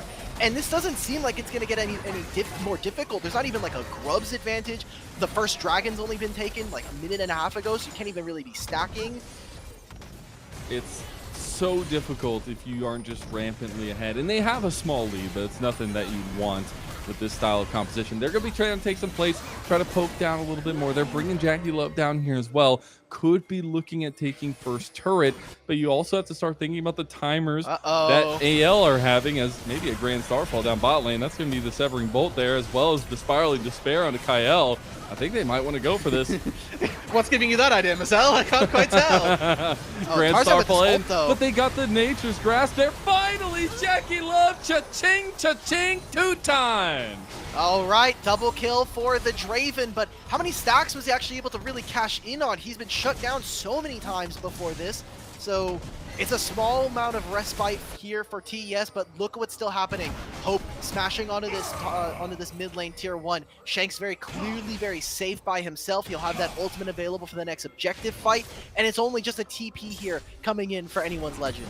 Yeah, and I like this overall for top esports. They get a couple of kills onto JackeyLove. They're sacrificing plates but not turrets because they're still doing it early on enough. Now JackeyLove with this finished Bloodthirster can afford to take these honestly bad trades because he knows he's going to get his HP back as soon as he gets access to those minions. Yeah, you're just like slowly watching his health. Like, am I still correct? Is this still working? Yeah, it's all, everything's fine. He's got Bloodthirster. He's gonna heal right back up there. As we take a look back at that replay. So what Elise does and has done well since her inception is dive. Now they do like a little two-pronged approach where they take a little bit of early damage and use the Quailty as well. Pantheon comes through from the top. This is so close, by the way. Yeah, like if the Maokai stops this, it could be entirely different. I can't believe Kanavi didn't get stopped right there. That's actually kind of nuts. But we look back and play is already done. We're moving past that. And we have about a minute until this grub spawn. AL definitely wanted to get that 5 stack for both teams. Going to be at this one. I think if AL get 5-6 grubs on this next upcoming objective, Cream, what was that ultimate? Everybody gets one. He gets one. Heads down. He gets one. He gets one. Okay. Tornado drill. Like I was saying, if AL get a majority of these grubs, I think the game is really difficult to play here, because now who is facing Azir in a side lane? Nobody from the side of TES. Yeah. And it's so difficult, right? Like, it is literally so difficult. And also, if you want to try to contest these, now you don't have your Spiraling Despair for the fight. So it's a little bit more difficult as well. There will be the turrets traded in that regard, but still, I mean, I'd take that mid lane turret over the outer turret in bot lane. That said, I would really still like Top to try and look for this fight because they've got a 2k gold lead there. Draven is the only person that's behind. Let's go Hope. I like the step up and the rest of AL following Hope's lead, but now they might have backed themselves into a corner. You got to watch out. It's Hope versus JackeyLove. It's JackeyLove getting bounced around by Tarzan, and now Hope claiming the kill onto the counter ADC. Cream and Kanavi coming this way, but they are completely scattered, and now get knocked up double time as Shanks and Hope gun him down. 20 seconds before Dragon got the grubs as well. I mean, this just feels done and dusted right now. TES cannot find any purchase during all of these fights. We thought with the Bloodthirster, maybe JackeyLove could actually fight, but he does no damage up against Hope right now. And honestly, I still want to see what this Karma is able to do. Yeah, I mean, I'm still firmly in the band that this is not done and dusted. To be honest, I think AL are sleeping at the wheel a little bit with their map play in the last 5-10 minutes or so. Top have been kind of all over that and making sure that those early kills didn't put them off. They didn't find the good fight that they were looking for in the mid lane here, and maybe that's an element of something to address and to look back on. But there's still a chance for Top Esports. The gate hasn't fully closed just yet. You can see that Chris coming in and they're focusing down the Karma, who still lives. They can't make that mistake again. That's not something you should be doing. I never want to see my Pantheon flash stun the Karma when Corki is right there. He just Valkyried, man. Like, just kill this guy. He's not it's very illegal for him to do that. And now you even see Cream going down here in the replay. It's tough. I think this is only going to get much more difficult for them to play. As AL, they're going to make the trade. TS will grab the second Dragon of the game while the grubs are taken. And now it's even we're almost at 60 minutes. The Herald's going to spawn as well, so they can have all of this and kind of get their cake and eat it too. They have the building blocks to just take this lead by storm, but funnily enough, Top Esports have had that consistently, talking about that macro play that they've been able to work around and get some extra gold for themselves on that. So they built themselves a buffer, but you go back to that conversation with Draft. This is a team comp for Top Esports that definitely wants to have a lead, wants to have a little bit of momentum to them. And when we're looking at the map state, we're almost at 2 items for majority members here. We're getting very close, and the Herald is up on the table right now for Top. So you're looking at those breakpoints that have been hit. Maokai rushing Locket here as Tarzan. Definitely a little bit more teamfight agency there. But Top Esports are the ones that are ready. They're the ones that have moved up, and with Shanks no TP down in the bot side, this Herald will be forfeit. 369 with Demolish as well, going to be able to take grab the eye, guys. Not again. You can't. Nope, not twice. Not in one series. It's fine. It's fine. Everything's fine. I mean, we're gonna insta pop it mid lane. Because they're gonna use it mid. They're gonna get this tier 1. How much damage can Shanks get? He doesn't have teleport, so he can't match this play either. Tier 1's hard. And Chris is on a ward here. This is difficult. They do know the Chris is there. He will figure it out. As the bot lane push is now crashing, but the mid lane did not go down for Top Esports' advances. Shanks trying to get away, but has that Sun Disc up and is just fine under that turret he made. Crazy how you can just put a Sun Disc up and it suddenly alters the entire way that Top Esports were looking to play out that sequence. He gets a recall from underneath his turret, and it is fine to do so. But Top Esports, again, moving around the map, finding small advantages, sort of taking down Top. They didn't end up losing out on the mid-tier 1, or didn't end up getting the mid-tier 1, but they didn't lose bot lane either. And using the fact that Shanks just needed to close that gap a little bit to find an advantage for their top lane again. So, Rude, I want to pose this question since it seems like we're at odds as to what we think the rest of this game is going to look like from this position. This next straight coming up in 2 minutes' time. I feel like if TES are unable to secure this and get themselves closer to that soul condition, I feel like this game gets almost infinitely harder to play. I'll align with that happily. It's just the window isn't closed yet, but it's getting much narrower, There's still a draft coming in. Sure. But the Nature's Grasp has been used. There is the Emperor's Divide as well. Chris trying to flash away, now has a recenter on the west position of the fight. Big ulti from Flandre though, and Shanks claims the first kill of this fight, as now they've been split off a little bit. That's the all-out onto Flandre, but he's going to get his way away. Now Kanavi is in some trouble. He's going to use the shield to block damage. Tarzan going over the wall at him, but look at the backside of the fight. JackeyLove! Mr. 369, he's Kassanting all over the place, and nobody's there to clean it up. Hope dies to JackeyLove, and now maybe it's his time to shine. It It wasn't on the IG Kaisa, but on his signature Draven. JackeyLove is the star that shines for top esports. And they break the window wide open, Mazel. They destroy AL in the bot side jungle and keep themselves in this game. It's the franchise man in JackeyLove. Finally comes through with a team fight that I think the rest of his team can get behind. No one was hitting on him the entire fight. He had the lethal tempo already ready to go, and he just let it rip onto AL. They could not get enough damage, and this starts with Hope being so aggressive, forcing Cream out of this fight. And while the start of this is great, there's so many tools that by the time JackeyLove gets into this, it is just over and dusted for TS. Yeah, I think you get to see Cream being out of this. I was really worried for top, but JackeyLove this whole time is kind of going crazy. 369 as well is playing exceptionally. How is he playing? And it's just constant that the small bits of hope that Cream is doing off on the side, it's onto hope, and the second JackeyLove flashes in, it sends Corki out of this fight. 369 on the other side of it is making life miserable for Shanks, miserable for Tarzan. And even though the Cassante falls on the back of this, just barely getting himself actually out to safety. Disgusting. Disgusting. Literally disgusting. Uh-oh, Top Flandre. Esports, they catch out Flandre here as well. Need the Whirling Death down. Grand Starfall in. Kanavi wants the kill, wants to take down Flandre, but he's very tanky. You gotta be careful. Kanavi has no more cooldowns. And here comes Flandre's rebuttal. It's a conversation, a back and forth, as now Shanks is down too. Talk about that back and forth. It is huge trades. Kanavi for Shanks as Dragon is up on the table. And right before the Dragon, like you were saying, we said we wanted to see TES get onto this objective, and then they win a team fight that starts with Flandre being way too far up in the river. He gets caught out, pulls his team into a fight that they didn't want to take with summoner spells down, with ultimates not all the way available. So now they've lost this, they're continuing to lose control of the map, and the part that we were talking about for TS that kept them in this game was their map movements. And I want to just address that for top esports, this composition, right when they're ahead, they've now found themselves ahead, right? But it becomes so much more difficult the second they slip up. So they have got to stay on top, and they've got to find consistent advantages in these fights.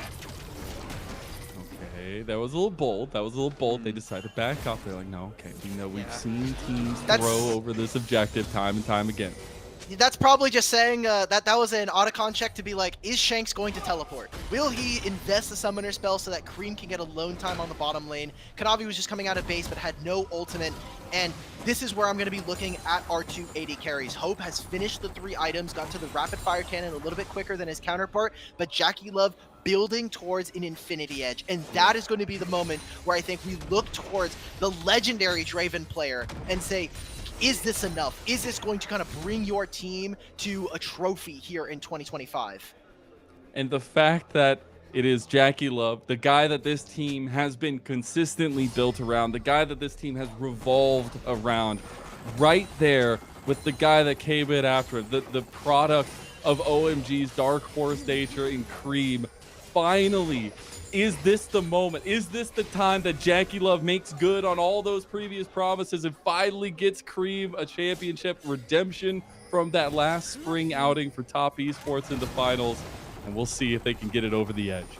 And top esports again, like losing the Demacia Cup to AL, losing in Group A, our 2 representatives from that group that find themselves all the way in this final. They've not managed to lose versus top esports yet this season. And in the grand finals, it's top esports that are now starting to come up clutch. This game was looking pretty rough, right? We were talking about their chances in this game getting narrower and narrower. And just when that opportunity was about to escape their grasp, they find a way back in. So now we need to see how TES can play on this mid wave, because what they've been doing is making sure that Cream can stay on a side lane and continue to push and then have the rest of the members sit around this lane. It does allow for Kanavi to even play towards Cream if he needs to with the ultimate, but it seems like a big focus for TES is getting this ruinous Otacon. Those bonuses that they'll get from the dragons they've already taken alongside the Blood Roses, I think is a huge win for them. And there's no idea from the side of AL. Okay. I mean, they pull off a little bit with the pressure that was pressed in, and both teams very hesitant about this objective here. And then you also have to think about the compiling efforts of those next big objectives coming up. Baron in a minute on the side of Adacon as well. And look importantly, Soul coming up in 2 minutes time. If we spend a lot of time dilly-dallying around the top side, that probably means Top Esports can do a quite small commitment of just one person down to that dragon, take the dragon pretty quickly, or even quite slowly. If you send 369 to do it, as long as he's got TP, he's not going to take damage from it. They'll get through it eventually. That can be Soul picked up, and if you're spending all of this time deciding whether or not to do Atacon, it can cost teams quite significantly. Looking already at that bot side vision, Top Esports, they're ready to go back to Drake if they need to. There's a lot of positioning that needs to happen here, and we are thinking also about those item spikes. I mean, 3 items for Hope is nothing to scoff at here as well on the Corki. You're very close for JackeyLove, but looks like he might not have it before the fight kicks. And when this started, when they redeployed out of the base, Cream invested the teleport. He wants to push this next wave. It's a minute before that dragon. And while some of the members of TS are going to be ready, they're forcing Flandre to eventually have to match the summoner spell towards the bottom side of the map. Maybe, I kind of saw some of the things. Are AL going to risk starting up an Otacon? Because with Corki and an Azir, you shred objectives incredibly fast. And we've already seen throughout the series that they've been willing to call the gambit on some of these objectives. It's definitely possible, and I think with AL just being that little bit behind, they might have to go for something that's a little bit unorthodox, right? Go for that gambit that's not exactly the 100% play, but that gives them an opportunity to find their way back in. It's worth mentioning that we're getting to the point now where we were starting to feel scared for how Draven is going to function in these team fights, where the Azir poke is going to become very important, where face-checking Maokai saplings is a real issue, and where the Corki range as well with those 3 items is going to be an issue. Okay, they try to catch out 369. Again, the root is going to connect. He's just going to use unstoppable side of Shanks, whiffing the Emperor's Divide. That's going to be a massive cooldown ahead of this fight they don't have. Sundisk goes down in the mid lane to dissuade Top Esports from moving over. That was the ultimate that Rude was just pointing out that they just go for needed to be Baron. able to use. Now they're going to start up this dragon, but you already see TES, they're going to start up this Baron, hoping that the Baron buff will be enough, and it's only Azir and Tarzan. So what can Karma and this Corki be able to get done? They try to burn it down. Yeah, they're going to try to at least buy some time. Crisp was tanking a storm there on the Baron, but the Baron's going down faster than they can deal it. Shanks isn't even going to make it in time for the Baron take, but that's a massive Oran Horn from Flandre. They go back for the fight. Top Esports says, you got to call an ambulance for yourself, not for us.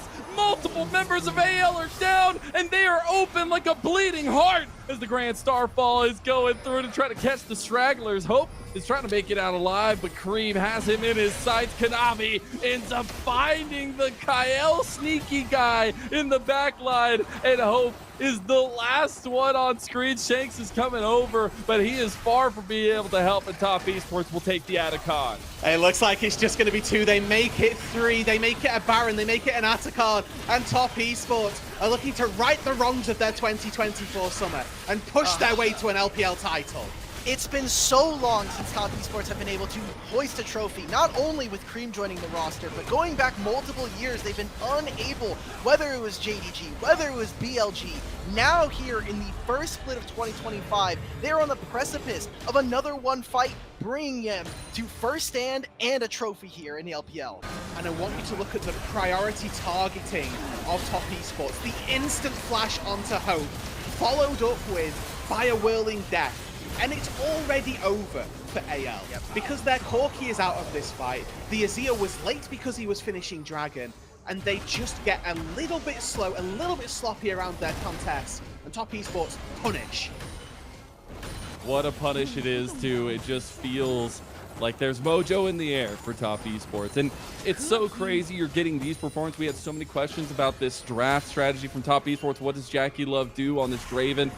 It's his 8th finals appearance here, and he's got a little veterancy to show off as now Tarzan half health. Tarzan is just down. Now they're trying to get Hope. Hope half health just from one auto. Shanks gets JackeyLove. Shanks might have just saved the game. Look at 369 though. 369 has the flank of a lifetime, and they already took down multiple members. Kareem is lighting them up now with a double kill, and Top Esports are looking for the death push. And it took all of 2024 for TES to be able to reach the high highs of internationals. Cream, someone who's had so many questions posed to him. Is this going to be the mid laner that actually brings a trophy? Was the OMG run good enough or merely just a miracle run? And now TES on the brink. 10k gold to the good. Double inhibs taken. Bot, mid, open. Top Esports had one objective this game. It was get fed and get ahead. They have succeeded and now they've broken the base of AL. And I don't know if there's much rebuilding of that one, even if some of the inhibs come back. We're going to take a look back because it started off a little bit chaotic here, guys. It's a rare misstep from Tarzan where he gets chunked to half HP, looks for an engage, but JackeyLove's on the cloud tile. He has that movement speed to get himself out to safety. Tarzan goes for the second target, but with that not being JackeyLove, it doesn't matter. And yes, the Draven goes down, but look who's left unchecked. Green rains hellfire down upon not just Hope, but the entirety of AL. Hey! Look. All I'm saying is that Top Esports, they played a lot of games up against Fnatic, so maybe they got the hint, you know? They make sure they're like, maybe we could use a Fnatic pause every now and then for ourselves. Seems like we have a bit of an issue. We'll try to get back into game as soon as possible, but I mean, this game looks kind of over for AL, and honestly, what I'm looking for from anyone's Legends, if they want to kind of play back, is what's happening in the mid lane, man. We need to kind of enforce, whether it's Azir for Shanks, like he's getting close to his third item, he's close to finishing what looks to be a Void Staff. I don't know, but this is not the champion that I would expect Shanks to be floundering on. This was a champion that, you know, kind of built his name on for years in the LPL, and Team WE especially. When this champion got globally banned, we were like, oh, what's Shanks gonna do now? I just think it would feel so bad for it to go down this way when you've beaten this team multiple times this year, when you finally made it to a finals for anyone's Legend for the first time in an organization's history, and to fall just short. But it also shows that collective buildup that anyone's Legend has had over these last years, and now that triumphant leap forward with the addition of Flandre and Tarzan. But on the flip side of things, I'm not holding back saying this might be one of the greatest runs from an LPL team, especially with a new format and everything going like that. 5 best of 5s in a row for Top Esports in like a week and a half, and they've been able to handle every single punch thrown at them. And it's not like they're no-name teams. Like, these are literally legends and biggest name organizations in the LPL. And to do it as well in 3-1 style, it's not like they've been taking 5 games and bare knuckle brawling their way to a 50-minute banger on game 5 to get their way through. It was with a little bit of composure and a little bit of space to be able to do it as well. Where AL's run through the upper bracket was a grueling 5-game series up against JDG. And AL, you know, coming here into this best of 5, you're thinking, well, they've taken down Top Esports twice, but Top Esports, they've just got this run, this sauce about them so far in this LPL split, and coming into another best of 5, they're just looking to make another name on the list. And you think about the form of these two teams at the beginning of the year. AL, they started in the group stage of Demacia Cup, one of the rare teams to actually make it all the way to the finals and end up winning that one. And they've looked like they've been taking beat after beat. They're really improving. And for Top Esports, to be honest, they look pretty miserable. Like, some of those games in Demacia Cup were not pretty. And then you look at the beginning of their group stage, they almost lost the game to LGD, which is full of rookies. And now they're here making it, and it feels like every best of 5, someone's been stepping up, someone's been improving their play, and now it feels like a perfect culmination here in game number 4. And I love it for Cream as well. Gets 2 kills, immediate Medjais, thank you very much. And just feeling himself on this way, right? He's so safe. I just think it's also so cool. Just talking about some histories and stuff, since we have a little bit of time with JackeyLove being so dominant. I mean, it's literally not been since 2020 summer that JackeyLove has won, and now it's looking a whole lot closer to him finally delivering a championship to Top Esports. The guy that they have built this team around picked up a Draven in an ultimate game of this series, and now they're knocking on the doorstep of history. Shanks has to go big here. It's a 4v5 with no AD carry for 30 seconds. Double super minion wave is going to start spawning, streaming into their base. And you can see Top just corralling AL under their Nexus turrets. It's 15 seconds till hope. They know. Tarzan getting low. Flandre is on the other side of the fight. JackeyLove has taken one down, and they're looking for more. Minions aplenty. They know what's here. 5 best of 5s in a row. Not even IG, NIP, BLG, or JDG could stop JackeyLove from delivering a trophy to Top Esports, a return to dominance for this organization, and we crown Top Esports our Noxian King. 3rd time's a charm for Top Esports. They faltered in Demacia Cup, they faltered in Group A, but when the chips were down, when the odds were stacked against them in the LPL final, they came up trumps and come away with the title. And you think about the roster this year, you have the return of the prodigal son in 369 from last year's TES. You bring over Kanavi from JDG. Don't do it, you 369! have Kareem. Oh, it's the handle! Okay, we were wondering what was going to happen. But then you have Kareem, who had so many questions as to whether or not he was going to be good enough, especially when he's surrounded with so many legends of the LPL. The 13th mid laner to claim this trophy. It's not the Silver Dragon Cup, but it looks damn cool nonetheless. And after the trials, after everything that this team has been through, placing below anyone's legend in that same group, to look back at that journey, to look back at this moment, to see Cream claim his first title, make up for that spring moment. For Kanavi, man, JDG was one of the biggest train wrecks in that last year, a super team that never was, and he is back to the top yet again. And I think the story for Kanavi as well is one to be told, because he left his franchised organization to join to join Top Esports. And for the most part of this year, it was looking like JDG were coming out on top of split number 1, that they'd won the war of the breakup. But what a way to prove that you are worthwhile and that you've earned your space in your team. It's so funny when you talk about that. We said that this was going to be the reunion of JDG from 2022. You have 369 and Kanavi winning it. You have Homie who's there alongside them as well. Obviously, we're talking about who got better in the breakup there. It seems like TES and the rest of the boys have definitely made good on that side of the divorce. And honestly, again, 5 years since we've seen TES pick up a trophy. Last year, it was supposed to be that we brought all these great players together. Hopefully we can bring it. I mean, with bringing on Mako especially, that was supposed to be the roster that did it all, but they weren't able to do it against BLG, and now is the time. Who would have thought, with both Kareem and with Kristen, now Kanavi joining? This split has been an absolute pleasure. The storylines, they tell themselves. Now Top Esports will be our first stand representative. JackeyLove is finally in a position to feel good and confident. And I just want to say it's been an absolute pleasure to cast this series. I'm sad we didn't get to go to 5 games, but it was an absolute honor to get to cast this one with you, Alk, and with you, Rude Dude. And with that being said, our casters are done for the night. We're going to go close things up with our desk. Rafa, take it away.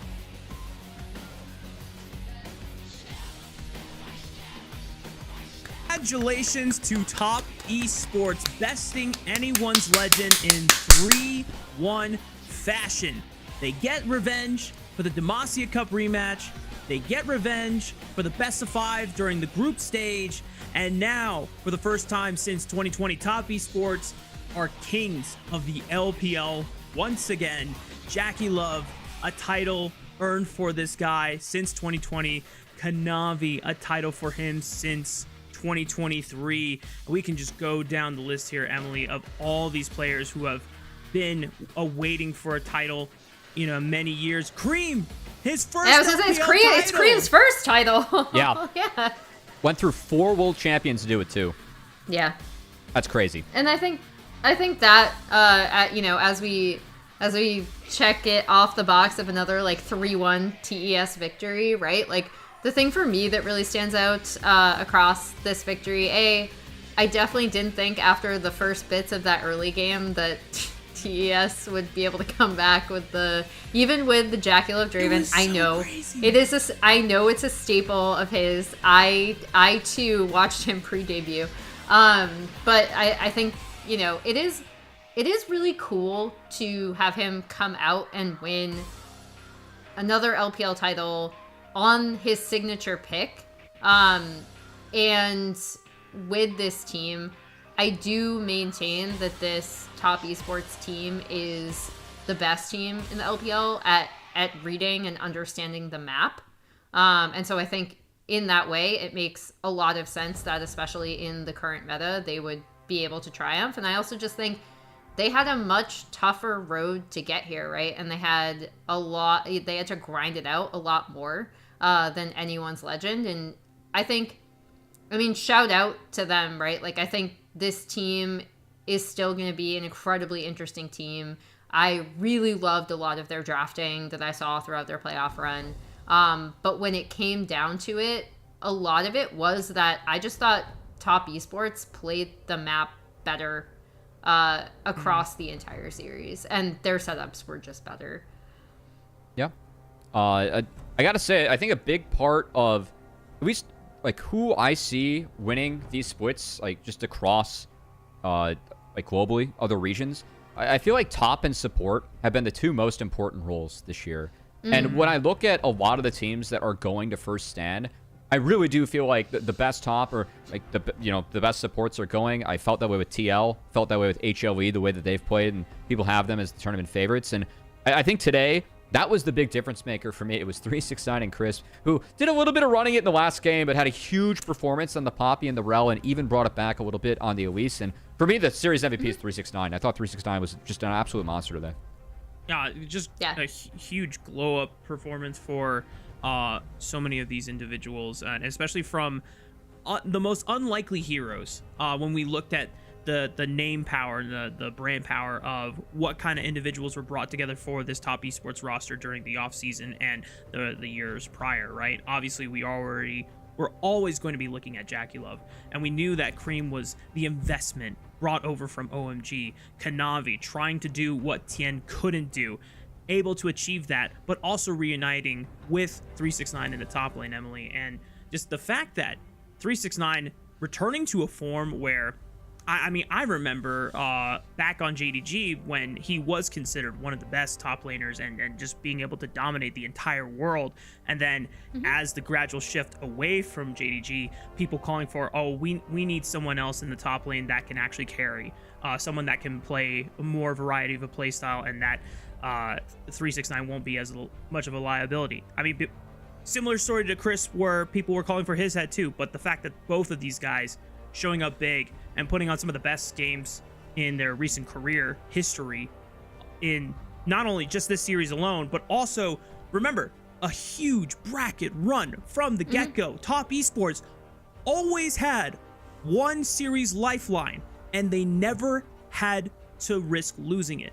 They went through every single team and bested them to get all the way here. Yeah, they didn't even have a match point. It was 5 gentlemen sweeps with the 3 1s, which is a pretty crazy lower bracket run when you think about it.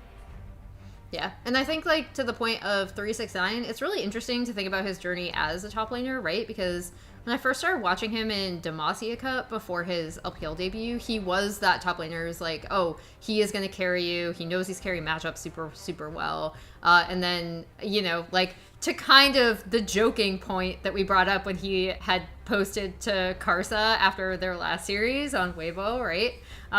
Where he's like, hey, I learned, you know, like, I evolved.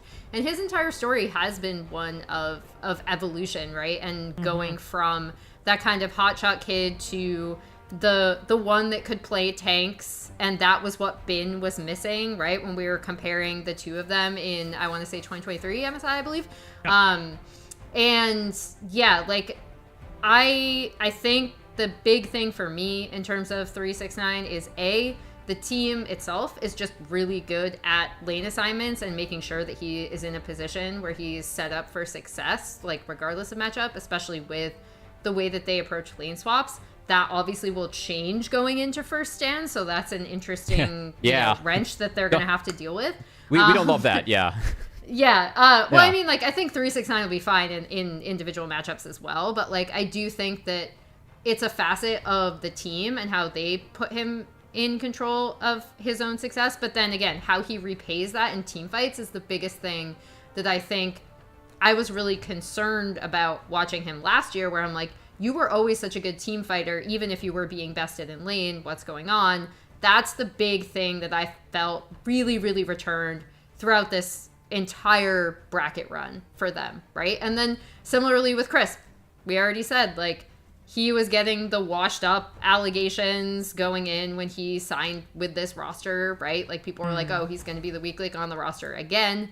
And he really, really showed up in this bracket run and in the games today, especially that Rel game. He was fantastic, and his Poppy game was great too. So now, looking forward with this roster, they are your LPL 2025 Split 1 champions. Woo! They will be representing the LPL at the First Stand tournament.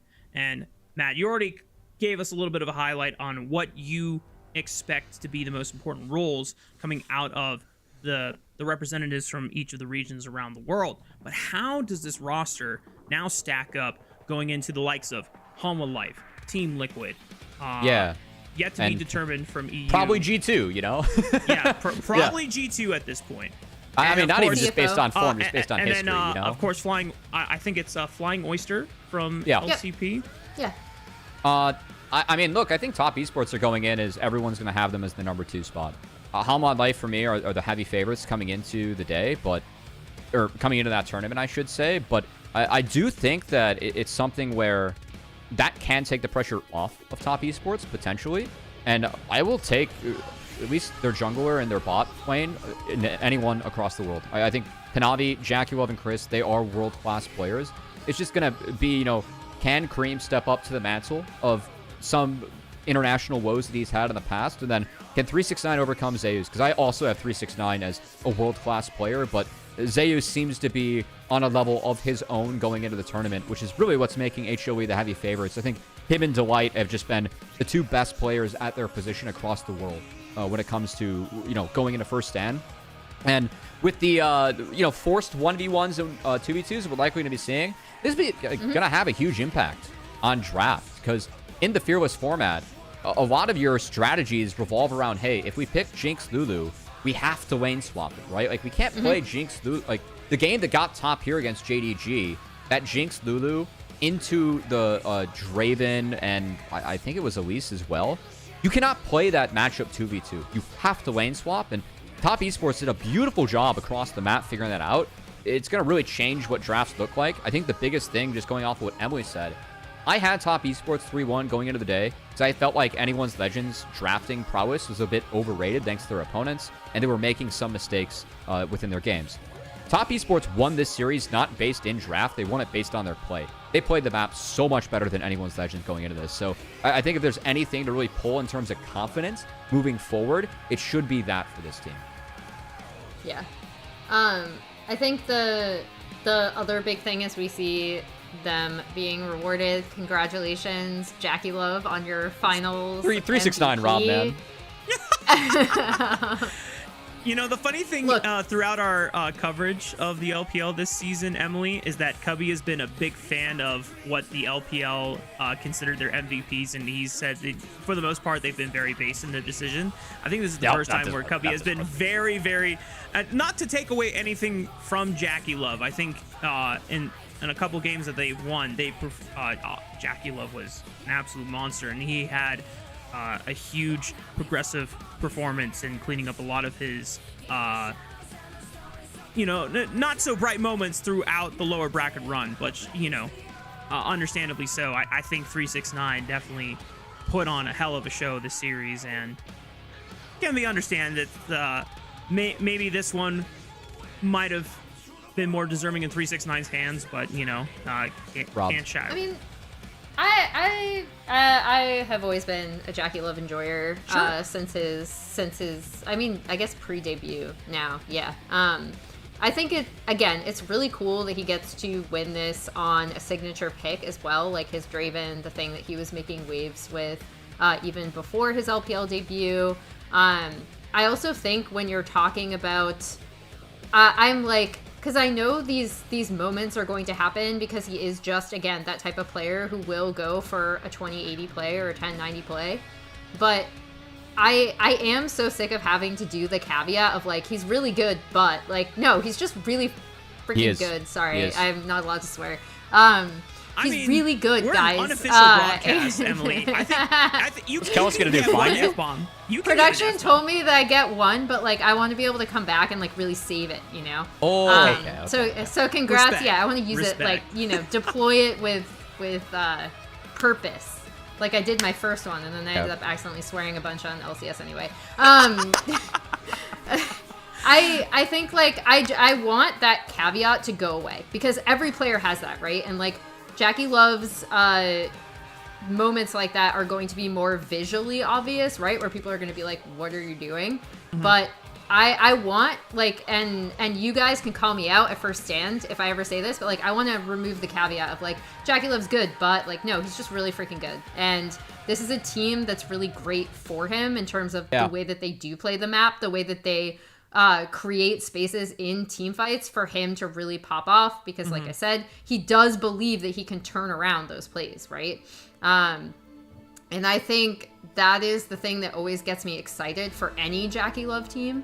And going into first stand, the big thing for me is how they are going to continue their team fight prowess and their map prowess when they don't have the lane swaps to also move around. Because I think one thing that I still think they're going to be good at, even in a post like very early lane swap, like we get the alarm, you know, like lane swap detected, get out of the lane. I do think that TES's early lane assignments should still be really strong because the swap back and the understanding of what to do past 3 minutes has also been a really good facet of their game a lot of the time, and one of the things that got them here. So that's something else to look forward to them in first stand. And hey, like I think that Zeus versus 369 is a, you know, pretty hype matchup, guys. It is. So it is. Look It forward should to be. that. Yeah. We'll see if 369 can be the hero of LPL to stand up to Zeus over from Hanwha Life Esports and that guy is trying to write his own legend into lore, and he's already got, you know, the T1 resume kind of on the backlog of starting up that story. But, you know, we'll see if LPL and Top Esports can bring that fight to Hanwha Life, who are looking like the best team in the world right now. But for us, ladies and gentlemen, this wraps and concludes our first split of the LPL as an unofficial English broadcast. It has been such an honor to be able to bring you night after night coverage of these fantastic and crazy games over in the LPL. And the fact that our broadcasting crew have been able to not only do this and bring this to you every single night, but also been able to receive warmly so much support from all of you guys. It just really makes us so grateful, and it makes this worthwhile doing. You know, as a broadcast, we're not funded, you know, but we are being generously supported by many subscriptions, many donations, many Ko-Fi coffee subscriptions, I should say, and of course, none other than our elite coffee supporter, Aaron Soup. Pledged financial contribution has been leveling up the broadcast ever since the beginning and giving back to the cast and crew who strive to give you an English LPL product every single day that we go live. I want to go through the rounds, Emily and Cubby. Last bit of shout outs before we close out the show. I'll leave it to Emily to wrap. Shout out to Emily first off for giving her time to join the show, and of course Raz, who was supposed to be here but unfortunately is under the weather, which I get the chance to step in. Yeah, it was kind of bittersweet doing a project like this with the changes that were made this past season. But all the support that you guys have given us, it's actually meant a lot. This has been one of the more unique projects that I've worked on in a long time. And shout out to everyone that supported us, and especially Kelsey, Mazel, and Elk Battery, as well as Kai, who work really hard behind the scenes and are there every day to make this happen. And then everyone else that showed up on the show. It's been really fun to be a part of, so thank you. I want to shout out all of you for putting on this broadcast. I've been watching the entire time. People, for some reason, don't know that I still watch every LPL game because I have a problem. And I think you guys have done a really great job. And as someone who was there watching the initial LPL English broadcast in 2014, which Kelsey was also part of, it just really makes me happy that there are still people who care so much about the LPL and bringing it to the English-speaking audience. I think it means a lot. I think it's honestly like the most fun league to watch. Like, I always love watching LPL. It's very close to my heart. So thank you guys for all of the work that you do. I really appreciate it. We cannot state enough, Emily, how much of a pleasure it was to have you, an OG, join us here for the finals broadcast. And you know, we figured that you're staying up for these games, might as well get your thoughts in, and so let you ramble and all of your tangents that we so dearly love, and love your insights and how much passion and love you've poured into following the careers of these players over the many years that the LPL has 10+ years now. That's wild. Yeah, it's absolutely wild, but absolutely awesome. Sorry to do that one, but you know, I had to bring it up. Yeah. Oh my goodness, it has been once again an extreme pleasure to be able to do this for y'all. We won't be back until the beginning of Split 2, but stay tuned as we will be trying to keep y'all in touch and updated for any news regarding our LPL unofficial English broadcast coverage. And of course, we're going to be supporting Top Esports as they try to take on the other best teams around the world at First Stand in Seoul, Korea. And we might see you in chat as well, so always give us a heads up. Until then, stay safe, stay healthy, and see y'all next time.